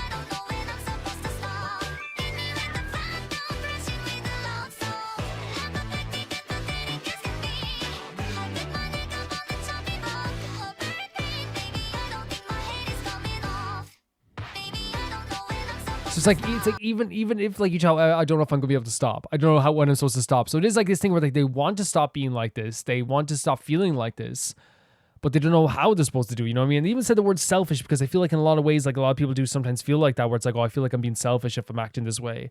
You know, I'm not being sure. I'm not talking to anyone. I'm not being sure of myself. I wonder if like that is what they're trying to get at here as well. Like it's like affecting other people as well, where it's like that thing where it's like, you know, I'm while to me, I know that I'm feeling very down on myself. I don't want to make it clear as hell. Like, it's not that, it's a situation. If you're like someone who's unsure of yourself, you're afraid to even do anything. You're telling someone to leave because you're like, I don't even know what I do with you at this stage. That's not your fault, right? But from the outside perspective, as we all know, this will happen sometimes. People are going to like judge it and be like, that person's so rude. You know what I mean? That quiet person who doesn't want to speak is so rude. That person who told me to like that they don't want to hang out on Saturday is so rude. When in reality, they're dealing with like so many things, you know?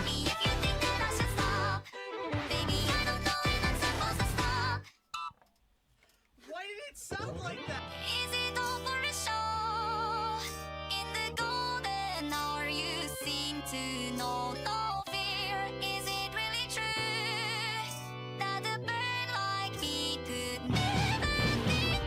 Wow. We have a very powerful section here.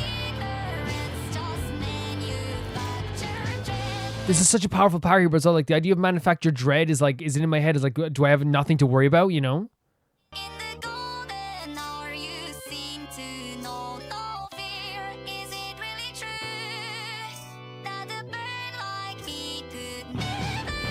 Such a powerful section, right?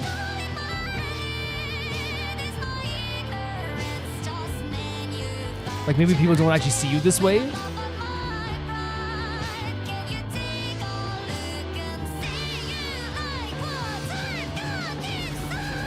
That's so, no, again, so powerful. It seems like someone, again, is asking someone to like figure out themselves because they can't figure out themselves, right? Can you figure it out for me? Oh? Oh dear. Oh dear. Wait, is this the credits? Oh, you beat us? And we show all the birds as well.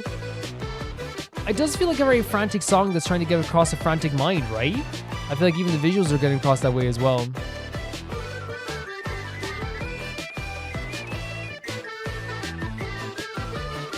Like, I thought it was really well done, the animation and stuff, because as well. Please not feed the pigeons. Here we go, it's not over. Oh, at least they're closer to the train now. Closer to the camera this time.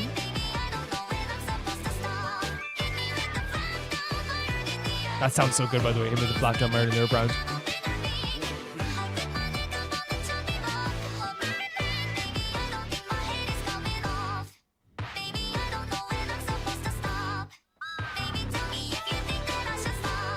And again, asking someone to tell you when to stop. And again, doubting yourself again, right? That self-doubt that happens as well. I found this to be like really like strangely powerful in a way that's like not like what you would expect to be super powerful, but it is super powerful, if that makes sense. Where I'm watching this and I'm kind of like really enamored with everything that's happening. Not because it's like one of those things where it's like very on this, you know what I mean? It's not on the surface very powerful. It's like, it's when you listen to the lyrics, it's clearly to me, like maybe I could be wrong. It seems to be about someone who like who doubts themselves, who questions every single movement they're going to do, who like doubts themselves even before they even try something. It's one of those situations where like, you know, you're going to like the party and you're like, oh, I'm going to be so lame here, I shouldn't even go, you know? Before you even try to do anything, you're already saying that it's already over. You know what I mean? And then you feel lost because of it, because you're never actually making any like relationships and you can't keep those relationships. You're not doing anything fun. You feel like your life is going. It's like, even though it's things, it's small things. It's not even like, oh, I should make my own spaghetti today. Oh, it's probably going to suck though. You know, I mean, those type of things. There's like, I shouldn't even try. And the idea of like running around with your head, with like a chicken with your head cut off, that means like you are kind of lost. You don't know where you're going. You have this like a feeling of like no direction. And it feels like that way too. It's like, you know, like a bird brain. It's like like it feels like I'm just like living life and just going through the motions. And I think like asking someone else to ask you to tell you when to stop is such like a really interesting line, because I don't think it's like generally trying to be like you know, tell me to shut up. That's not it. You know, it's tell me like if what I'm doing is wrong for me. Tell me if what I'm doing is going to be a detriment to me in the future. What should I do? Is you know what I mean? Like at what point do I say I should stop? Because sometimes you need someone else to be like, you know, to look inside yourself. And that's what they're asking. Please look inside myself and like check if like this stuff is like not very good here. I think like, you know, even though the line as well, she said is so very selfish, I think it comes from a perception as well where like a lot of people do see like introverts and people who are like who have anxiety or any like, you know, cognitive difference. They tend to look at them as like being more selfish. It's like, oh, like Jenny won't ever talk to me in work. Like I always come up to her and say hi and she just goes, hey, and we never have a conversation afterwards. When in reality, like what happened in Jenny's mind there is you walk up to her and you go, hey, and she goes, oh God, what do I say? Okay, I should end the conversation early because I don't want to upset them or anything. Yeah, cool. Yeah, I have to go now. Thanks for, yeah, you know, and it's like, that's not them being rude. It's them just not knowing what to do. You know what I mean? And it seems like this is, again, it's like, I don't know how to really like react to situations. I'm thinking about everything before I do it. And that can be a very difficult thing. It can be a very upsetting thing. And like, it can stop you from doing like some really fun stuff. Like I'm not that severe with that stuff, but like for me, sometimes I'm like, when someone invites me to a party, I'm like, oh, I don't want to go. I don't really want to go. It's going to suck. And then when I get there, I have the best time. But again, it's hard to put yourself in the mindset of like, it's going to be the best time. Because like, you know, sometimes you just don't think like that. And in this sense, like it is like, how do I say it? Like a really like accompanied with all this, like very, like to me, very profound, lyrics. It's a very like fun visual. Like the animation within the real world is such a good idea. Having like all the world around it be like birds and like people moving around. Like it's like they're in this world kind of doing their own thing. And it feels like they're just not like ever like moving on from like the spaces that they're in. It's a really cool visual style with like a very cool music style. I love the rhythm of some parts of the song too. I thought that also worked extremely well. So overall, I feel like it was like just a really like great package of like one big thing, right? Where it had like these very like emotional and like heavy lyrics to me, while also to me also having a very like I don't know if the word you use is like it's like talented, like a very talented showcase of like what you can do with like animation other than just like basic animation. She felt like it was fun because she felt like she was outside the real world. And maybe that's like a thing as well, where it's like, I feel like I'm separate from the real world. I feel like I'm separate from the world itself. And that could be something that like affects them greatly, you know? And I think it's perfectly represented here where they feel like they're like an outsider even within their own universe, you know? Even in their own home, they felt like an outsider because of the animation. It's really good stuff, really profound. Love the vocals, like the actual sound of the vocals, kind of like the robotic tone of the vocals. I know it's not Vocaloid, but like really love the robotic sounds of the vocals. And I really like enjoy whenever we get to see something like that, like, again, truly surprises me, and it's truly fun. Really cool, really fun stuff. The next video is from Minu, and they say blue text is Kotaro and red text is Hina. Straight to the point. It's Honeyworks meets Nogizaka 46, Dakireina Hazu Data. Let's check it out.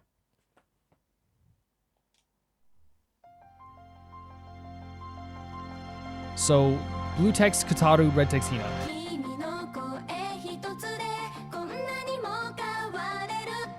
Okay. It can't be anyone else. God, I really hated it.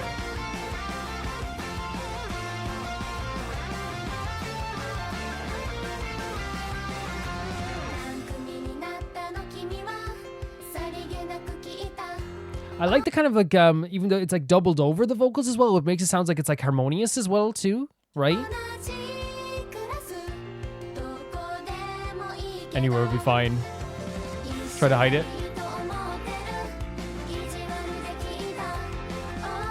Do you want to be with me? I asked teasingly. I think it's like already like I one thing I always like loved about the Honeyworks stuff is that it always has like great visual styles, right? It really really does. So the red text is Hina and the blue text is Kotaro. I think I probably already messed up in my head. Blue text Kotaro, red text Hina. We gotta make sure we understand this. So this is Kotaro asking like, hey, you know? And she made sure to tease, which is very funny and very sweet. We're upperclassmen now, so things have changed. Things that it's a big change for people. It is. I want you to come see me. I promise I'll come. Don't lose. That's so sweet. Are you kidding me? That's like, I'm sorry, but that is like a big, like, it's a trope, but it's an amazing trope, by the way, because it's very like, it's a common thing, like I feel like especially in adolescence and growing up is always just like, hey, come see my game, you know, or it's even like, come see my band, or like, you know, come see my recital, come see this, come see, you know, like, it's a big thing. It's a very, very sweet thing as well. Oh, he's ready. Look at this, full color. Football. It can't be anyone else.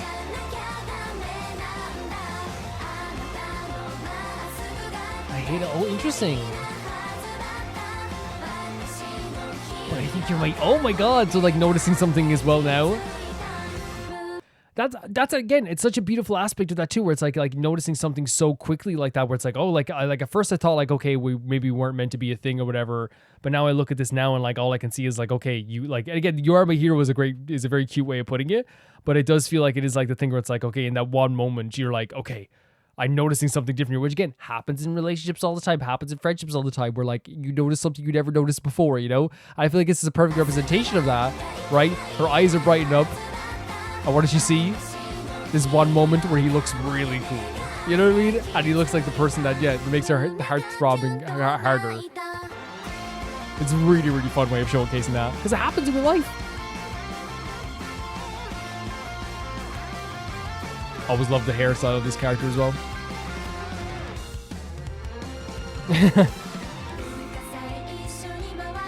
Oh. She's cheering off at the sides, which again is very accurate. It's very accurate. You're alone during break time anyway. Wouldn't be always how I phrase it.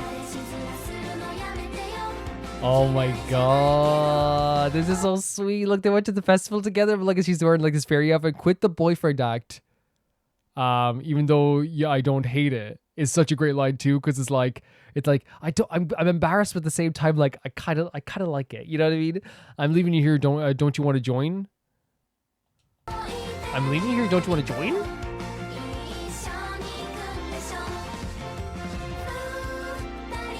Let them gossip. Let them gossip. I'm telling you, let them gossip. F them. Are they Peter Pan? No, they're not Peter Pan and Wendy, are they? Are you joking me? That's adorable. That's freaking adorable. Let them laugh. You know what? People who laugh at you have too much time in their hands. Okay? Too much time.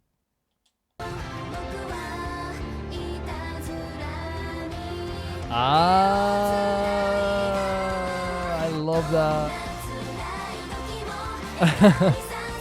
And again, look, this is, I'm sorry to keep pausing, but these visuals are so good as well here. Like, that's again, perfect, right? Like, she's a little bit embarrassed, and in that moment, he's like, this will probably make her more embarrassed, but it's gonna be a very sweet moment to remember forever. And if they're gonna laugh at us, here, laugh at this. You know what I mean? At any rough time, I'll make you smile, right? That's so sweet.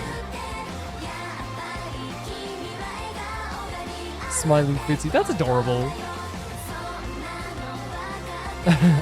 I know that. Just trying to keep her cool. Yeah.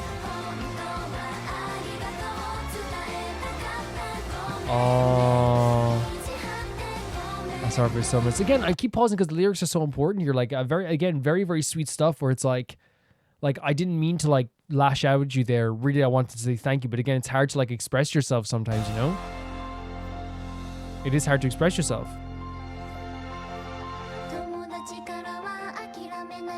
Oh my God, give her up. Unfortunately for you, he's very good at this stuff. Like the words he's saying, I think he's very sweet. Aww. Oh, it's so going by so fast. This is someone you're in love with. Oh.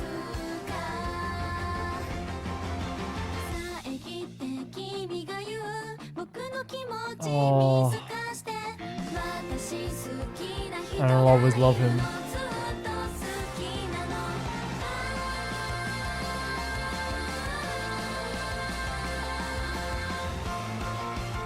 Very difficult, isn't it? To go through these emotions, especially like at such a young age. It stopped me in my tracks there that moment as well. It's very, very difficult. And there's her friend as well. With the amazing hair.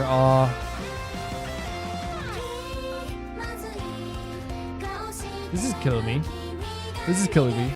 It's just very difficult, right? It's a very difficult situation. And there's the mixture of emotions as well where like, you know, you feel like things are going good, and like even though like again it's not her fault and it's not his fault that a situation like that happens, where like it kind of again you I think like I paused there for a second because it hit me in the heart too. It's just something that happens. It really is, and it's hard to come to terms with that, and it's hard for them all to like express their emotions. So like it hits hard. It really hits hard. But again, it's not anyone's fault. It's not anyone's you know, big problem. We hear like this line here, like what troubled expression you run away. I hope that this doesn't like separate them fully, you know. My chest aches, I wonder why. Because of that night. Oh? Oh, for real? Oh, for real? Because if I'm getting... Am I right in saying that it was... Is it the silver hair that was a... it's not Koyuki, is it? I might have to look it up. But like, I'm right in saying that like that's who she said she will always love him. That she'll always have a soft spot for him. Maybe I'm wrong in that sense too, but... Oh my God. Yeah, I think that's what it was. What a dude. You know, straight, but again, he's just straightforward, you know? I think he's very sweet. I think he is very sweet. You are my hero.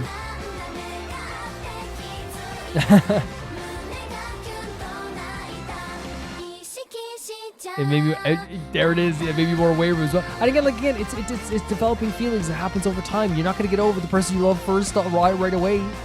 As maybe it might never happen. You know what I mean? But you have to like move on sometimes. You know. A beautiful song. I want to say that like first of all, that Kotaro. Sweetheart, absolute sweetheart. And I think what showcased here was like is the patience that you would wish for in a person that is trying that she clearly likes. She does like him, but I think one of the biggest issues is that for her it's like this is a developing feeling for him, whilst for the guy she really likes, this was it was a feeling that was happening for a while, that was love, right? That was love to her as well. So that can be a very difficult thing to like get past in a lot of ways, if that makes sense, where it's like I know it's like I love this dude, I really love this dude, which is it's to me it's a breakdown of expressing yourself. To me it's like a lot of complicated feelings, and like again, like I said, it's one thing where it's like on one side it's I love this dude and I like was thinking about this dude every day, but now I'm starting to notice you and there's more and more stuff that's making my heart throb about you. But I think what she did was very, very fair. I think what she said was very, very fair. It's like, hey, I am in love with someone else. I still like this guy. And like I said, it's nobody's fault. Like, he wasn't being rude or forceful or anything like that. He's not saying to her, you have to go out with me.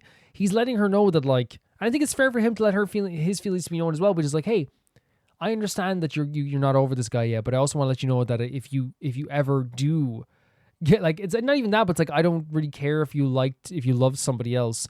I just wanted to let you know that, like, I'll always have feelings for you in that way.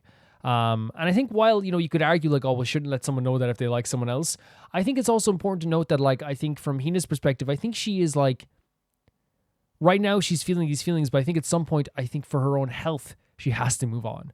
And it doesn't have to be with Kotaro. It doesn't have to be with him.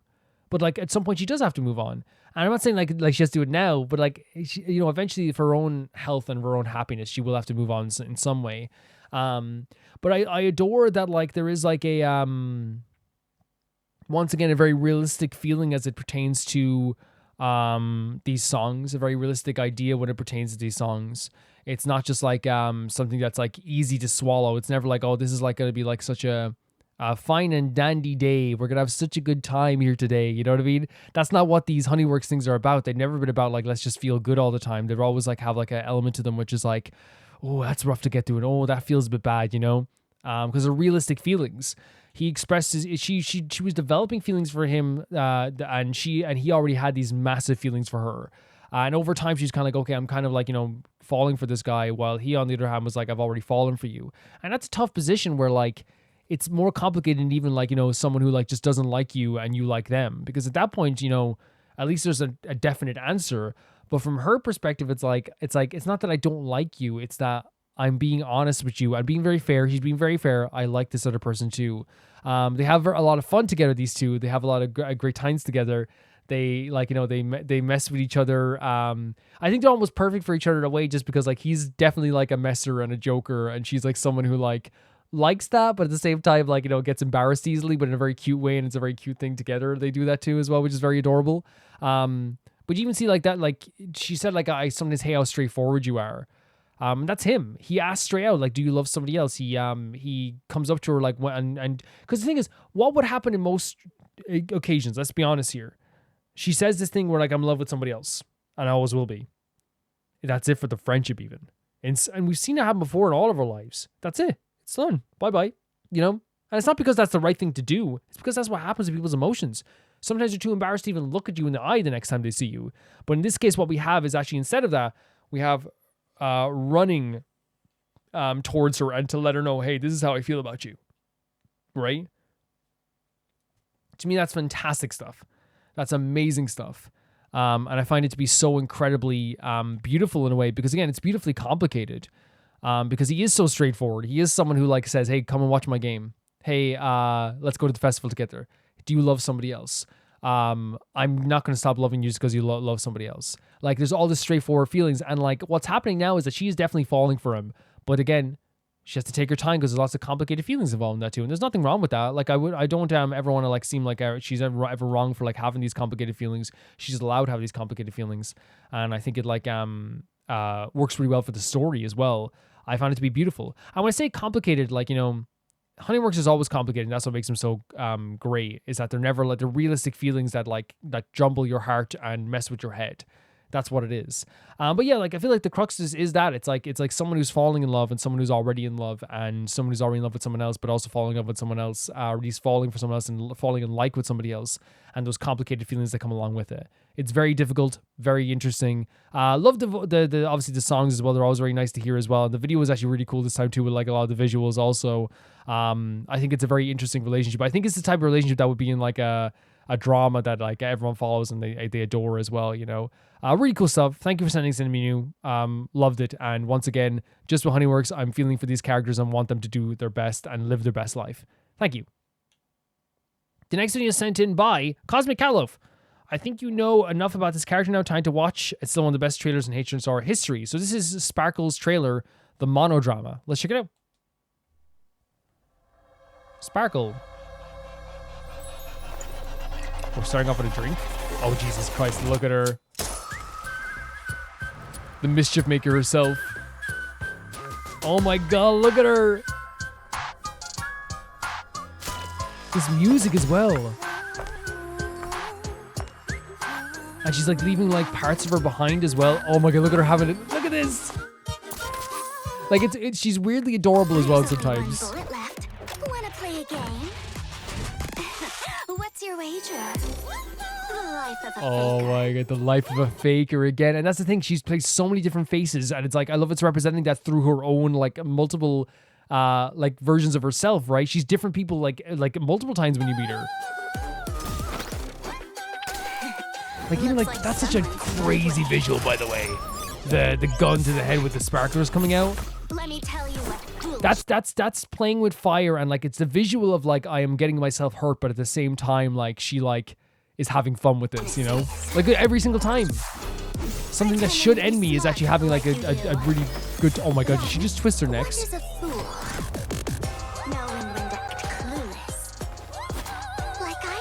Sitting on top. Oh my god, even the smiles she has. Get it now? What is elation? Me. I am elation. Oh my god. Holy freaking, what are the visuals here? Mixed with the music as well. All the different faces that she can become as well. Look at this. Even then, oh my god, this is so abstract as well.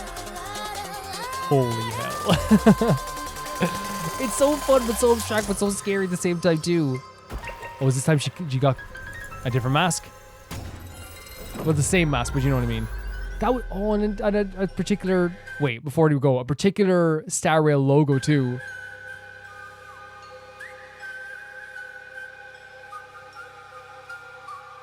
Oh my god.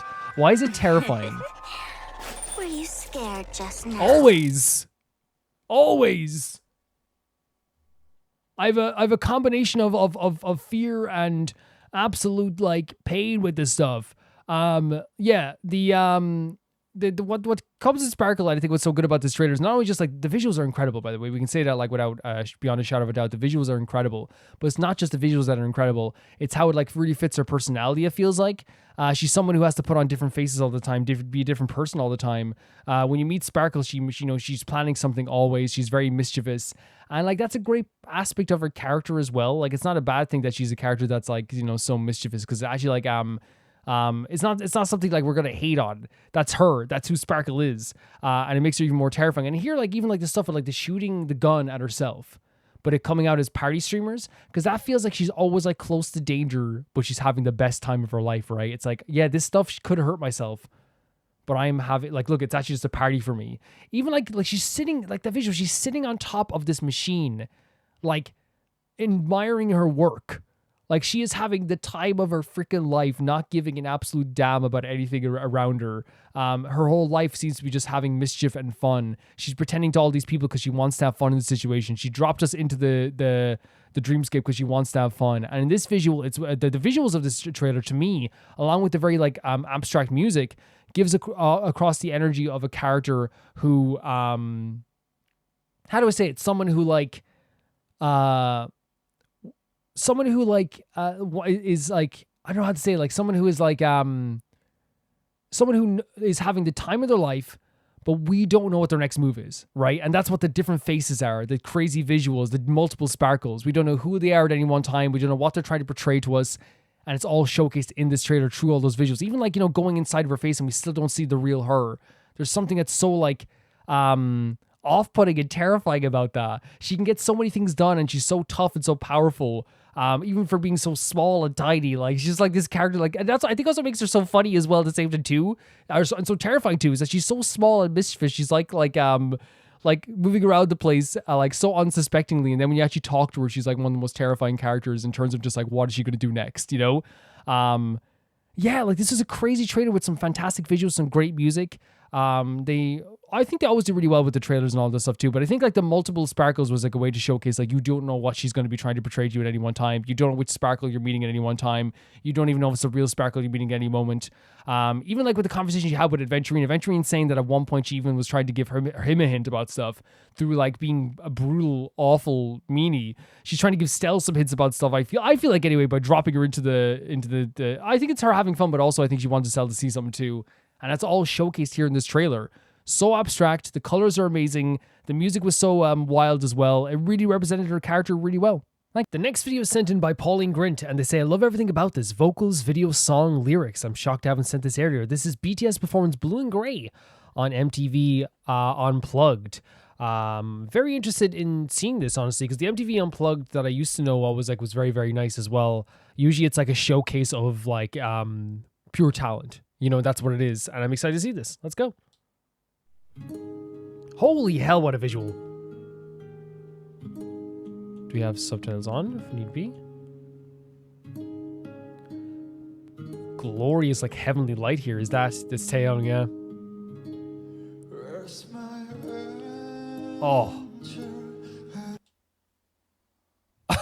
Already my heart won over with the caressing and surrounding and absolutely magically soft tone that Taeyong's able to bring across here. Incredible.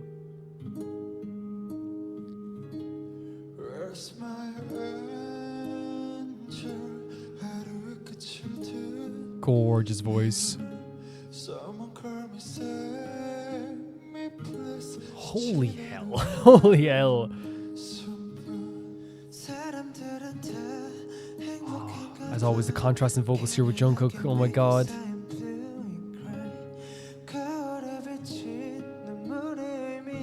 Tears reflecting in the mirror.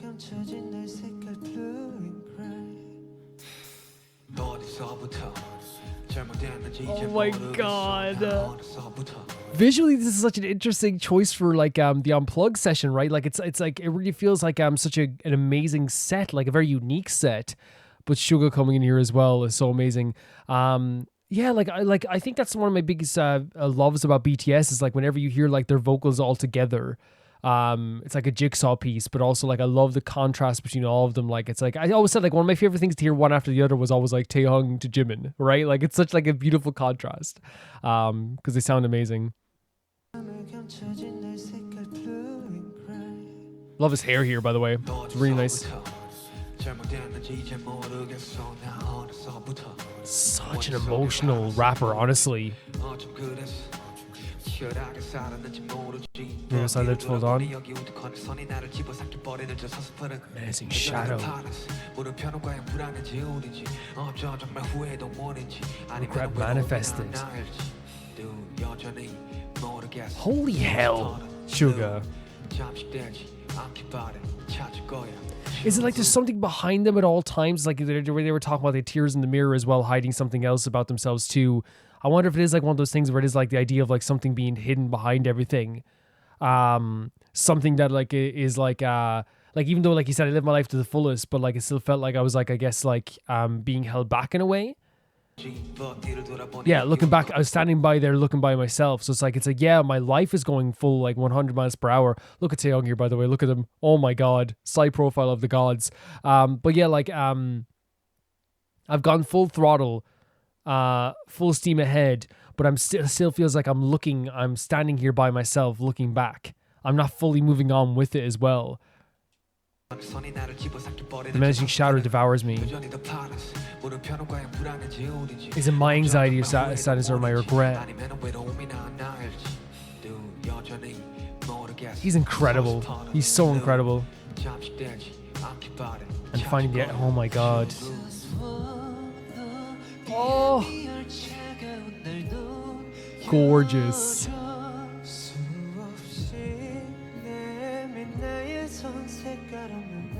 To an echo devoid of color. These voices. I can't. Oh my god.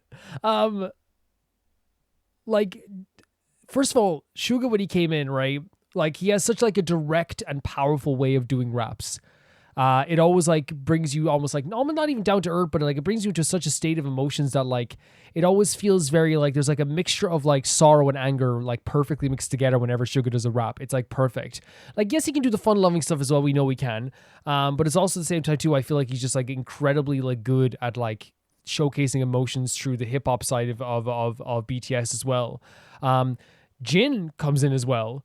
right? And I always said Jin has like this perfect like pop voice. It almost feels like they plucked him out of the 80s and said, here you go. You know what I mean? And, you know, he just sounds, and that's always a compliment for me, by the way. He sounds incredible in that way too. He has a perfect pop voice. I know like it's one of those things like my biases are Suga and Taeyong, right? Jimin is my bias wrecker. He always has been. His voice is something that like ascends myself, honestly. It makes me feel ascended. An echo devoid of color. Like, listen, oh my god. Gorgeous voice.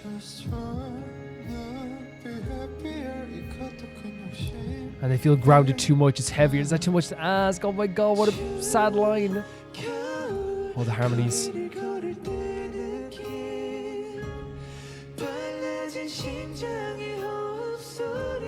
Holy hell.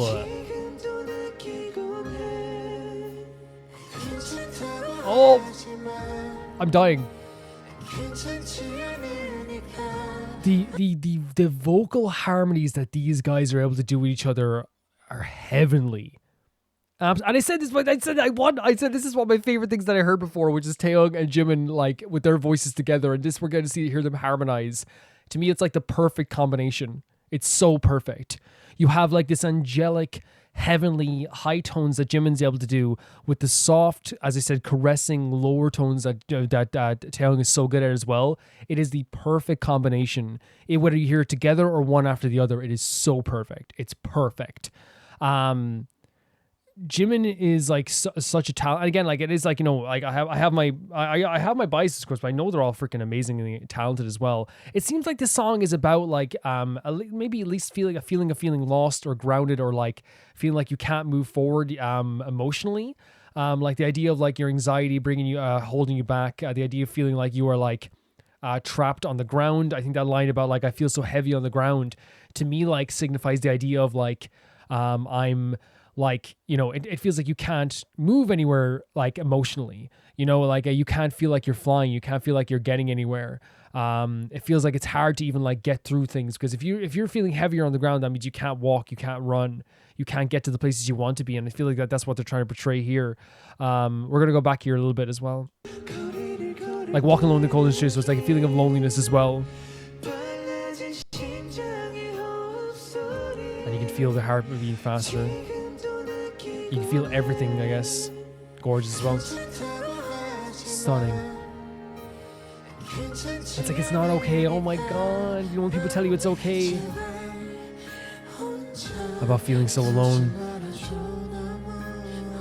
I could listen to you guys forever. Whoa.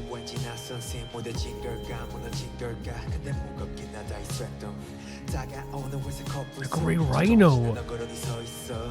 Oh, I'm sorry for pausing it, but you can see something coming towards you, right? You know there's danger coming towards you, but you're so emotionally drained that you can't even do anything to stop it. It's like seeing the ending of a relationship and still not knowing what to do. You know what I mean? You know there's a way you can fix this, but you're so emotionally drained and hurt that you don't even know what to do. And like when I say this as well, like when I want to be clear when I say this as well, like that line earlier is such a beautiful line. Like, don't say it's okay, it's not okay, right? How many times in life do we have people say it's okay, and what they really mean is like, I hope you feel better. You know what I mean? Because it's not okay. It's not okay, and it's okay not to feel okay. You know what I mean? But also as well, it seems like while we talk about the song about being emotionally grounded, emotionally trapped, and all this stuff as well, it's also about the idea of like someone clearly leaving your life and making you feel like you are like lost without them. You know, they even said, "Where's my angel?" At the end of the day, when things are tough, where is that person that's to pick me up again? Like they don't even know it hurts so much. Oh my god, you guys! Beautiful, beautiful, beautiful men.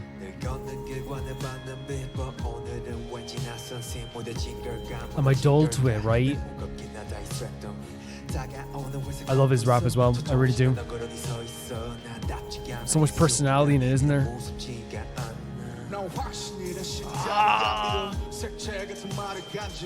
His tone is so amazing.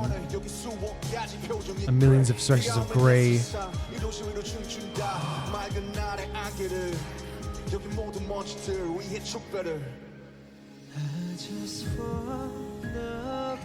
It's like it seems like such a simple request, right?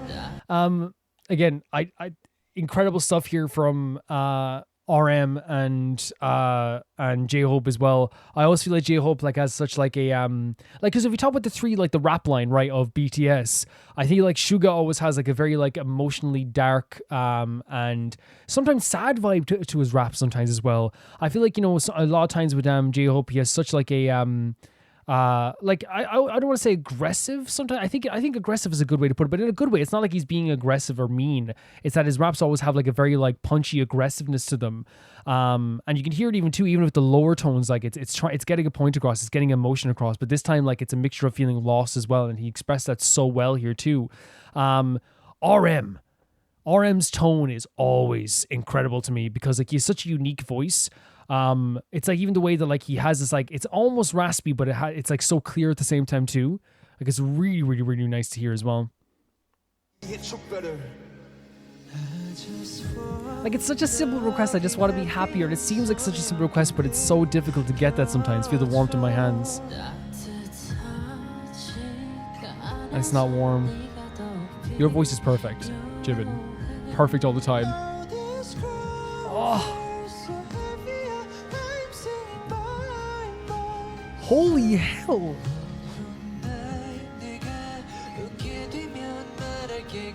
That's how, oh my god, it's such a...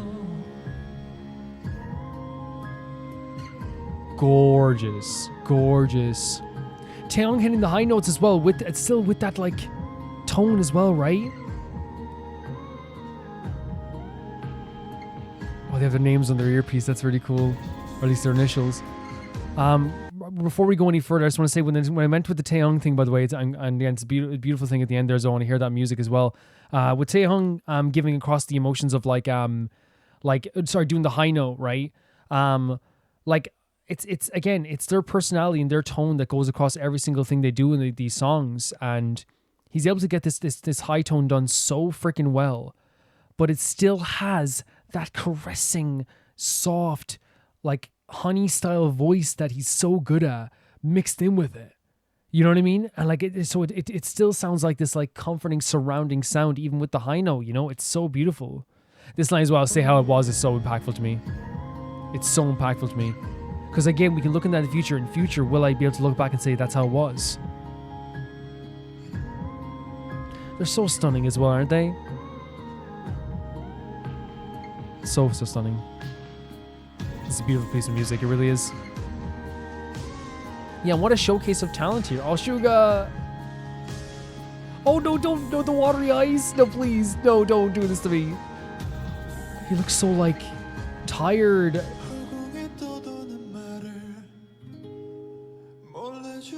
His voice is so amazing.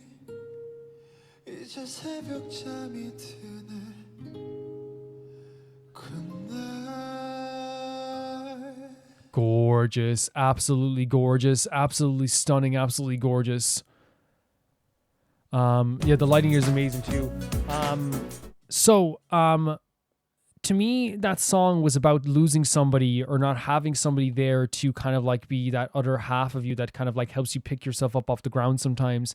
But it's also about like this feeling of feeling lost, feeling like you're stuck in place, feeling like you can see stuff like that, like this feeling you have, this feeling of anxiety and regret and pain is kind of like holding you down in a lot of ways. And this is such like a realistic portrayal of it. It's true, like these amazing, beautiful vocals in this amazing song as well. It's a very emotional song. But like when I say a realistic portrayal, like I talk about the idea of like the lyrics here as well. Like, you know, some of those lyrics, like, you know, like even Jin saying like, I'll look back at this and be like, oh, that's how it was. That's wishful thinking. You know, I can't wait to look back at this and be like, oh, that's how I was back then. The line, I just want to be happier. That's all the time in our life we look at that and go, that's a simple request. I just want to be happier. Right? It should be such a simple thing. I just want to be happier. But you know what? it's never that easy, is it? It's never that easy. And we see here the way they're describing it. Like, I feel like this, one of the reasons why BTS has gone so successful, you can say they're beautiful, they're gorgeous, right? We can say that. They're talented. Yes, they're so talented. They're great stage performances, all this stuff. Amazing. But like, their lyrics do hit home to a lot of people as well. They do. Like, there's 100% they hit home to a lot of people. If I'm listening to this and I'm going through a lot of tough times too, like, I can embrace like that feeling as well. Because like, for me, sometimes when I'm going through sad times, like listening to like sad songs as well does like help. Because it's like a relatability thing. It's like I can relate to this sometimes. Obviously, I'm not feeling this way, but you know what I mean? If you're feeling down, like listening to a sad song can sometimes make you feel the way. I can only imagine the connection that ARMYs would have with BTS after listening to a song like this. Especially hearing like, the idea of feeling so heavy on the ground. The idea of like, it's such like a crazy line, but the gray rhino heading towards you, right? Because that's a representation of, you can see there's more danger ahead. There's more sadness ahead. I should move out of the way, but I can't. My feet feel firmly on the ground. I can't even do anything. I don't even have the emotions to stop it from coming. And that's like, again, that's the less romantic side of like the anxiety and the regret, and sometimes like even depression sometimes too, where it's like a lot of people feel like it's just like, feeling sad. Like sometimes it is like even knowing that like, your life is going downhill a little bit, and you know there's ways you can stop it, but you just can't. You just can't. And here's the thing, people might say, oh, well, BTS, like the biggest band in the world, what do they have to worry about? These guys have, and I've seen it, have been through so freaking much on their way to the top and still at the top. They've been through so much. And I'll say this as well. As always, when we talk about idols in our rule is, no matter what, humans first, artists second, idols third. Always. That's what it is when we talk about idols in this, and we talk about K-pop idols. Human first, artist second, idol third. That comes third. The human aspect of this song is so much there. The idea of like, the feeling of being lost. There's no one to pick you up. The not knowing your true self. A shadow that's devouring you. And that to me like expresses well the idea that like a shadow is coming up behind you.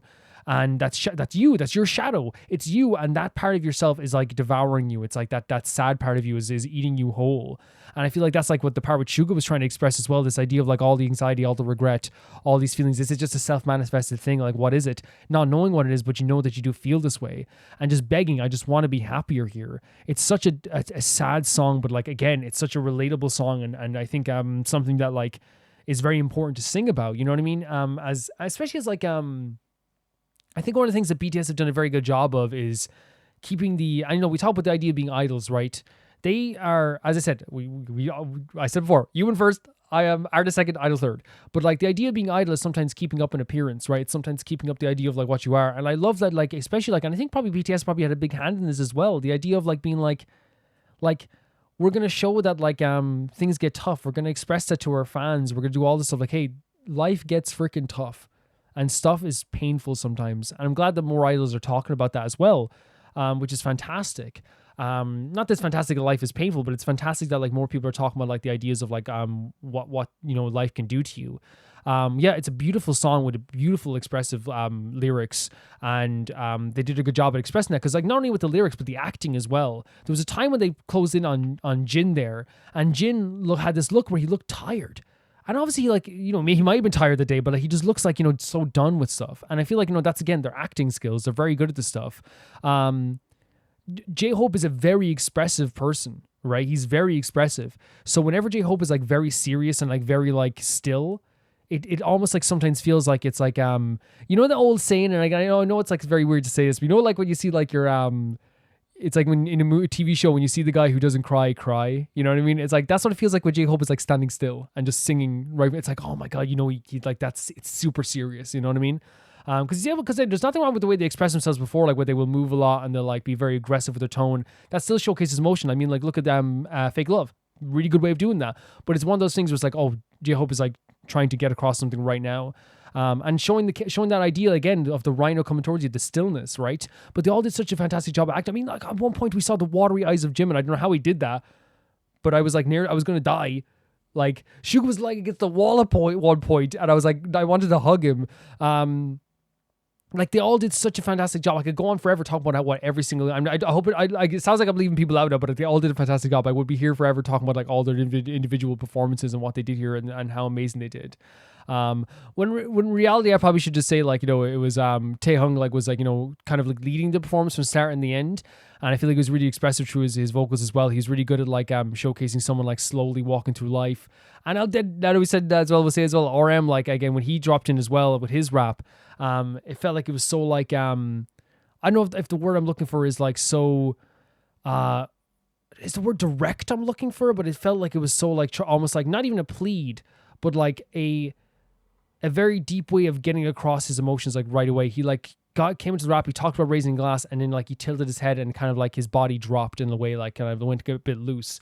And I feel like Jungkook throughout the entire video was on display here doing his fantastic acting as well, where he looked, again, despondent, out of it, you know, and they did such a good job with this. Like, that shot of Jimin, I will never get over. I'll never get over. In terms of the actual vocals as well, I think, like, you guys know, I love the vocals of BTS. I think they're absolutely fantastic. We got to hear something that is, like, to me, the equivalent of, like, you know, you hand me a lottery ticket worth 2 million euro and say, would you want this, or do you want to hear Jimin and Taehyung harmonize again? And I would sweat. I'd be like, oh, I'd be sweating for a while. Because it is such a beautiful thing that they have with each other, that they have such a good chemistry, that they sound so amazing with each other as well. And even, like, when they love doing that. I've seen it before, where they do the rap line all in a row. Like, they go Suga, J-Hope to RM, and, like, you get to hear how even different and emotional that they put across their, because, again, it's not just the same raps, it's not just, like, the same tone. They all bring something else with their raps into BTS. But yeah, Jimin's voice to me is perfect. Taehyung's voice is, like, such a perfect companion, such, like, as we said, like, such a caressing voice. Jimin's, like, high tones are angelic. They're gorgeous. There's something that, like, I feel like, you know, you'd sit down for 2 hours and just listen to, you know what I mean? We said Jin has, like, a perfect, and again, I mean this as a compliment. I feel like they plucked him from the era of, like, the 80s when, like, you know, everyone was doing, like, these beautiful, like, natural, sweet tones to their voice, you know what I mean? And, like, he's really, really good at that stuff as well. And then, of course, like, with Jungkook is, like, a again, I talk about, like, the idea of, like, you know, ready-made, and not even ready-made, but, like, if you want to build, like, if you want to build, like, a star for the ground up, I feel like Jungkook is, like, one of those representations, even though they're all stars, but you know what I mean? Like, he's really fantastic at what he does as well, and his voice is really beautiful at the same time too. Yeah, they all did such a fantastic job with that music part of it, the vocal part of it. I think they're just gorgeous artists, and of course, like, they're all beautiful, as I said, like, they are all beautiful, and it's but, like, here, like, it's one of those things where, like, you're noticing how pretty they are, and then you look at their eyes, and you're like, oh my god, they look so sad, you know? It's like, oh my god, Jimin's pretty, oh no, like, you know, you're, like, kind of, like, you know, and that's how good they are at this stuff and expressing their emotion. And this song probably means something to them as well. It brings up stuff from their past as well, probably, or their life as well. But they all did such a fantastic job with this. I loved the harmonizing, I loved the vocals one after the other. The set piece was absolutely fantastic as well. They all did a really, really fantastic job here. Really fantastic. Thank you so much for sending us in. I enjoyed this so much. It was very emotionally impactful. Thank you. Thank you, Pauline, for sending it in. The next video is sent in by Malcolm Kunde, and he says, this is a crazy idea in philosophy known as the Cognito Hazard. Basically, what it is, what if there existed a piece of information that if someone came to learn, it would physically harm them? And while, of course, not such a thing exists, this video is an interesting exploration of the idea itself. Yeah, there's some games that explore that, right? If I'm not wrong, Malcolm. But yeah, it's an interesting idea. When I saw this, like, can I be honest with you? When I first saw the title of the video, I was like, do I need to message back? I was like, what is this? You know, dude, you probably shouldn't watch this video. The most dangerous piece of information. Let's check it out right now. Warning. This video will present information that can pose a mild risk if known about. However, nothing in this video is substantially dangerous, especially if viewed at a rational level. So what they're saying here is that if you view this from the lens of someone who understands that this is like an educational video and not just something you're supposed to get worried about, then it's pretty okay. But they're probably also telling someone, if you don't have the right mindset, and even if, like, you're someone who already has, like, maybe some, like, anxieties as well, I guess that's probably like, don't watch this video maybe. It will also present visual information that they do not encourage acting upon in any way. Sure. When it comes to information, we generally perceive it as good, and that makes sense. Knowledge allows you to understand more about the world and generally make better decisions. However, not all knowledge is equally valuable, and some is better not said. In this video, I want to highlight such information that isn't particularly harmful, mainly because I find it very interesting that there are ideas you can have which harm you by knowing them. First, however, we need to talk about a more popular concept, Info hazards. An info hazard is a piece of information that could be harmful if acted upon. Okay. Think of it like this. A nuclear bomb is a hazard, and the method to create one is an info hazard. Oh, okay. Info hazards themselves will rarely be harmful, but they So allow it's the knowledge of something that could that could eventually lead to something harmful? bad actors to become a hazard. Now, there are a lot of info hazards in the world. A recipe for a dangerous drug, nuclear launch codes, and so on. Funnily enough, this also means that knowing what info hazards are is in and of itself... Would an info hazard be like, and maybe Malcolm can help me out with this here, is an info hazard then like, so I didn't mean to skip it there, but an info hazard, would that be like someone knowing how to make a Molotov? Right? The knowledge of knowing how to make a Molotov, but it takes the wrong hands to make this natural hazard. Drug, nuclear launch codes, and so on. Funnily enough, this also means that knowing what info hazards are is in and of itself an info hazard. Interesting. Because it makes you more likely to seek out other info hazards. However, as this is not the main topic of today's video, I don't want to spend too much time here. But I do want to show you an info hazard that could have a serious risk if you take it lightly. Okay. Because of that, I want you to be careful with the next image I present. If you're scared, you may close your eyes. Okay. Alright, here it is. This image shows a method in which you can move your hand right now in order to break your thumb ligament. The reason I gave this as an example is because of just how easy it is to do, and how it isn't actually that harmful. From what I was able to find, unless you put in a lot of force, this will not cause a major injury, similarly to how banging your head against a wall will hurt, but will only be really harmful if done with a lot of force. Still, I haven't tried it seriously, and neither should you. Yeah, don't do that. So, now that we are familiar with info... But yeah, that's interesting. So what they're saying is like the knowledge that you can break your thumb is an info hazard, but it becomes a hazard when someone does it. It's only in the wrong hands, or maybe the hands of the someone that lacks rationality in that sense, I guess. We can move on to Cognito Hazards, but there This is is interesting. one thing you should probably know beforehand. The term Cognito Hazard was popularized by the SCP Wiki, Interesting, a okay. website that describes a fictional universe, and it usually refers to things that are dangerous when perceived. I find this to be a somewhat dumb definition, because that would mean that the sun is a Cognito Hazard if you look at it, which isn't that interesting. Instead, for this video, I will use a different definition. Cognito hazards are ideas that are harmful just to know. Okay. Differently from info hazards, like the image I showed before, it doesn't matter what you do with the knowledge. You are in a more negative state as long as you know about it. Now, in reality, this video doesn't have a single example of an actual Cognito hazard, and nothing in here will cause you substantial harm, I'm joking. just No. mild displeasure at worst. This is because it would be rather unethical to actually give you such information, and because, well, I haven't been able to find any myself. However, that doesn't mean we can't talk about information that is bad to know. So let's start with something that won't cause you any trouble. Spoilers. If I were to say that X dies in Y film, this would likely cause you some displeasure. So it's like a spoiler, I guess, as well. But yeah, this is, sorry, I just want to say as well, like, I think they're presenting this in a very good way where it's like showcasing, like, it's not even trying to, like, it is protecting them legally, but also like just to showcase as well that, like, you know, it's like, you know, where I'm not trying to teach you how to, you know, or try to harm you or anything like this. And I don't actually know of any like things that could actually harm you in this because it hasn't harmed me, but like, it's just talking about the topic itself. It's the same way that, like, not the same way, but you know when like someone, it's like talking about how someone could be racist to some. That's a bad example. Maybe someone could be racist to someone. I was gonna say, but that doesn't actually make the you know, it's like talking about racism isn't racist. If you get what I'm saying. Maybe that's a bad example, but that piece of entertainment may be ruined for you. Similarly to this, explaining how a magic trick is done is also a potential Cognito hazard, as that knowledge will ruin that aspect of a trick. Okay. Just knowing the information, regardless of what is done with it, leads to a more negative outcome. While these are fine, they are also context specific. If you have watched the film, or if you don't care to watch the film, a spoiler won't have any effect on you. Yes. Same with the magic. It's like, okay, I don't care. So let's move up a little. Imagine a dystopia where the government is able to monitor the thoughts of everyone. Mm-hmm. Let's also presume that the government cares to stop any form of rebellion, and so, if someone thinks about the idea of rebellion, they are killed. Jesus. In such a reality, the idea of rebellion is an actual Cognito hazard.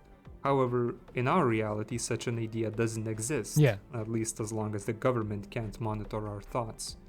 Some ideas. So it's the idea that like again, context specific. In our world, we can think about rebellion every day. In fact, you could even like mostly like, as long as you're not saying something super dangerous, you could even be on Discord being like, oh man, I'd love Ireland rebelled against the government. You know what I mean? I love if they did that. We just like, and something like, you know what I mean? Like I'd love if like eventually like there's going to be a rebellion in the world or something like that. You know what I mean? Like, so it's not exactly you saying like, I'm doing this on this day and this day and that day. It's all context specific, I guess. Come worryingly close though. I won't mention what exactly, but there is something that the Chinese government really hates to see. However, this type of cognito hazard doesn't yet exist, so let's move on to my most potent, yet still mostly harmless, examples in this video. Ones that will affect you, the viewer, right now. The most benign example is one that is somewhat popular, and I think it would be funny if you thought of it yourself. After all, I'll say it anyway, and once that happens, you'll be guaranteed to lose. I'm of course talking about the game, a mind game where you lose if you think about it, and you try to play as long as possible. Wait, wasn't this not a thing that was like a Facebook thing? Am I wrong? I remember this being like a Facebook thing. Can I say when they pointed the finger, he said they're gonna. I actually like held my breath as to be like, what are they gonna make me think about? But yeah, I think this is like a Facebook thing, right? Even if it is harmless, I like this example quite a lot because of how powerful it is. By its rules, you can never win the game, and so you will always be in a more negative state if you know about it. Not that it matters much, of course. Now let's do a more effective version. You are now breathing manually. You are now blinking manually. You are now... Okay, I'll stop. That's so As you may weird. have noticed, you are now doing the things I mentioned consciously. While your body normally does such functions automatically to let your mind rest a bit, it's not optimal to take away conscious control, so you are able to swap if you think about it. A funny side effect to that is that in order to go back to being automatic, you need to forget about the task, yet the more you want to stop it manually, the more you'll keep thinking about it. Right. These two are decent examples, but that last sentence shows a clear flaw. They can be ignored if forgotten, meaning you can simply continue living as usual.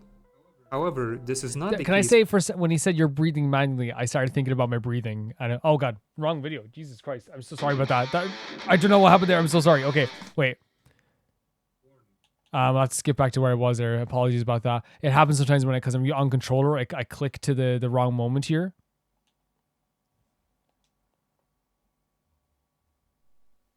Never win the game. Malcolm got like a heavy metal song as well in this video. 2 for the price of 1. Not that it matters much, of course. Now let's do a more... But yeah, sorry, I was breathing manually. I started like thinking about my breathing at the very least, Version. You are now breathing manually. You are now blinking manually. Let's get past this part for a second here. Go back to being automatic. You need to forget about the task, yet the more you want to stop it manually, the more you'll keep thinking about it. These two are decent examples, but that last sentence shows a clear flaw. They can be ignored if forgotten, meaning you can simply continue living as usual. However, this is not the case for my final example, Roko's Basilisk. Suppose that in the future, a super intelligent AI will eventually get built in order to maximize human happiness. Naturally, the earlier it gets built, the more humans it can help, and so, in order to incentivize people alive right now to help build it, it says that if you don't start working towards building it, it will torture you when it gets built. Interesting. Therefore, if you know about it, you will either have to spend your life helping to build it, or you will get tortured. However, if you don't know about it, then the AI will have no reason to torture you. Just by knowing about its potential existence, you are now doomed. Interesting. So it's saying that like that if you don't start building the AI system now, when eventually does get built by other people, you will be tortured. But if you didn't even know that this was a thing, it can't torture you because it can't torture you in your head because you didn't know about it? Okay. No, obviously not. I wouldn't tell you about this if that was true. In reality, Roko's Basilisk cannot exist, at least in the way it is described. There are arguments against it, such as information not being able to travel backwards in time, or the AI only threatening us to not waste resources, but I think there is a nice way to wrap them all up into one method to defeat this thought experiment. The main issue of Roko's Basilisk comes from the idea ending when the AI is created.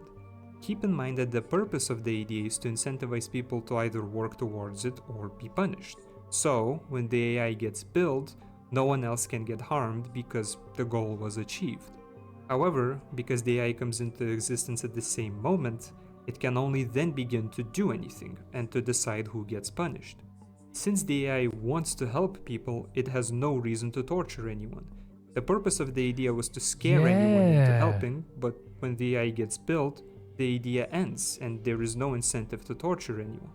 Basically, the idea of Roko's Basilisk, which hurts people, and the AI itself, which helps people, always exist at a different time, and the AI, the one that is supposed to punish people, has no incentive to do so.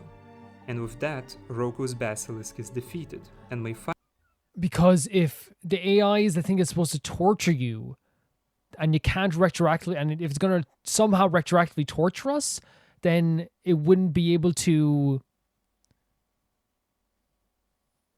because it's programmed to make us feel happy, then retroactively torturing us somehow would be against its programming? Final example is presented.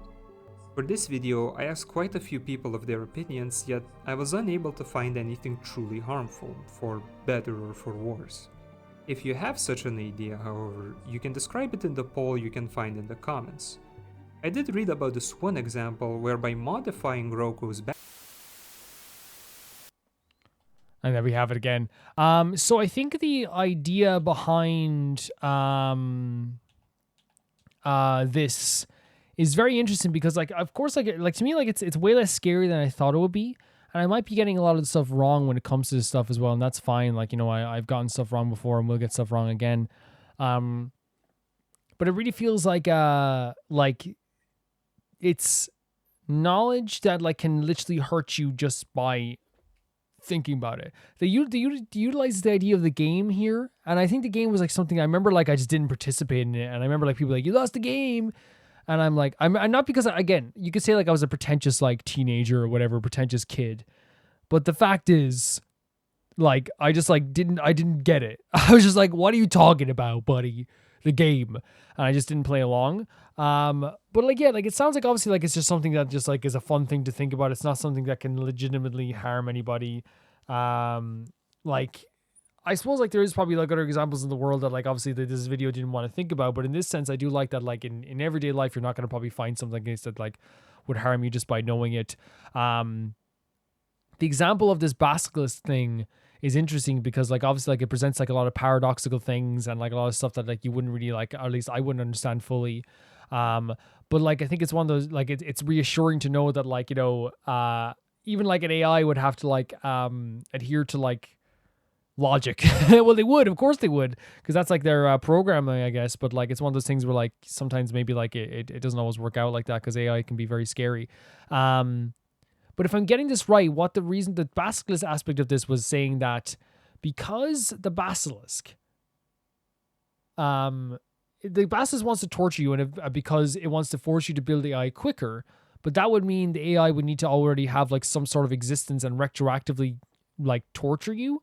But then it would create a paradox because then it's like, well, if this thing is already built or already has a personality, its goal is to make you happy. So at that point, a retroactive torturing would make you less happy? Is that what they're saying here? Maybe, I don't know. It seems like it goes against like it because they can't exist at the same time. The basilisk can't exist so the basilisk would be defeated. Is that the basilisk would be defeated as soon as the AI would be born, because the AI would definitely have to kill the basilisk then, right? Like the AI could not have the basilisk exist because then it would be, because all you'd have to do then is like wait for it to be built, and then the AI would be like, okay, we're just feeding this basilisk because it makes people upset. That paradoxical aspect of it as well. I guess that's what it's saying. Yeah, like to me, like it's like I never really think about stuff. I guess I think the idea of the breathing stuff is really interesting because like when you consciously think about something, I think like sometimes you feel like you're not breathing for a second, but in reality, you're just not consciously breathing. So sometimes when you think about your breathing, you go like that. And like, it makes it like a very like weird feeling. Like when he in the video said like, hey, like you're breathing like, and you're blinking. I did start breathing and blinking and I was like, oh, like doing it consciously, making sure like I was doing it. And that's a weird thing that like, you know, psychological stuff can happen like with stuff like that as well, where like it changes like your you know, vision of the world around, or like, what you're doing in the world around you. And for me, that's always like a very like, I don't know, it's not scary. It's more just like an unbelievably interesting aspect about life, how like we just go throughout things doing like things unconsciously.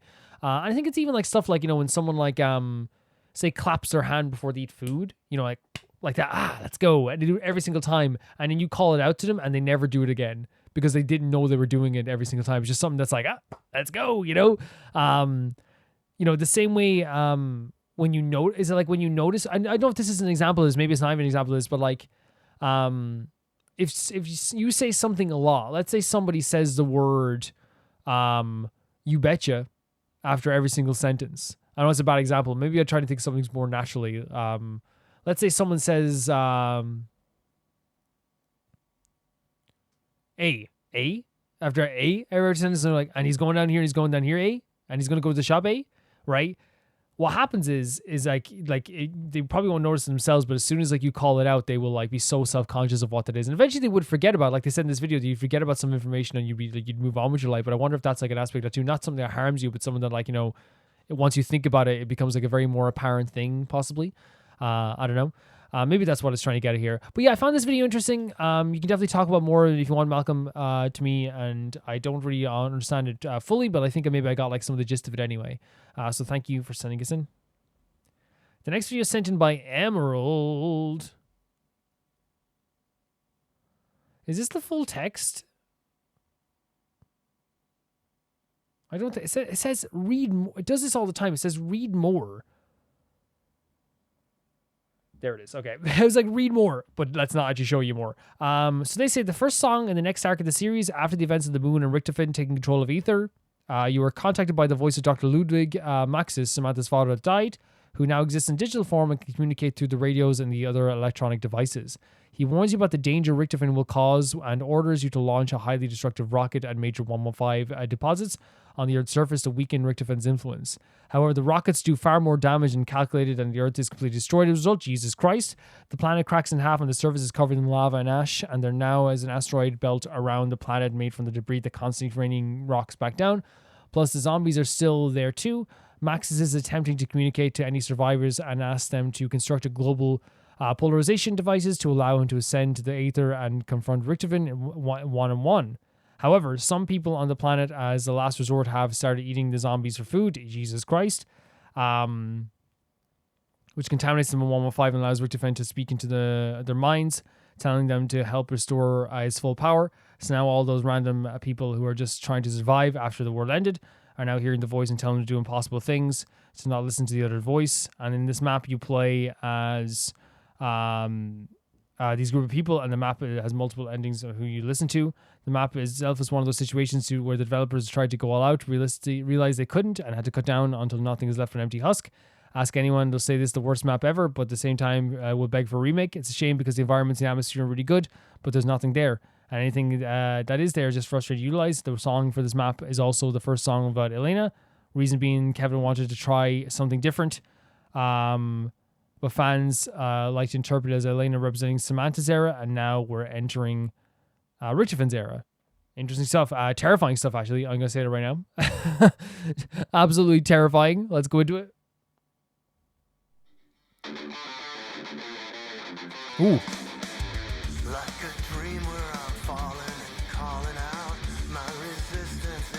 Cool riff again as well. It's definitely a different vibe from when you have like the female vocal, right? For sure, right?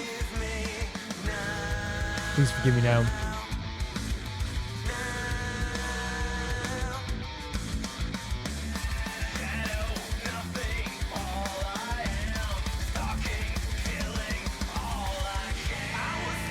Oh, wow.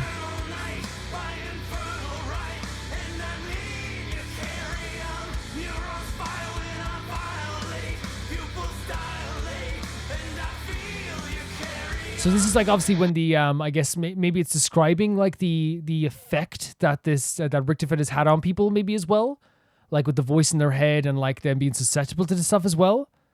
Interesting. Oh my god.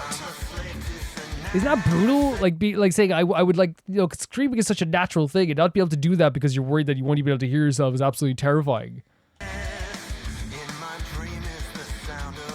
Huh?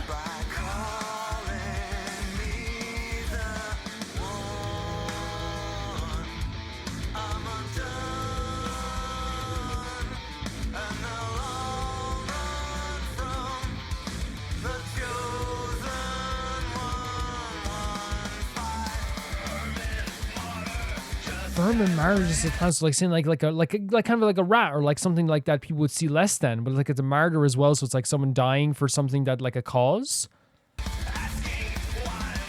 Why must I be the one that dies for this? So they're saying that they're a martyr themselves for something that's happened to you as well.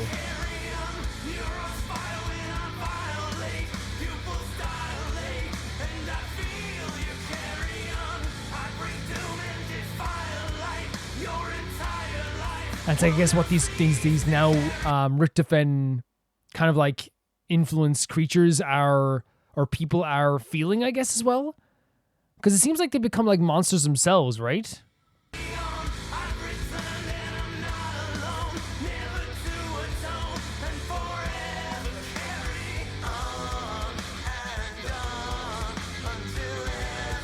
So they're carrying on until everyone just disappeared. Oh, Jesus.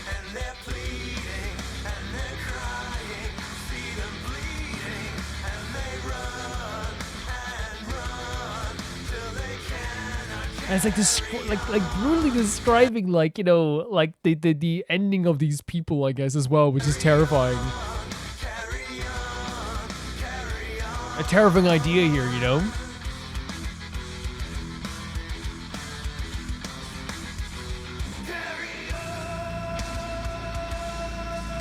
Deep guitar here as well.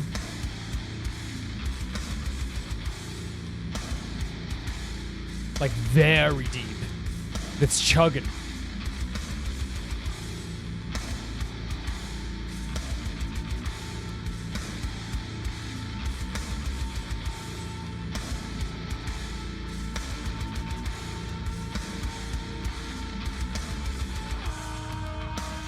Oh, like this very droning sound is like a very horror theme sound here, which makes sense for the theme of the story. It's almost like it's frantic without being like fast, right? It like makes you feel a bit nervous, for sure.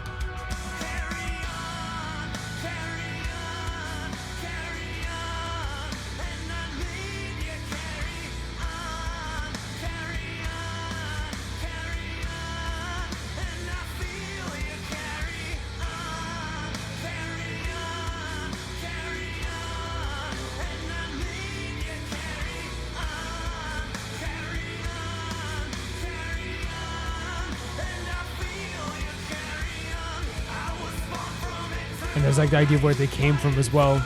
It does feel like someone who was like transformed by Richtofen's influence, right? Neuron's fire when I violate, right? It seems like it is like someone who was, you know, influenced by that.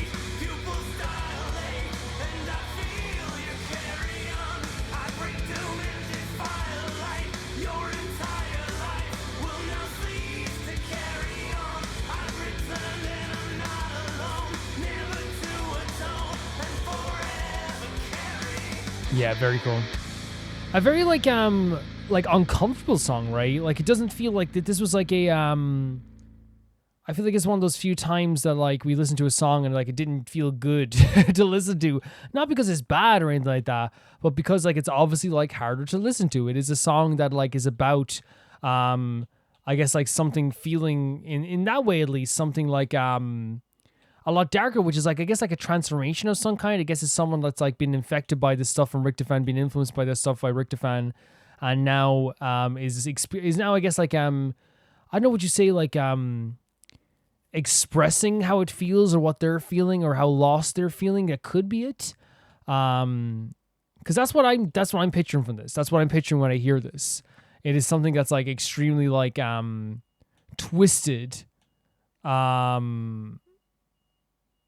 And dark for someone to go through. And it all seems like to be by the influence of Richtofen. Like we know like there's all these ideas that are speaking in their heads, and the idea of people on Earth like eating zombies and becoming the monsters themselves. And here it sounds like they're even like talking about how they're mowing down other people, which like is again an extremely, extremely horrible, dark way of looking at anything. But it is like, you know, what they're trying to portray here. It really is.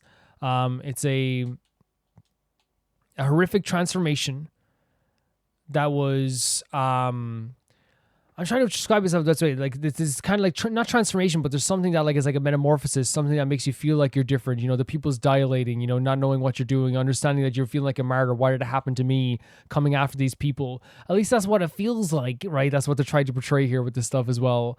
And it's very dark. It's very dark. I think that's what, maybe you can correct me as well, but that's what it feels like it's trying to portray here is the idea of Richtofen's influencing these people and what they're moving towards and what they're trying to like, what they're feeling as they're like, you know, chasing after these enemies, how they're feeling about themselves, how they're feeling like maybe their life is done and like everything's over now. It feels like that's what they're trying to showcase here. In terms of the music itself, I think that like it was a very different having like the male vocal here. So like, we're so used to hearing like the very like powerful girls sing this song as well. And in this sense, it was like again, I mean, we could say powerful, you know, and we could say very powerful at the same time too. But it's obviously just very different. It's a very different energy. I think it's powerful in a different way, more just because it sounded so aggressive and guttural, which made it even more uncomfortable. Like I felt uncomfortable as I was, you know, listening to this because of like what it was doing there to like the to the song. It was like, it really felt like it was trying its very best to how do I say it? To make you feel that like a bit of uncomfortableness. And I definitely do like feel that as I was watching it as well. But yeah, the chugging was really cool. The guitars in the background were really cool as well. Sorry I'm not able to express like how I feel about the song. It just made me feel very uncomfortable. It made me feel very like wrong, and it kind of shook me a little bit. Like I was kind of listening to the lyrics, I was like, Jesus Christ, what this person is going through, that's horrible. But I think that's what they were trying to portray here. But yeah, Emerald, another cool song, so thank you for sending us in. The next video is sent in by Hypernova. I don't know if you've seen Demon Slayer yet. I haven't, but the opening music is always just really beautiful. By the way, this English cover is sung by Jinglu's English voice actor. Jinglu's English voice actor. Wait, oh yeah, Amelie. She is, by the way, someone who I used to listen to quite a bit because she did the best covers sometimes of stuff. But yeah, let's check it out. I've seen like a bit of Demon Slayer. I don't think it was for me personally. But like, I don't have any hatred towards it in any way, shape, or form. You know what I mean? It's one of those things where it's like, I think I just never got past the first episode, and it wasn't anything I was like, oh, this is bad or this is good or anything. I was just like, I don't really remember. It was probably back in like years and years ago when I watched the first episode. And I think that happens with anime all the time. I think we've all been there with anime, right? We watch like 10 new anime episodes in a row, and we don't know like if we're even going to keep watching all of them, you know? But let's check it out. Demon Slayer Gorenje, full opening. Lee is what he used to say, right?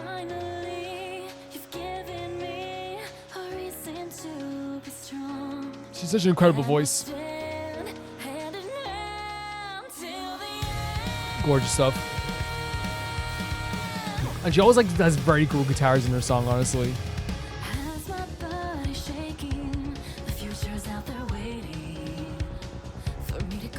Love the low tones here. Oh my god, she's such a good voice. Love that. Love that. Love the use of silhouettes here with the text. Oh, we're slowing down a bit. Oh, oh, oh, oh.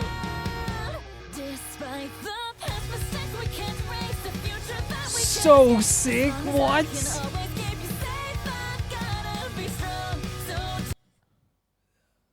That is so sick. Like, that's such a great transition into the chorus as well. Like, it was building up really well. Really well. That's really sick.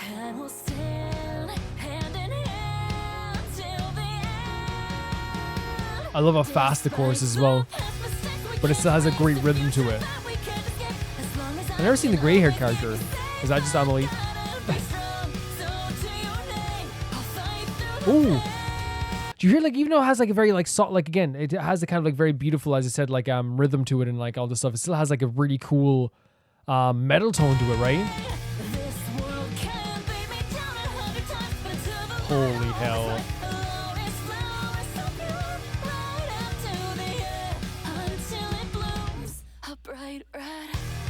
So sick. So sick. And then the guitars afterwards as well. Like it's always cool to have like the end of a chorus, like something goes like it's just like it stops and then you say so, like I know what it is, it's just like something you stop and emphasize one word, a bright red, right? Really cool.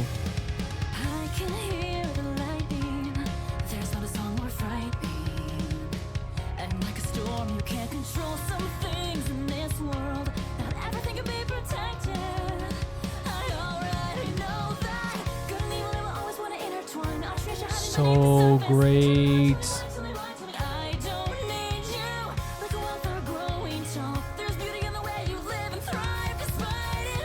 Despite it all, despite all the stuff you're going through, this is a great, again, great rhythm. Not everything can be protected, because there's a big emphasis on protection in the song. Obviously, I think it's also him protecting his sister. Maybe I could be wrong. Love that.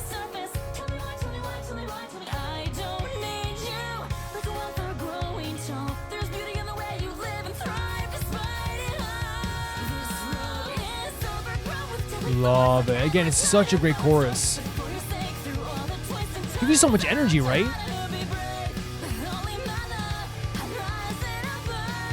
I think it's about like, you know, even despite all the horrible things that's happening, it's like rising above, it's keeping going. It's like an understanding that not everything can be protected, not everything can be safe, not everything is going to be safe, but still standing tall even though that's happening, right?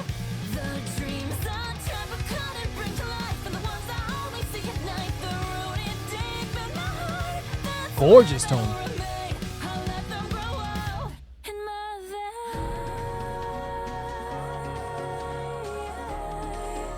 Gorgeous little bridge here, right? I always say I don't never even as like I always when I say like little bridge, it sounds like I'm being demeaning, but I just the way I speak, you know, I'm Irish, you know, we say little about a lot of things, you know. I look at little thing, you know. Not by meaning to demean the song. It's a beautiful bridge.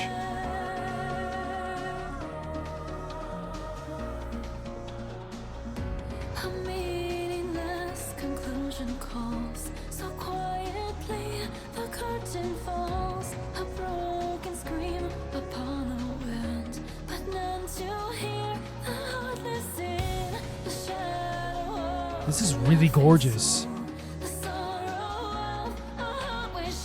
Wait, the shadow of a laughing soul, the sorrow of a heart. Is that this? What's the sorrow of a heart wishing?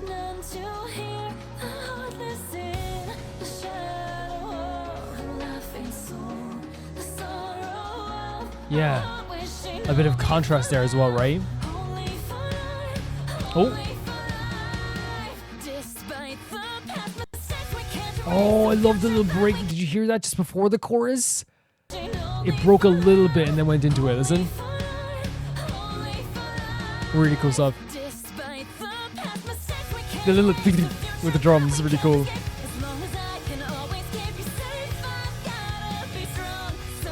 But it's easy about protecting his sister, right?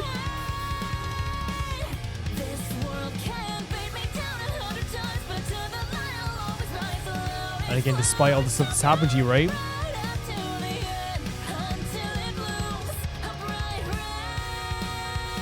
She's such an amazing voice, though, isn't she?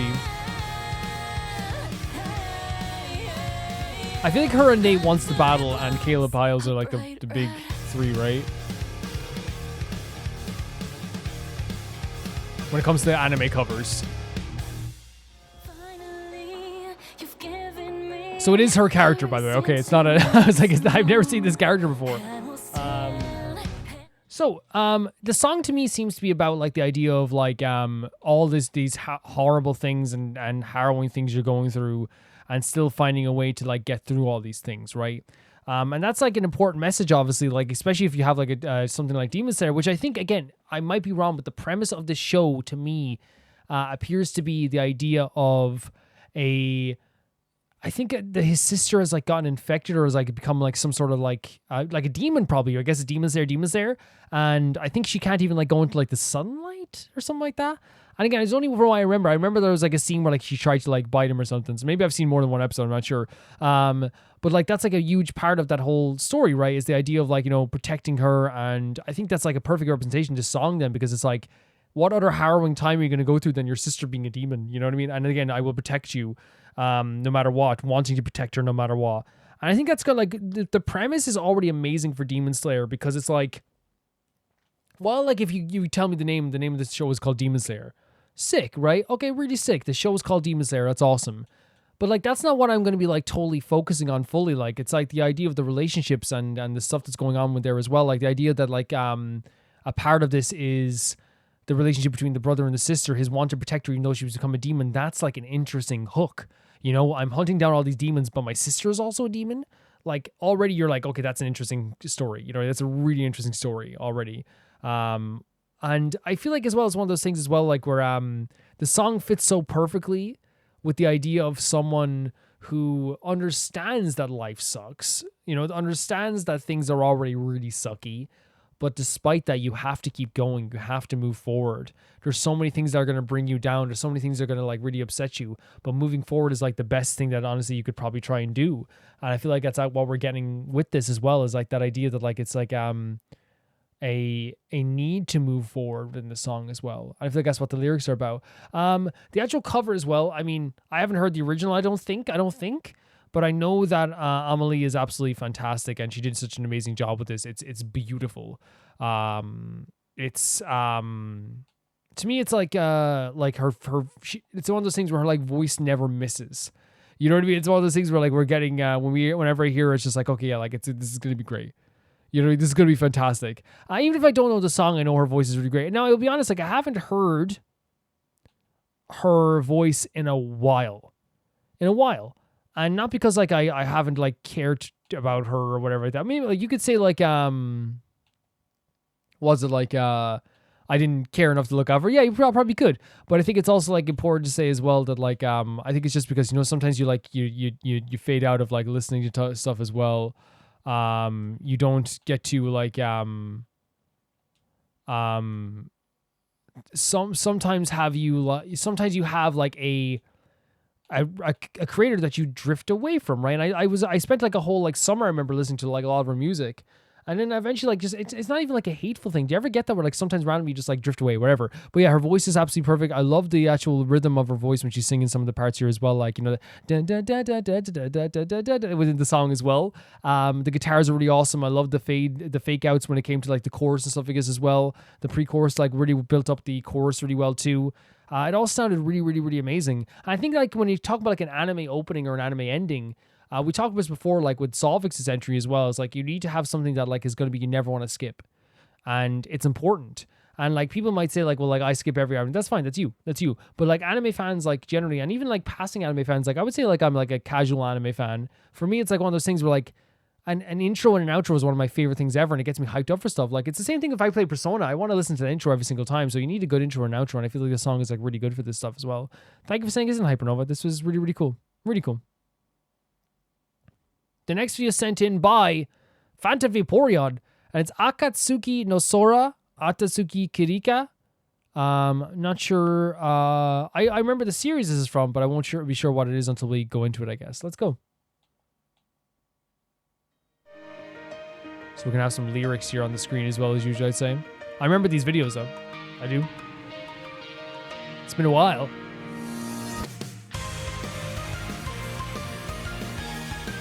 Really pretty. Again, like, it sounds like an opening to an anime.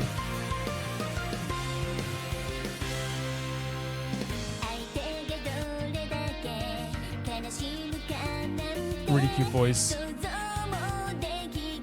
You're talking about something that everyone has gone through, right? Some of these people have gone through.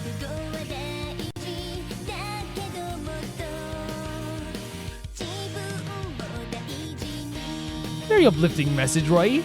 Very uplifting. No, don't ever be sorry about that. Oh my god. That's great. I like that a lot. Oh! That's great transition into the chorus. Like that was such like a surprising transition, but it's still a really good transition. And I guess like a more of an uplifting song. I love this yes yes stuff.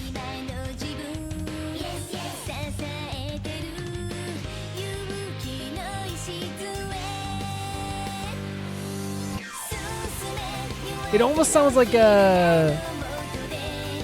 can almost see someone performing this on stage in a very uplifting manner, right?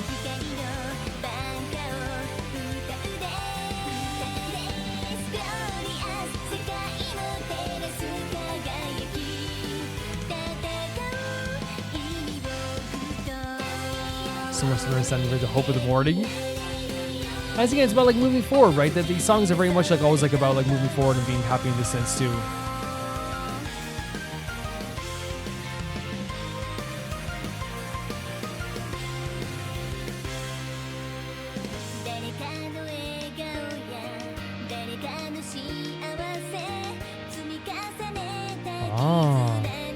So sharing your life with someone obviously is like, you know, expending your own energy. It's giving yourself to another person's life. It's a very like beautiful sentiment, right? It is a beautiful sentiment.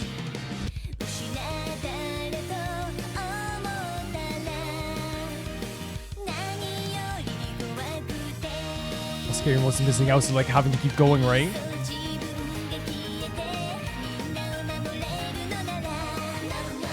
No, this time.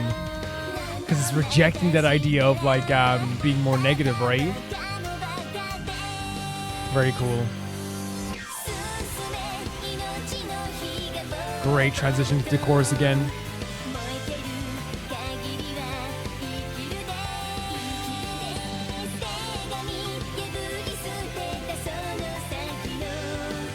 True strength is when you know who you are as well, by the way.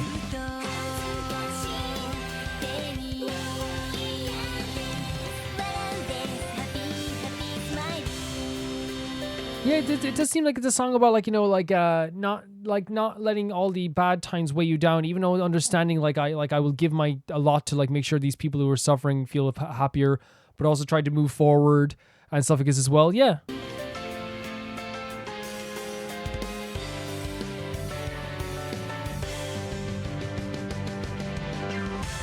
Oh, very cool bridge here. Very cool.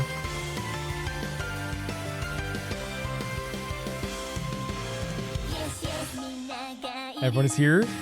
Yes, yes. Now I feel the warmth.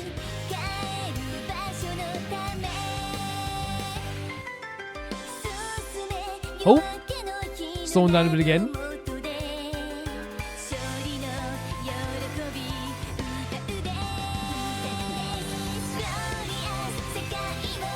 Reveal the world in all its majesty as well.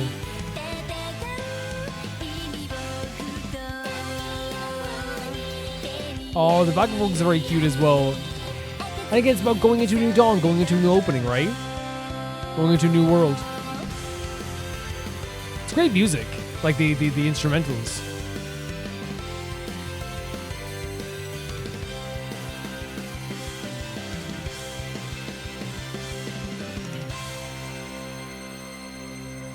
Cool stuff. The messaging that these songs always have whenever we've heard them have always been about like, you know, kind of like moving forward and embracing new ideals and stuff, I guess. And I think that we're getting that idea here once again of this idea of like moving forward and embracing new ideals in a very, very beautiful fashion again. I truly do like love the fact that like, you know, there is music out there that is about like this as well. Because again, I think there's places for everything in music: sad songs, happy songs, loud songs, quiet songs. And I feel like, you know, there's a corner for everything. And in this sense, it seems like, once again, like these characters are all about like, you know, embracing fate, understanding that stuff is like difficult sometimes, and you have to try and move forward.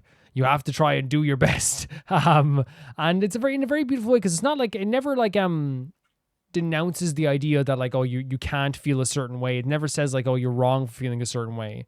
It's always just very much like acknowledging the fact that like, you know, life is tough, but hey, let's try and move forward. And like, even like there's some really cute stuff as well where it's like, hey, don't talk like that, Because sometimes you can hear someone talk about themselves and you're like, oh, don't talk like that. You know what I mean? I love that. It's like, don't talk about like you're close to your death. We have to like make a new path for ourselves. Even like the idea of like, would you give your life to someone? It's like, yes, you would. Or even when they're thinking negatively in the song, you have the text go from yes, yes to no, no, which I thought was a great part of the song too. Yeah, but it seems like it has like very, very nice messaging as well. I really enjoy the fact that we have a song here that like has a really uplifting instrumental as well. You know what I mean? And I feel like that's what goes with the idea of the song as well. The idea we have like a this uplifting song that goes with this like chorus that feels like someone's on stage like dancing with their friends singing about this song as well. And even like it has like some heavy guitars, but like they're masked with like this very, very beautiful voice and like this very cute voice that really like makes the contrast work really well to make even like the heaviest of guitars sound like a sweetheart song, you know? Really, really, really, really cool stuff. And like I feel like it's one of those things as well, like with these songs, is that I never understand who the characters are, never will, but it's still like very, very cool to like hear about them. You know what I mean? It definitely is. Thank you so much for sending us in, Phantom Vaporeon. Another very, very cute, uplifting song with a world that like I don't fully understand, but it's still cool to see. You know, it's definitely still cool to see. Thank you. The next video sent in by Luna, and it's Heng Rises, Honkai style animated short. Let's check this out. I saw this in the lineup, but I was thinking like, well, this is probably gonna be very, very cool. Okay, there you go. Epilepsy and stuff, I guess, guys. Gorgeous. Look at that with like the stars and the hair. I'm guessing this is Heng, the most beautiful boy in the history of the universe.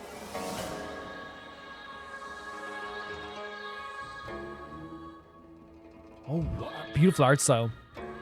Genuine.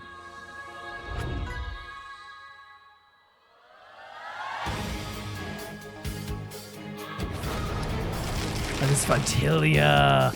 What a fight this was. No, I'm in love with this art style. Holy hell. So in love with this art style. Music's very cool, isn't it? This fight, I remember this being so, like, important in my mind just because, like, I was like it went by quicker because obviously we had a powerful team, but, like, the set piece and the location of Fantilia is all so freaking incredible. Look at her! The black lipstick. Her face changes here now as well. Oh, very cool. Look at him. Look at Lune. That's my boy. All together, are you kidding me? With Marriage and Wealth as well.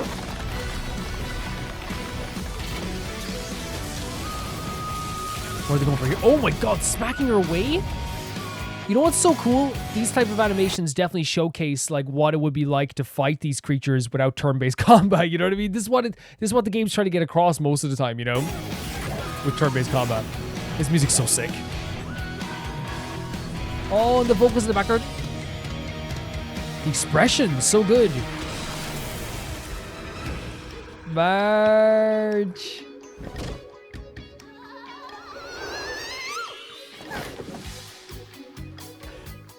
Oh my god. Smile! Oh my god, look at her. She was so happy.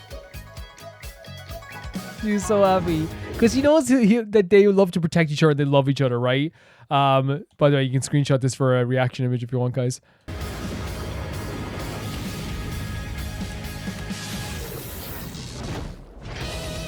So what? Oh my god, the music changed with the expression as well. So great.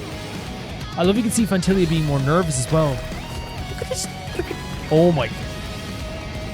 Gorgeous. It's absolutely gorgeous.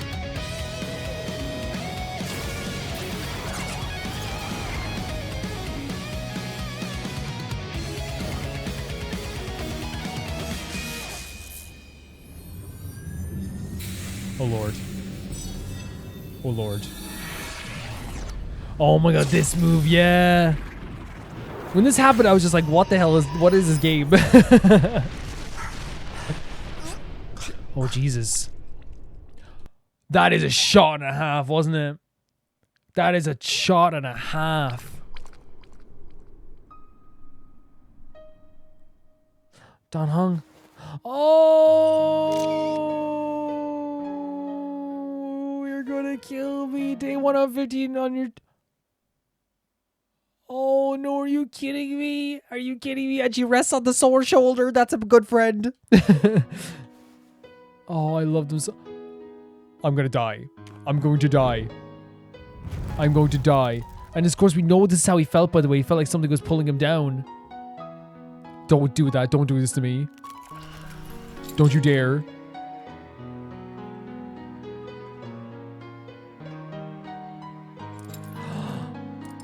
Is that the quintet? Oh, no one is trying to chase after them. Why is it trying to kill me? What did I do to this video? What did I do to this video to make me feel this way?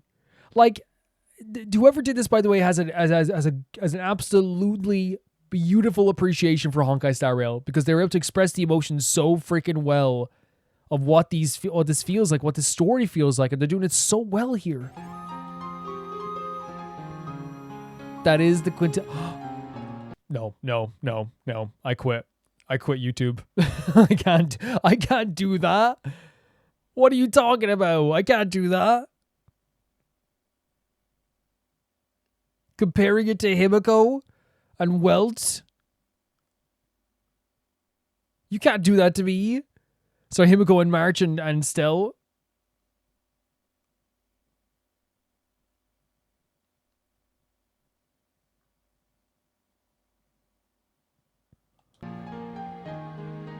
Oh, Jesus Christ. That's his family. And how accepting who he is. Obviously understanding that he was a part of him, but he's also his own person.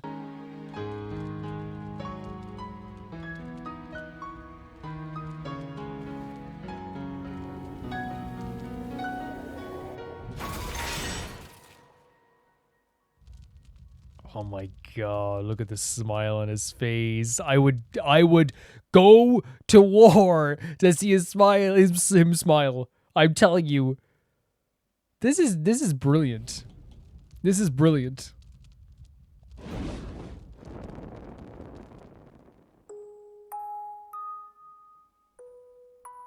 Oh no, is that Herta? Day 1.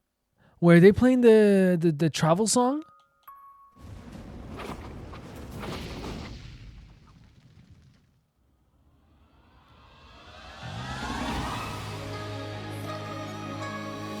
Oh my freaking God! Look at him!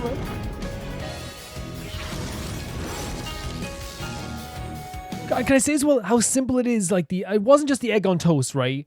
But the egg on toast solidified it because it showed how much the people on the Astro Express care about you, right? He's injured. He has a sore shoulder, and look at everyone waiting on him hand and foot. You know, here I made you some egg on toast. So simple, such a simple meal, comfort meal, you know what I mean? And an instant is like, that's my mom, Himiko. That's my uncle, Pom Pom. You know what I mean? And it's so simple, but it works so well. Look at Stella running alongside him. There's March too. I'm taking the picture. She took a picture. Oh my freaking God, I'm gonna die. I'm gonna die. I can't. I'm gonna die. Look at this. Look, she takes a picture. Look, so proud. Of course she would. Of course she would. She always is. Look at that. She's so proud. There's Welt.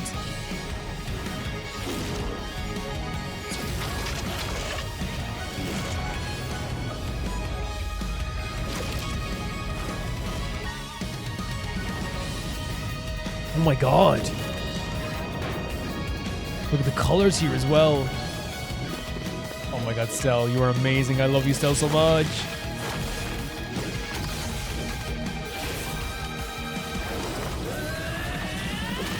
The growl as well. I love that they have Fantalia panicking. You know, that's an amazing feeling to witness this as a fan. Genuine floating through the sky here.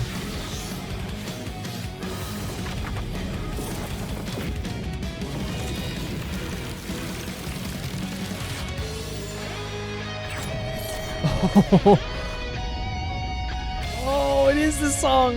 Oh my god. As he's stabbing down into her as well. Look at his face.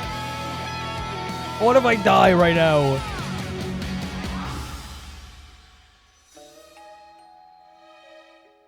Oh my god, and then they show the freaking members of the quintet then again.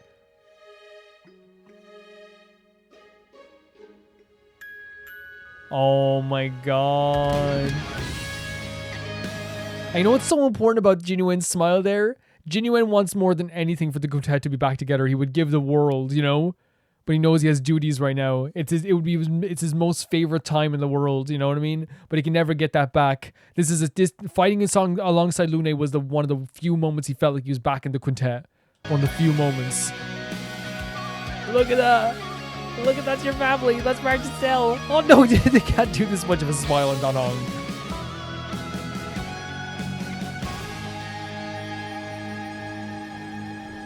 What a powerful video. Honestly, and it's all the credits as well, by the way.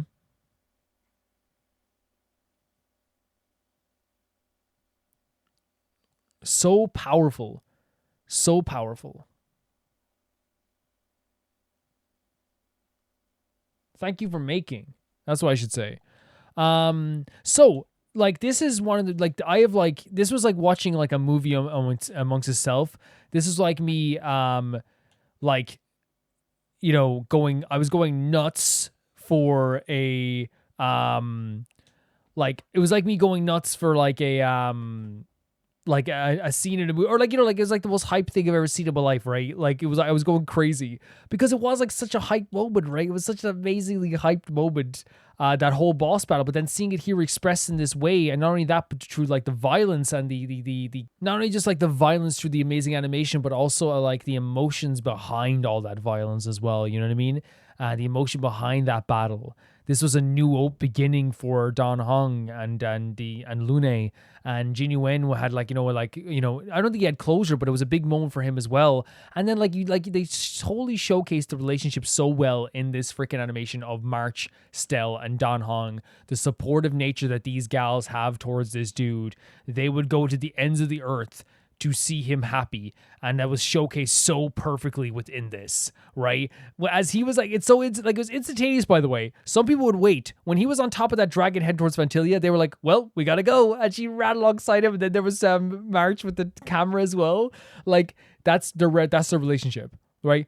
Even when March was caught by Dan Hong, it's not like anything like romantic. It literally was just like a thing where it's like, when he caught her, it's like, that's the relationship. They're constantly catching each other. They care about each other. You know what I mean? And she would do the same for Dan Hong, and has like, stuck her neck out for Dan Hong and always would. They love each other in that way. And they're so like, and again, it's one big family, is the Astral Express, right? I love how they portrayed the emotions there, or portrayed the emotions with Dan Hong and the Loona, and comparing the idea of the quintet now to Dan Hong's life, because that's a big part of the story as well. Jinglu wants Dan Hong to move on, and that's a big part of his story, is that this is his new family. Blade doesn't want to believe it, but he's found people that love him, you know what I mean? And Blade doesn't want to believe it, not because he doesn't believe it, but because then that means that he's like the only person that hasn't moved on. Not that hasn't moved on, but he's the only person that's still like punishing himself. You know what I mean? Jinglu is going to try and move on again, even though she's always going to have that in the back of her mind. Jinyuen is like going to be always like depressed about what's happening. Blade is going to be constantly punishing himself, but they all believe, apart from Blade, but most of them believe that Dan Hong is the one that's going to have to move on and live the life of the quintet fully for everyone, you know? Glorious animation, amazing music, some great guitar riffs in there as well. Like, it just showcased the Battle of Vantilia so much, but then also like the emotion of the Express, as I was saying, like that moment with the egg on toast, that moment where March taking a picture with Dan Hong and seeing Dan Hong smile at the end is one of the most amazing things. And it is like, again, it's totally a parallel to the quintet, right? It totally is about Dan Hong's new life compared to the old life of the quintet. It really is. And the idea of them protecting each other and fighting alongside each other. I love that they expressed that this gave Jinyuen joy, because like, I think that's one of the things of Jinyuen's character. Jinyuen is a character who would give his right leg if he could just hug like every member of the quintet again. You know what I mean? If he could drink with them all again, you know?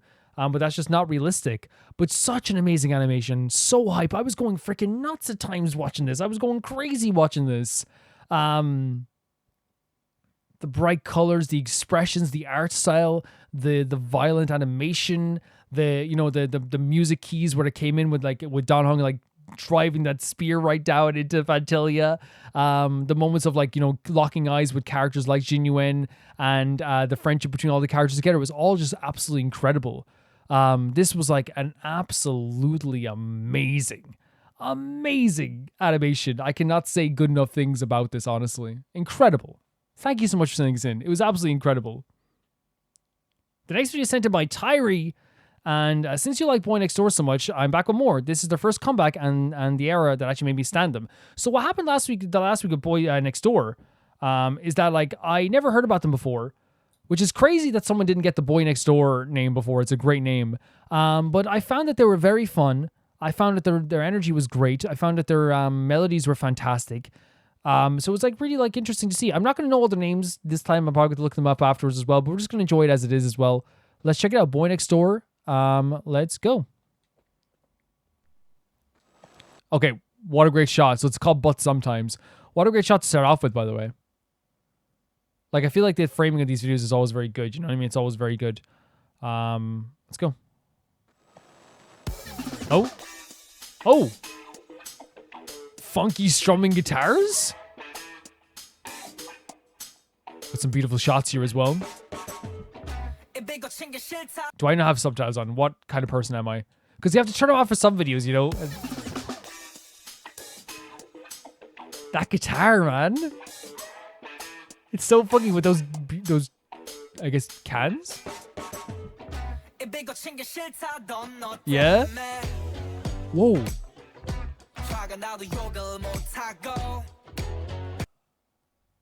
You see, they have like this fun vibe to them that doesn't feel forced at all. It doesn't feel forced at all. You swear as much as you want. That's a great outfit. That's a fantastic outfit. Not being able to express yourself even if you're mad. Oh. Interesting.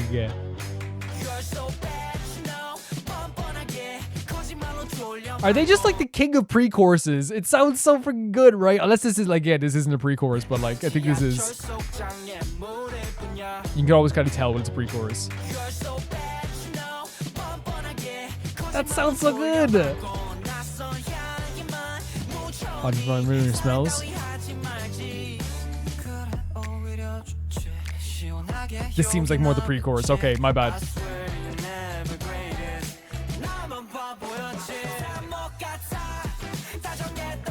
Hair looks so sweet in photos. Oh.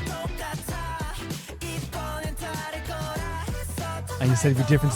So, sorry, I keep pausing, but like, the visuals are so striking in this video. They're so striking. It's not just the outfits. The outfits are great, right? But I guess I got this wrong. I thought this was going to be their pre-chorus, but like the pre-chorus still sounds good, but like I love the way this sounds here. The visuals are so striking. There's so many different visuals that like I feel like it's going to be another one of those videos like their last video that if you pause on different parts, you're going to get a new thing out of it. It seems like this song to me already is about the idea of being with somebody, and because they even said like you could have just not loved me, it would have been easier. It's the idea of somebody who like you give a lot to, right? But then it's harder to move. Like the idea of like I extend my shoulders out so you can lean on them, then I can't move to the metro. I can't do like regular things in life, I say as well. Is that one of the way you can say it? Yeah, like that there as well. But there's a line before this as well. Sorry, I'm going back so much. It's like I can't even express myself sometimes.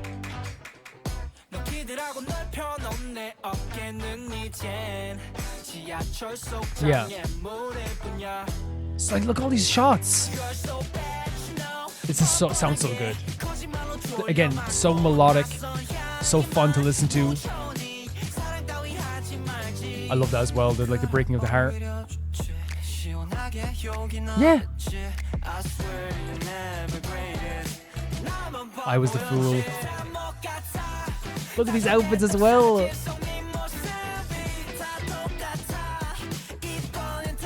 I'll be different this time. Oh, gorgeous tone. Yeah. What? What? Oh my god, these shots in this thing as well. They are about. I don't never want to pause on a bad shot for these idols, but no, like it's a proper way of saying this, and maybe I'm wrong in saying this, and like not wrong. It's because how I feel. But like I feel like this is like one of those things again. It's like Boy Next Door, so far from what I've seen, are so good at making a video so like vibrant and all like it's like with so much happening that like I feel like it's you could watch these videos with the volume turned down and still get some like beautiful entertainment out of it. They're great videos. They're really fantastic videos. But what's so great about the chorus we just heard as well is the same thing. Like it's like that I love about Boy Next Door. The only two songs I've heard so far is that they have this very fun vibe to them. It's very energetic and stuff like this as well. But it's melodic. It sounds pretty. Their vocals sound very pretty. The way like it flows is really easy on the ear. It sounds really good. But this time around, it's a song about like, to me, it seems like someone who has like done you wrong. It seems like it feels like you're the fool in this situation. And it feels like sometimes it's hard to walk away. Sometimes you miss them. It seems like a relationship that like it doesn't do you good, but like sometimes it's difficult. It's difficult to not like want to be in this relationship as well. It sounds really good to me. This low pre-chorus as well. Love this. Everything sucks. And it's like it sucks even that you look so good in your photos. And it'll be different this time. That's why a person in a relationship is like, this is a great dance move here, this dance break here. Look at this shot, by the way. Yeah, they sound amazing. They really do. I'm alone. This here, by the way, cutting, sharp rap vocals. I'm using useless.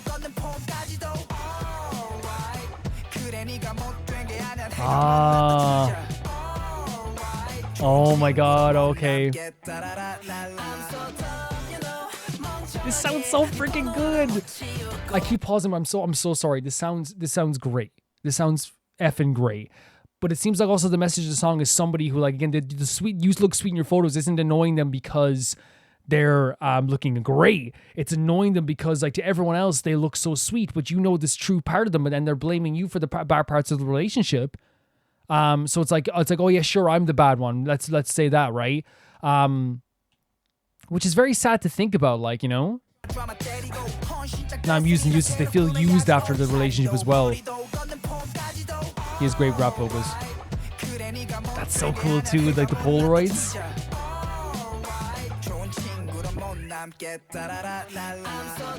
Love this part of the verse. I can't delete your numbers. They look great with their outfits too.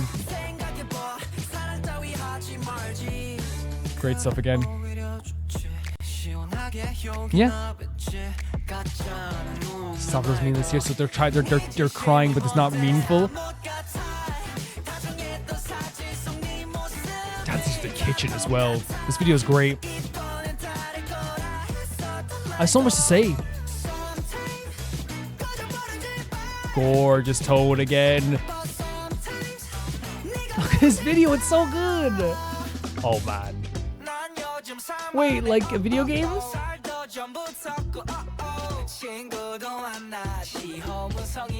So seeing some friends? I heard your mascara's running. Look at them! I never felt. Okay, so they're moving on. Holy hell!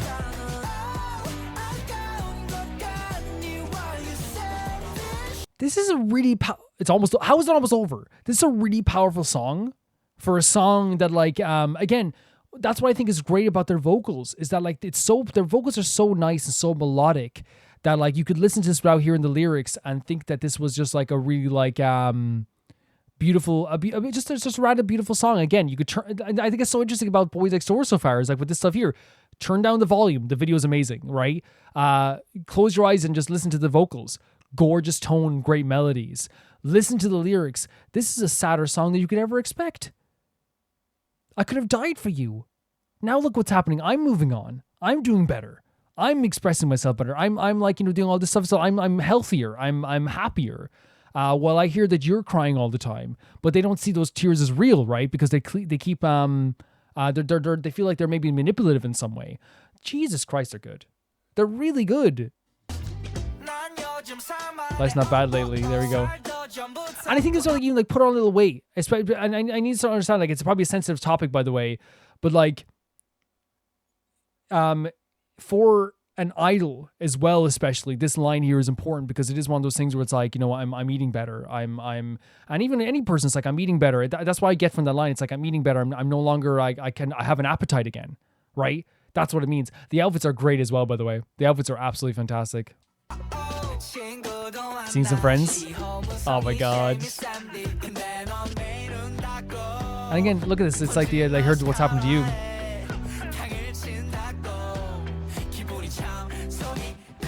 And them dancing in front of the burning buildings. This is a great shot as well. Whoever's directed this needs 10 raises. I think it's so important to express it this way, right? No thanks. Okay.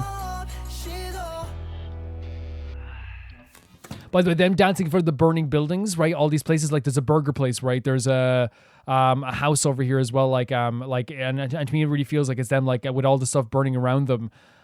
It's like, so here's the director by the Rima Yoon and Ji Yang. Fantastic, absolutely fantastic.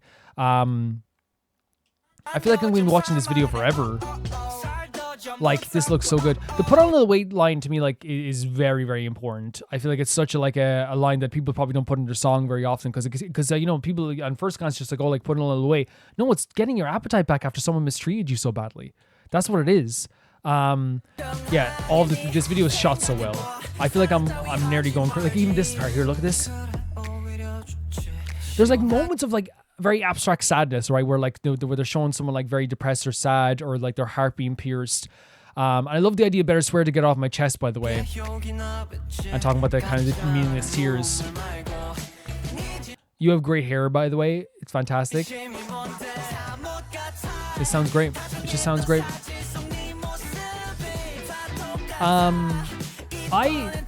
The way I would describe this is like the same way I felt when I like but there's like different feelings as well. Sometimes get lost. Yeah. That's the difficulties of being in a relationship like that, where someone's mistreating you. It's like sometimes I'm like, I don't want you near me, but sometimes I'm gonna miss you if you leave. This is very, very cute. We're gonna be here forever talking about this, but I'm gonna have to like move on eventually. The idea of this song to me, what it is that it is a song that is about someone who is in a relationship with you who is pretty disingenuous, that you've given so much to, that you would die for, but has ended up being someone who is very bad for you and very bad for you, like mentally and emotionally. To the point that, like, as well, that's one that I said about this video. It's like, it's one of those things, it's one of those songs that, like, because these boys are so melodic and their tone and their tone is very like, I don't know what you would say. It's very sweet and sometimes very like, apart from the rap part that was very like aggressive, but I think intentionally so.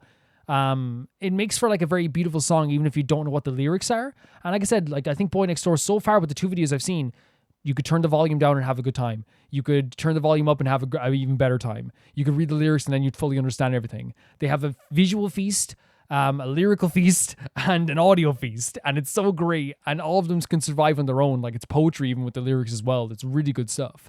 But yeah, like, even like some lines there, like of we talk about, like, obviously, like the idea of like putting on a little weight is like, getting your appetite back. We put out like the idea of like the like how, stop those meaningless tears. Like, you're not actually crying with this way too. How you look so sweet in your photos, and that's annoying because, again, if you're trying to express like your feelings to people, like, oh, this person mistreated me, it's like, oh, you're talking about her, you're talking about him. Look at him. You know what I mean? And even them, they're looking at him. They're like, oh, they look so sweet. You know what I mean? They look so happy right now as well. Because originally I interpreted it as the idea of a song that was like about like just kind of like someone that like you that broke up with you maybe as well, but it seems like it is like to me anyway, it's a song that's also about like being mistreated and finding it hard to leave that relationship. The idea of like, sometimes I want you to get lost, sometimes I miss you. That's like something that does happen. It's like, even like the first line of the song is you say you don't like me using bad words, when he was wearing that beautiful leopard print and the cool beret. To me, that's a controlling aspect, right? It's like, you don't like me using bad words. you know?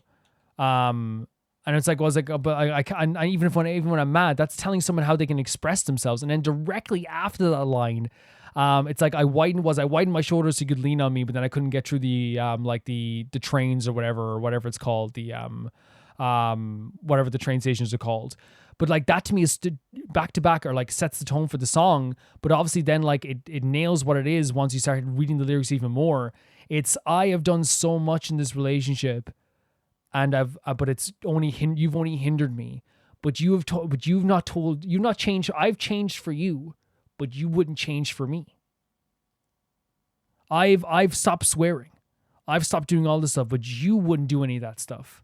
And that's a really difficult thing to like express, but it expressed to here. But yeah, this video itself, like obviously that's the meaning of the video to me, and it's very powerful the way they kind of express this, like, you know, to the burning buildings and them hanging out with their friends, like having the flowers to go on a new date, fixing their own hair, feeling very good about themselves now, moving on. And it feels like even like, you know, when they were getting dragged behind by the car, like it felt like they were kind of like hanging on just by something by a small amount. But whoever shot this video is a genius. It's absolutely incredible.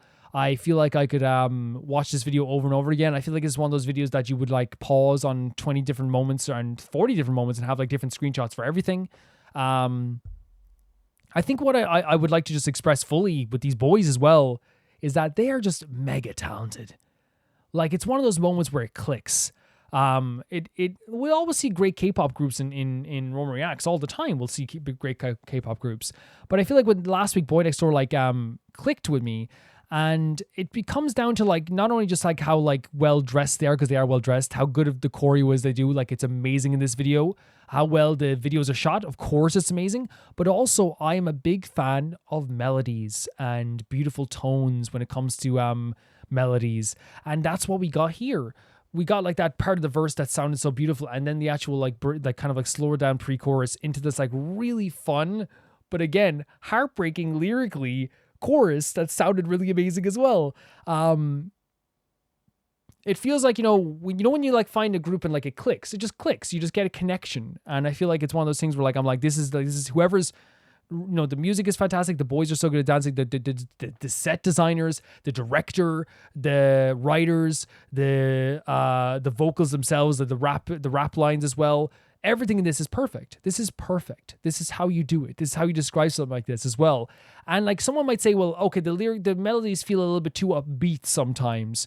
Well, I feel like there's a bit of anger onto the upbeatness, right? I feel like even though like you could listen to be like, oh, there's a great tone set, but once you hear the lyrics, you start feeling like the dun dun dun. Like there's like a little bit of a sharpness to the end of every line that they give as well. I'm doing a punching motion right now. If you can't see it, obviously you can't see it. But yeah, that's how I feel about this. I feel like they really do portray that idea so freaking well. And yes, like it's like I don't think there's anything wrong also with having like a very melodic and sweet voice to express these types of things, because like that doesn't take away from the message, especially since there's so many songs at the beginning of times that have like happy, not happy, it's not happy, but you know what I mean, like very melodic and beautiful tone to their voices. And then they're also able to express like some very darker lyrics too, because again, this song isn't just about you mistreated me. It's also about you didn't do anything for me in the relationship. I did a lot for you, and now look where I am. And now you're crying, now you're upset. I heard from everybody that you're crying now. And you know why they're crying? And this is what the song's trying to express. They're crying because this person's moving on with their effing life. That's why. That's why they're freaking crying. Because this person's moving on. You know what I mean? It's like before I could control them. Not anymore. That control is gone. Very like beautiful stuff. I think their voices are incredible. I think that the actual outfits are amazing. The lyrics like were so cutting, and I feel like it's one of those things where it was a story that was constantly just like moving forward, and even like saying to the you have no shame, or after all saying that they're lying. Covered on unfamiliar smells to me signifies cheating as well, right? That idea like they had there as well. There's a line in that that's so powerful too. Before we go, you could have just not loved me at all. It's like literally saying you could have just like please like and just please just not even like loved me. I loved you, but you could have just like, you probably just didn't even love me. Or you could say it as like, oh, you could have just not loved me and it would have been easier. They did an absolute amazing. And I love as well, by the way, like, the idea of like, it's saying, I'm going to swear to get her off my chest, right? That line as well. Because that's the controlling aspect of it. It's like, hey, you controlled me and said I couldn't swear. Now I'm swearing to get this off my chest. I cannot express enough how there was like an instant spark when it came to Boy Next Door. I feel a spark. I feel they are super talented. I feel like, it's one of those situations where like their music is so easy to listen to. Their voices are so easy on the ear and so fantastic to listen to. The melodic nature of their voices and the directness of them and heaviness of the rap vocal as well was so cool too. I'd be here forever. I kept talking. Amazing stuff. Fantastic stuff. 10 out of 10. What else can I say? The next video is sent in by Blop, a collaboration between German folk band Fawn and the Swiss Celtic death metal band Elvodite. The first part is sung by Fawn in German part, the second part by Welsh Elvodite. The song is about the character Gwydion from the Welsh mythology, was known as a powerful wizard and trickster, and a battle against Ron, a Welsh fairy god and the ruler of the kingdom of Anwen. Let's check it out.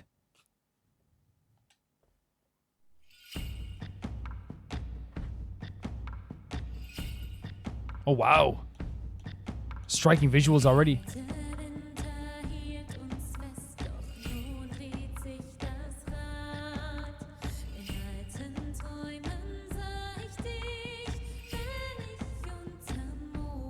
Gorgeous stuff, right?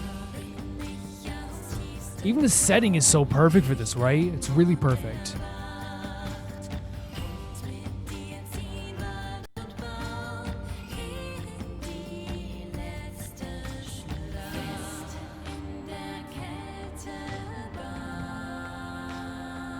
Gorgeous tone, right?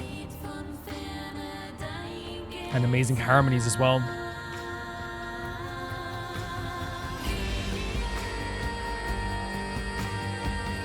Gorgeous.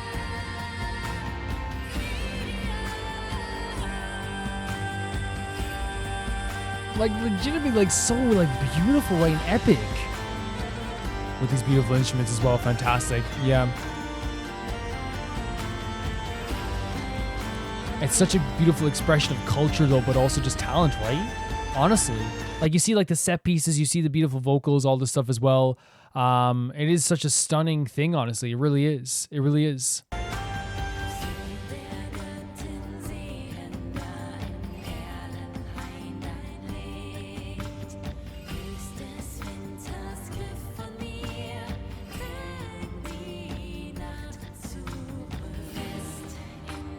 Like there's so much emotion, even though I can't understand it, it's like there's so much emotion in it, right? The smokiness of the forest even, which is so beautiful. Again, a fantastic set piece. The outfits are incredible. Doing such a good job with this, honestly.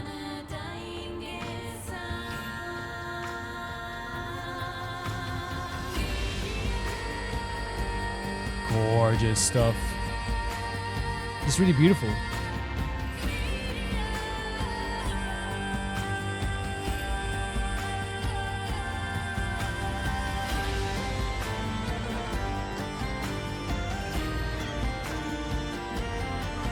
Like even when like the music makes you feel like as moved as like the vocals, you know it's good, right? You know it's good. But it just feels very powerful, and there is like a very like a magical energy to it. It's very folklore-y, like yeah, again, folklore, right? It's very kind of folk energy to it as well. It's really, really cool. I'm very impressed.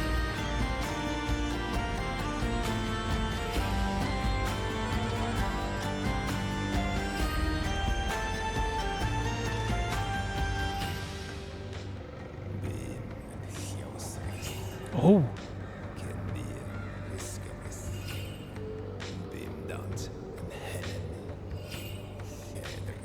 It almost sounds like a hex, right? Oh my god, the death metal vocals.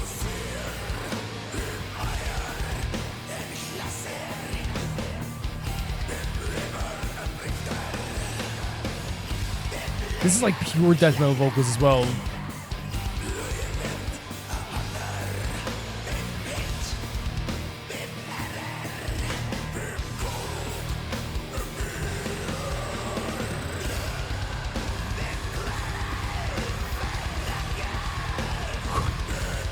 The death metal vocals are so powerful, and I always used to like really be into death metal like for a bit when I was a kid as well. So like obviously whenever I hear it, it brings back like a lot of memories. But obviously like especially like with we always found that like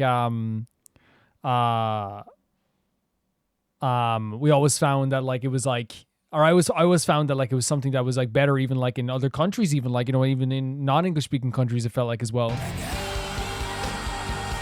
Gorgeous, what a transition with the harmonies on the screaming vocals as well.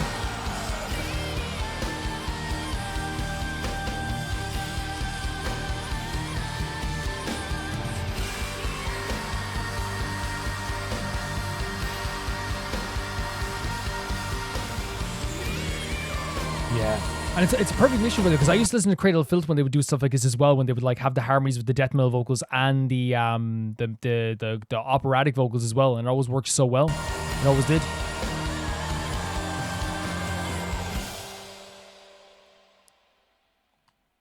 I was like, is it over already? I was like, that went by really fast. Oh, here's the credits. Okay. This looked amazing. This looked really great. And I think that like while it didn't have like a lot of motion to it, or like it was like very much like a walk through like a forest and showcasing a forest, I think because of like the folklore nature of the song, it worked really well, right? For sure. I thought that said goth for a second, Stephen Goth. I was like, that would have been perfect, wouldn't it? That would have been perfect. Stephen Death Metal Goth.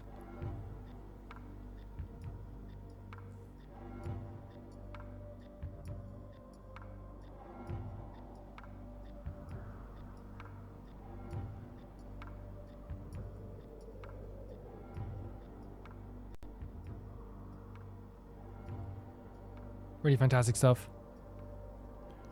Yeah, this is Rome Reacts, you know?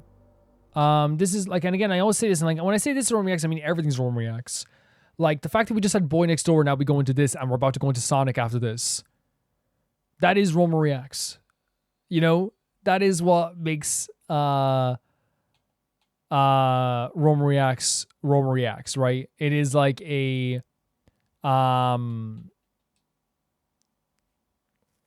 like it's a, I don't know how to say it. It is legitimately like a collection of wildly different things from all different parts of the internet that are all so different and varied, but they're always like, and that's what means to have a community. And like with my community, that's what it is. I have this community of so many varied people, have so many varied interests, and that's what I feel like I get from this whenever I get Roma Reacts, is like so many different things being expressed to me at once, and in the best way possible. Whether I make that clear, in the best way possible. I'm very grateful that we have that, honestly, in this community. But to talk about like this as well, like obviously like I didn't really like understand the lyrics, of course, that's, you know, but music is universal in that sense too. I found this to be like a really beautiful song from what I could like hear musically. And I think like one of the most impressive things about like something is as well as how they blend like, you know, the genres of the folklore with the kind of metal vocals, the beautiful operatic vocals, the death metal and stuff as well. It works so well. And I think because of the setting as well that they put in this as well, it also worked that well that way too. Because you don't have to like because you, and while it's not like it's not something that like you need when you listen to this, I think it helps a lot when you see something so visually appealing that matches the tone of the song so much as well. I really liked it a lot. I really, really liked it. And I think that like the talent and passion came across on the screen so readily to me, that I was like so happy to be able to like listen to something like this. You know what I mean? It's something I wouldn't listen to all the time, but like when I heard it, it's like, okay, this is beautiful. This is something I can really like get into, I guess, as well. I think that like when it comes to like me like my love for death metal, I'm always very happy for someone to send in something like this, because then like it like really, I guess it helps me like, you know, remember times that like I had, right? There's just a really great energy to this, and it sounds amazing. Again, it reminds me a lot of like the beautiful like you know, woman vocals mixed with like death metal I would hear as a kid, and like it really like, you know, excites me to hear that too. But like I'm just so impressed by like how good this sounded, you know. And again, they got across this like very like sorrowful but also like very like impactful emotion, and that was in both of the vocals, not just in the depth vocals or the operatic vocals or the harmonies between the two women who were singing as well, who did a fantastic job as well. The instrumentation as well sounded amazing. The energy of the whole video just had a very, very cool energy. Thank you for sending us in, Blop. Very, very cool stuff. The next video is sent in by, I'm guessing it's Connor Dunseith. I have to check now as well, though. Believe it or not, I actually have to check my iPad over when I want to do this. And they say, almost at the end of the DC Comics Sonic crossover, I'm at the last part. At the last part, we saw Sonic fill in for the Justice League before finding all the Chaos Emeralds and deciding to go home and help the Justice League. Let's check this out.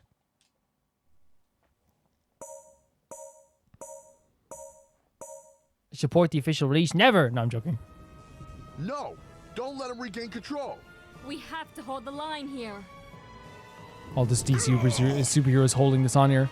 It's a very violent shake, isn't it? Now what? Maybe I can use its power to make us an escape tunnel. You mean a wormhole or blast our way out? No idea. We'll find out together. Great. Jump out of the Picasso and into a Jackson Pollock? Move! So it's like out of the frying pan into the fryer. I felt energy reactions like that. My construct wasn't going to last a second longer. Darkseid's dimensional engine is destabilizing the entire planet. The Ragnarok looks like it's taking the brunt of the effect for now. Cyborg, could you give us any more insight? That man's right. The fabric of space-time is in flux. I can't get us a clear path back to our world. Oh, wow. The only stable thing is the resonance between the emeralds. Do you have a plan? I've got a hypothesis, but I can't test it out until we have the other 5 emeralds. Well, we already narrowed down the search. Let's wrap this up fast. Does Superman look very young here? To me, I don't know. Like, not very young, but just like 20 or something, you know? And look out for those in need while we're at it. This world needs our protection more than ever. This is a very cool representation of the Justice League. I feel like they're very bright. Like, my perception of the Justice League was always very dark, but I feel like they're very bright here, right?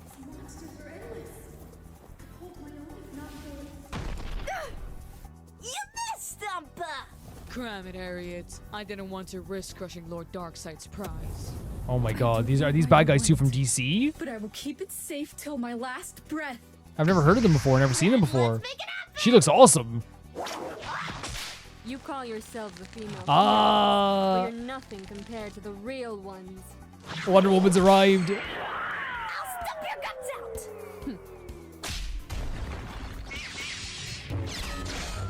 Well, the sound effects, the lightsaber sound effects almost. That should buy us a moment's peace.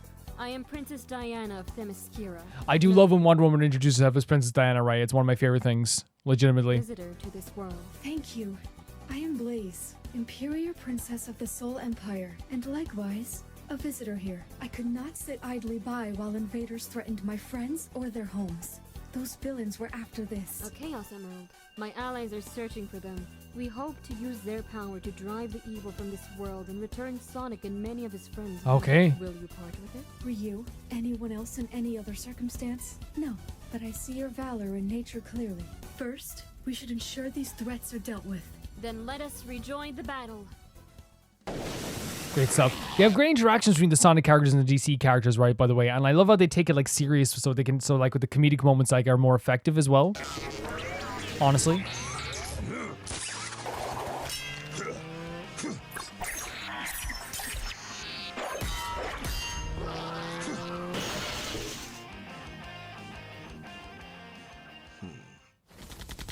Those are some weird-looking parademons.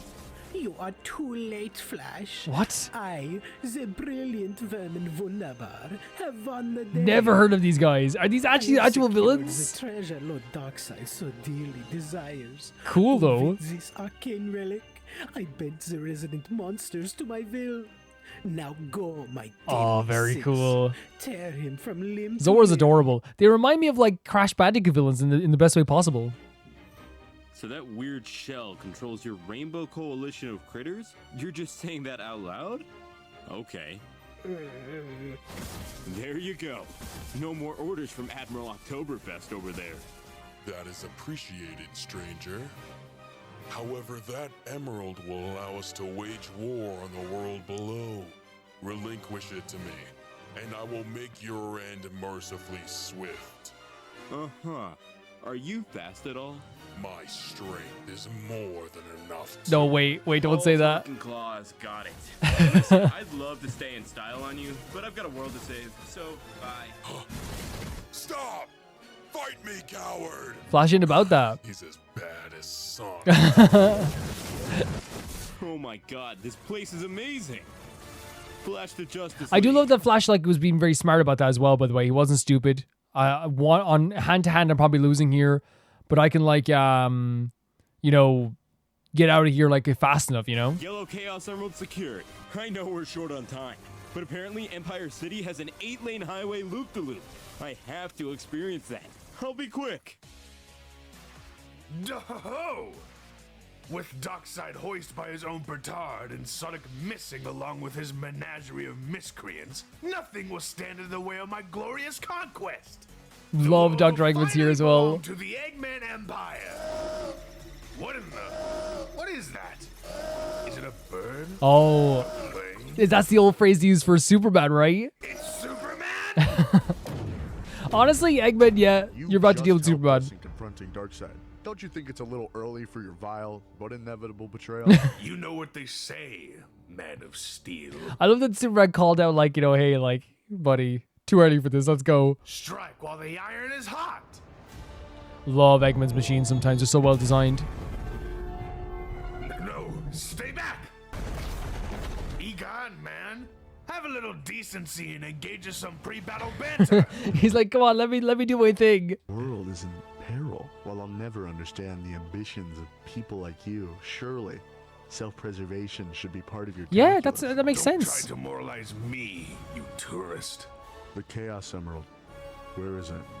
Down in the reactor room, 10 floors down, before the engines. Sometimes I'm like that. It's the world's gonna be gone for you too, buddy. At least use the elevator and don't wreck my battleship.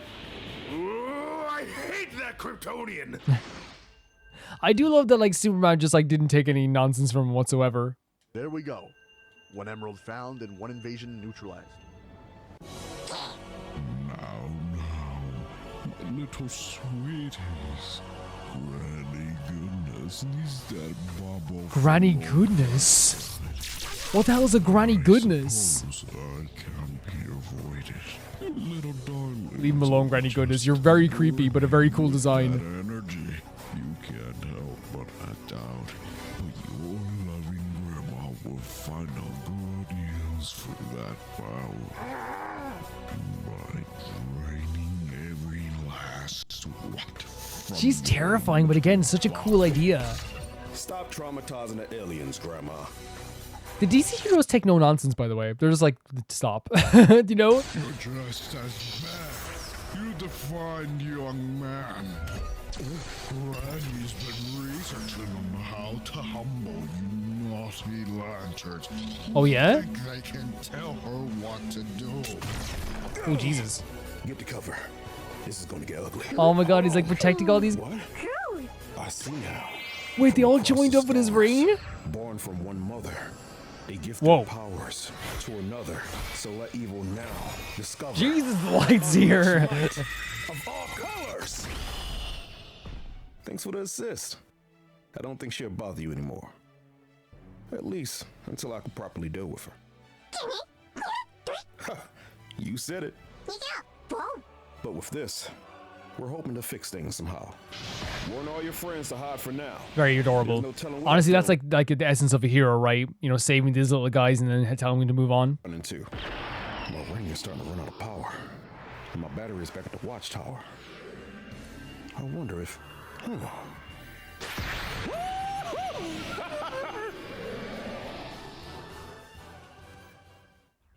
Now that I have a solid read on how the emeralds react to each other, I think I have a way to... They cleaned house, by the way. They cleaned house with this stuff. And I love, and again, I do like the no-nonsense aspect of it, right? Because they knew it was so serious, They didn't let people monologue. I love that Eggman's please let me monologue, because, I guess he does that in the games, too.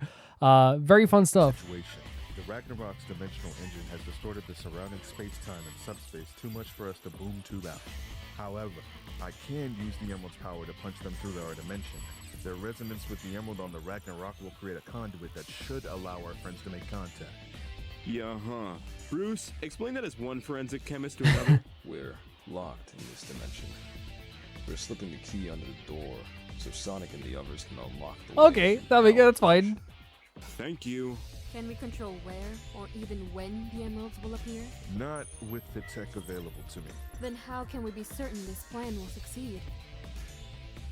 We'll put our faith in our friends. There we That's go. the whole reason we sent them through, isn't it? I think Superman looks so like clean here, right? Like it's just like he doesn't look like the Superman I'm used to, I guess. I don't know. Initiating He's cute. dimensional transfer in 3, 2, 1. Darkseid's elite are still menacing this world. There are plenty of local threats as well. We'll certainly keep busy.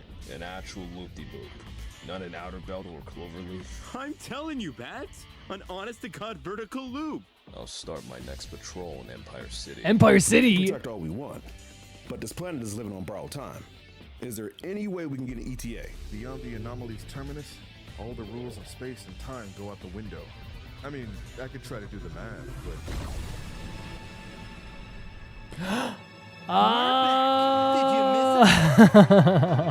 Welcome home. Very cool ending. Very cool ending, honestly.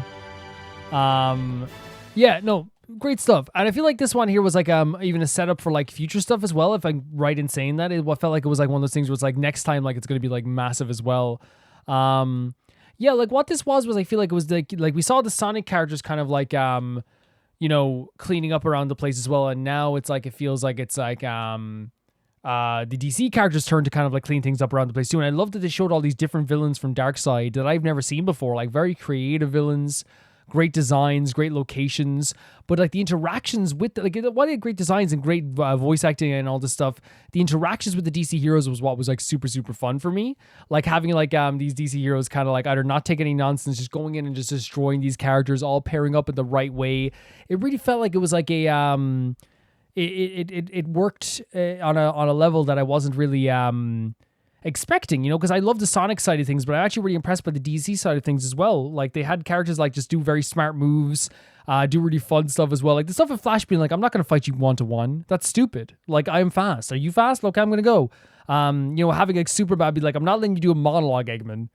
Like it's over, you know what I mean? It's over. Having all these characters just like be very no nonsense. We have to save Sonic. We know that they're in danger. And respecting the Sonic crew as well. There wasn't a situation where they're like, oh, the poor babies, we gotta help them. They're like, we just want them to get home. They understand that like Sonic and the crew are powerful too. And like in the end, or even like sorry, but the Green Lantern stuff, like with helping the little creatures as well, was so cute as well. In the end, like we had like this amazing moment of all the Sonic characters busting through the wormhole and coming back to the other side. It really did like make me, I would say like feel like it's like one of those moments that like it's very feel good. It's very feel good to see all the characters together again, and knowing how hard they've worked up to this point as well, and now all of them in their outfits, like the DC outfits as well, is such a fun like gimmick as well. It's so really cute.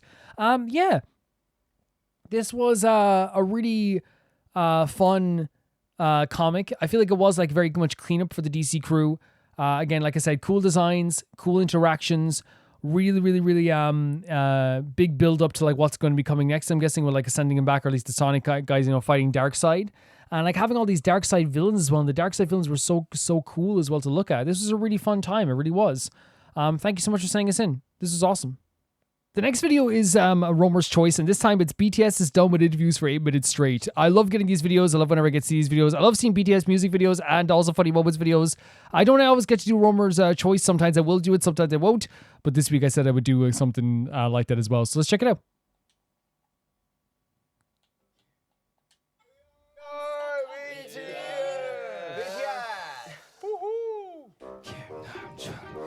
Oh my god, I can already tell this is going to be chaotic. So it's BTS being done in interviews. All of them chatting their own names as well.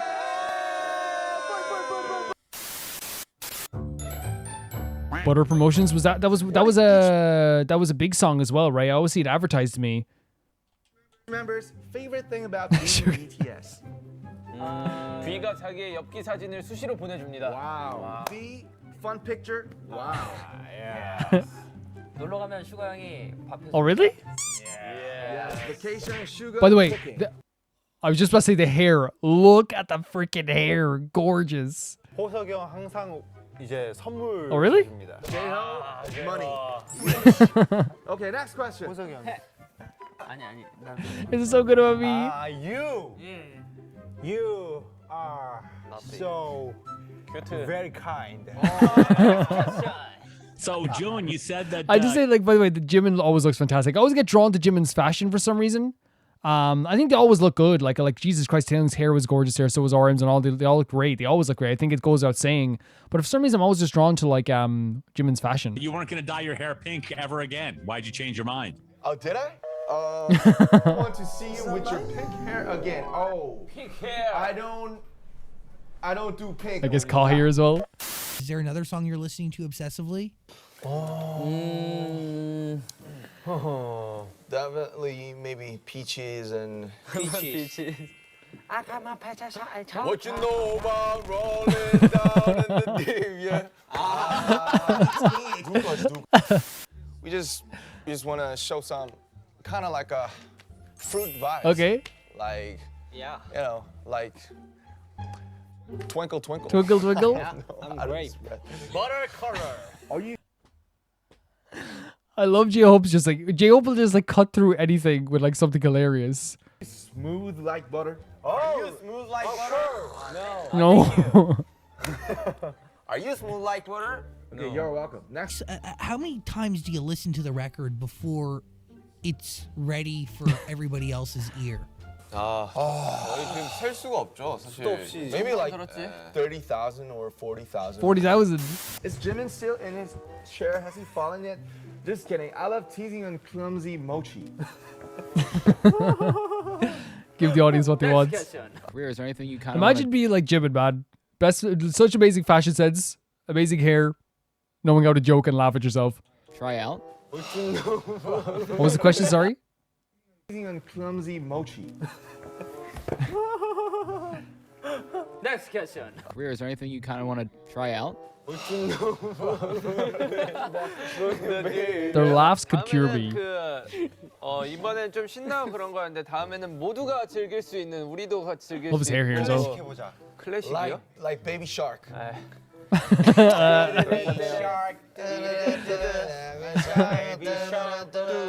So like literally every look at Seong. people could sing to it. I'ma leave the door open. Oh my god, that was beautiful. What? Imagine everyone's like, it was a great tone. Like, it really was a great tone. Stop. Don't stop. The door open, girl. Come on, Anderson, John. I know that they're making fun, but they sound amazing. You know what I mean? This feels like a summer song. No way.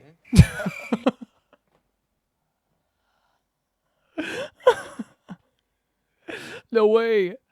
Like, again, probably not meant to sound sarcastic, but maybe it was. I think it's like when you have like a whole day of interviews, like, you know, like Jimin's definitely sensing something here for sure.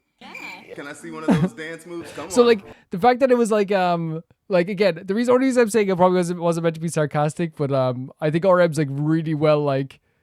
But then again, here's the thing: because he's so well media trained, from what I've seen, and from what I've heard from other people, that he's really good at like handling like stuff like this. I wonder if it's like a case where like he's able to slip stuff in there if it has been a long day to make everyone else laugh. Because Jimin was definitely getting some enjoyment out of that, you know. Of course, butter. How's everybody? Sorry, I keep missing the questions because I'm laughing so much. He sounds amazing. Come on, Anderson, John. This feels like a summer song. No way. Yeah. Can I see one of those dance moves? Come on. Of course, butter. How's everybody doing? How's your day going? Practice. Too busy. Hectic. Pretty good. And that's the thing though. It's like especially with BTS, their schedules crazy. So you can imagine like again, it's not always the interviewer's fault. But like I think it's like one of those things where like it's totally understandable that like sometimes when someone asks a question that's like the same question that you got asked 20 times that day, you're probably gonna be like, oh my god. Again, as we always say like about BTS, right? Like it's people first, artist second, and it's any idol. People first, artist second. You know, idol last. You know. Free hair, so cute. What does it mean to be smooth like butter? And what I mean by that, if you didn't watch the original video, the other BTS video, this as well. idol last doesn't mean that they're not idols. It means that they should always be treated as humans and artists first, I feel like, you know? At least I feel like. Too busy. Hectic. Pretty good. Ooh. Free hair, so cute. It is cute. What does it mean to be smooth like butter? Like a Jimin. Like a Jimin? Like a Jimin? Like a Jimin? 부드럽다. What is this from? What is, oh my god, the hair? What is this from? Is this from like something to do with butter, I'm guessing then? Just in case They looked amazing. I don't get a chance to speak with you again this year, I want to wish each of you a happy birthday. I love you and happy birthday. Oh. 태영아 생일 축하한다. Whose birthday? Okay. Everybody. Shantala from MC. Jungkook does look like the most done out of everyone sometimes. The army wants to know, are they getting photo cards? 이 포토카드가 원래는 들어있지 않지만 저희가 한번 맥도날드에 이 건의를 넣어가지고 포토카드 한번 넣자. McDonald's? 네, 제가 한번 건의. Hello? 포토카드 please. Yes. Always proud of you. Oh, yo. Mutual. Thank you so much. Thank you. That was sweet though, right? That was sweet. That was sweet. 아마 그런 것 때문에 가능하지 않나 싶습니다. 작은 지좀 됐죠? 너무 오래됐지. 한 3개월? 3달 됐지. 3 months, 4 months. Yeah, maybe. 그리고 다 같이 가이드를 듣고, 오 이거 좋다. 나는 좋았다. 나는 좋다. 근데 듣자마자 다들 너무 좋아했어 이 버튼. Like that. 어떻게 했어요? We like that. I know what Butter was a huge song as well, right? It was massive. I've seen people at the time it was more like I heard about Dynamite a lot, but then like after a while I didn't hear Butter because like I heard Dynamite, but I did hear about Butter as being like, you know, it was the song that came after Dynamite, I think it was. 나는 좋다. 근데 If I'm 듣자마자 not 다들 wrong? 너무 좋아했어 이 버튼. Like that. 어떻게 했어요? We like that. Would Yoongi want to dye his hair green again? Green again. 당분간은 계속 Oh, he 검은 looks so 머리 할 거야. good. 오케이 하겠답니다. Okay. Next album, hair green. And his face just like, please guys, please. But I think he's probably used to it at this point. Like, you know, they do tease each other as friends, you know? Yeah. Thank you, Tetris. Thank you. Feel it. Thank you. Yeah, no, I purple you, right? Over you too. Thanks, guys. Thanks, BT. I hope you don't find this weird. I like to put butter on my butter. It's really what I do. Oh. Yeah. That's a. Oh yeah. Thank you, Kenna. We feel it. That's enough. You have to show up at McDonald's and give them the nuggets, okay? Of course. Lord, please no. To J-Ho, what is your wish for BTS 8th anniversary? 심각하게. 그냥 뭐 소소하게 모두의 Okay. 건강으로 하죠.